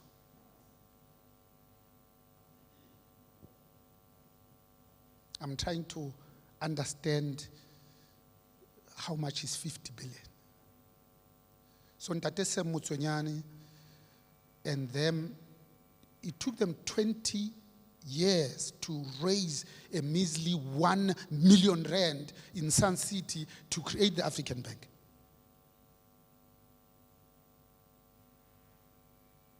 The National Party did not like this because it didn't fit their narrative. Their narrative was, how do we get rid of the poor Afrikaner problem? In 1972, there was no such thing as a poor Afrikaner. And they did it not by asking anybody's permission. They went about it with a singularity of purpose, dogged determination.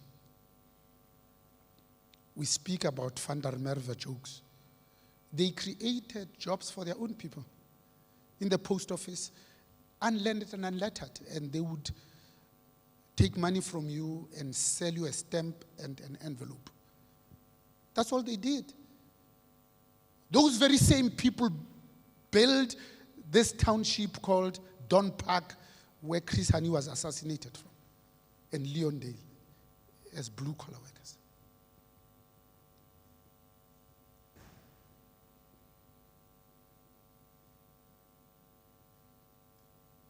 But the Afrikaners would never appoint a minister of finance without speaking to the Broederbond. Ever. It has never happened. So I think we need to ask ourselves, as we talk about 20 billion per annum for the next 5 years, whether it's enough, but also ask ourselves, who is advising President Matamela Cyril Ramaphosa? Because you see, if we don't tell our stories, somebody else might tell them in a manner that we may not like.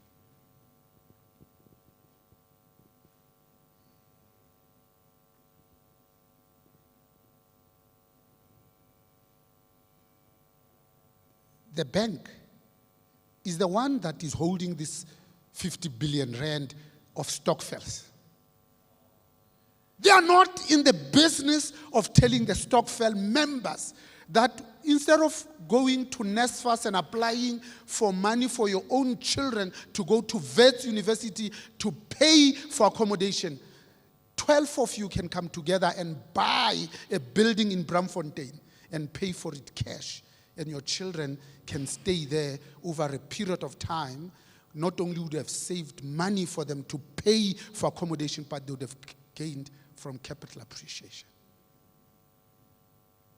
ABSA CIB tells us this morning that 67% of you and I don't have enough month at the end of our salary.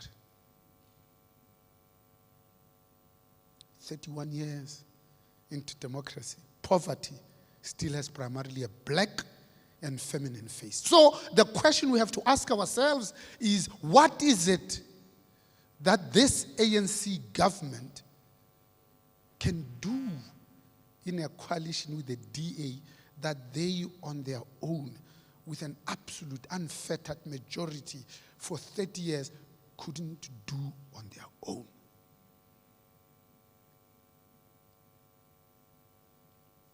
Because now they have to go and ask somebody else for permission.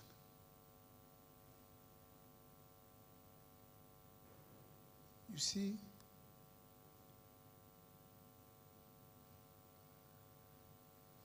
when your brethren and your kindred and your flesh and blood has made a mistake, they need to be saved, not blamed. Anger for your own flesh and blood needs to be only skin deep, never bone deep. If this is your land, Where are your stories?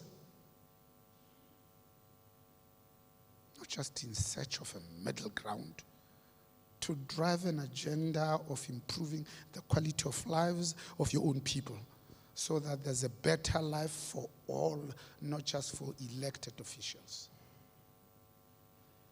You and I need to look at ourselves in the mirror and say part of the reason why we continue to be black and poor and poverty still has a feminine face is because of greed. Because we forgot why we went to struggle in the first place, why our aunts and uncles, mothers and fathers, nieces and nephews died for the struggle. Struggle to do what?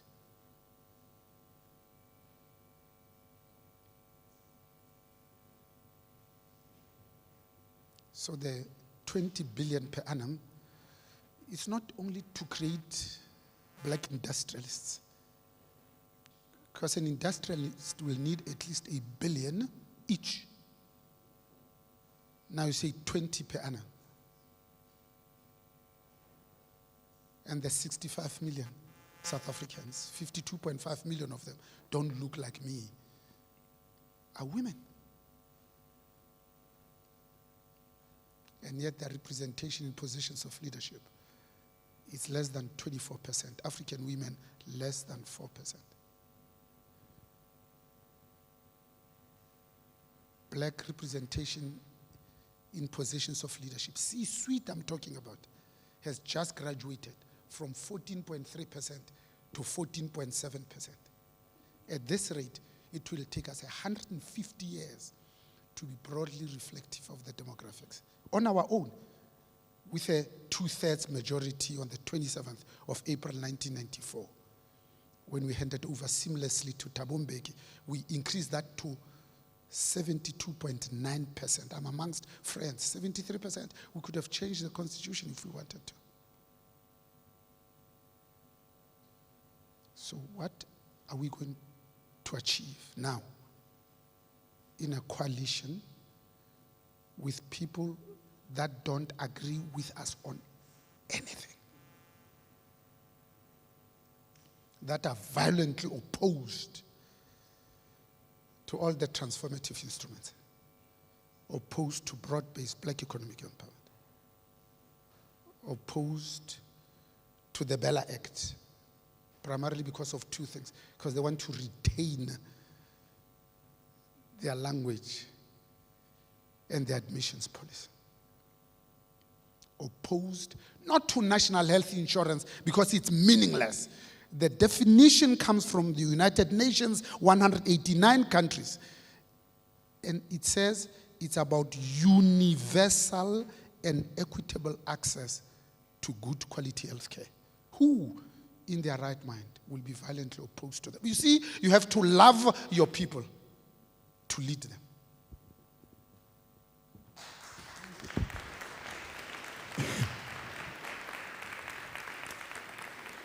Thank you. So, Remohale, thank you very much. I want to say thank you to everybody who has come today. The call for action is very big. It's a conversation that can be had in just 4 hours around transformation, but also just around what are the practical steps that we need to take from an inclusive economic perspective, from a mid-tier growth perspective. What do we do from a funding perspective? I think private sector funding is very critical, and the submissions that we make to the DTIC are critical to us succeeding. It is then when we stop talking and we start doing that actually we start to move. We were designed to move as people. And the more stagnant and stationary we are, it's the faster we die. So if we start moving on the conversations, but actions that are very deliberate, actions that are collaborative, that are diverse in nature and implementation, for us to have tough conversations. I've been working in the transformation space for more than 15 years. And Matemba will tell you, when more than 15 years ago, when we started conversation in the mining manufacturing space around transformation, it was a difficult conversation. But I then moved into business to further understand the quality and the imperative of a diverse team. It is important because once you have a diverse team, you have diversity of thoughts. But there also has to be a celebration of diversity and also the understanding that it will work. Thinking Pan-African. I mean, I worked at one stage at Accenture, and it was the first time I started to understand the global mindset and the thinking beyond South Africa. I then went on to work for Barclays. I then got to understand the financial sector and what it means, that where is the money at? Working in CIB got me to start thinking differently around what is investment. And many who are in business don't sit in the same space. They don't have a cooking clue and an understanding of what investment is. Investment of time, investment of resources, and also a sheer understanding of the sacrifices required for us to grow. When we segmented the mid-tier business and we chose that as a construct of conversation, we were deliberate because we were saying we are not overlooking the micro enterprises and the small enterprises. And we don't think that we're acting too big to be recognized. But instead we're saying the conversation has not started. The conversation is not happening with the policymakers. And we need to start making the conversation real and the implementation of that particular conversation. Ladies and gentlemen, I also want to thank my team, Impact Business Impact Events started as a consortium, and we came together with a common mindset to say, let us start this conversation. No one else is going to start this conversation. So I've got my team in production. I have Adelaide, if Adelaide's there, who's our creative director and runs her own agency that does creatives and design. And I've got Marcia and Taran at the back, who run our events management and support. And I've got, where's my other teammate? So there is Marjorie at the back, and Charmaine. Charmaine is our PR and comms. And this is the team that put the process together. In the street language, we said we kherezad. So I don't know in English if there's such a thing. We hustled for us to be able to put the stuff together, the funds together, got support. We got help. Why? Because it was possible on the people that believe in what we're trying to create. And also, you came today. And many that have left came because they understood that we are not smoking something green or something funny. But we're smoking a pipe of understanding. And we need to start sharing in terms of our thinking. What are we doing? Working with the minister and the DTIC, and although today we're disappointed, we're not disappointed of the event, we're just disappointed by them not pitching. But it didn't say that we're going to stop. Certain things didn't happen in 31 years, things may not change today. But we're changing how we're treating the whole process. We're changing how we are being deliberate in terms of pulling decision makers and people of influence to come and say, this conversation needs to be happening. We're pulling industry heads and people with the right expertise and experience to say, let us implement. To all the panelists that were here today, from the bottom of my heart and from my team's heart, I know we are very thankful that you could honor us and you could be here to give your insights. To our opening speaker, Mesindi Zilwa, you're by no chance the last one. Z in this instance is in the beginning. And we will, as you said, you've raised your hand, we will call upon you for you to help us and support us as we go on the conversation. Remohale, thank you very much. If there's one person I know I can always count on and who is a mentor and someone who says it like it is, it's you. And I appreciate you coming forth and closing for us. And I know you will always put your hand up when we take tough conversations to those that are decision making. So everybody, may you drive safe. We've got some refreshments and food that we have prepared for you. Please, whenever Lekgotla finishes, and the Rakhadis have spoken and the Malumes and everybody, we then feast. I do invite you then to please feast. And as we know, food security is a challenge. Do not go without having something, otherwise we're going to throw the food away. Thank you very much.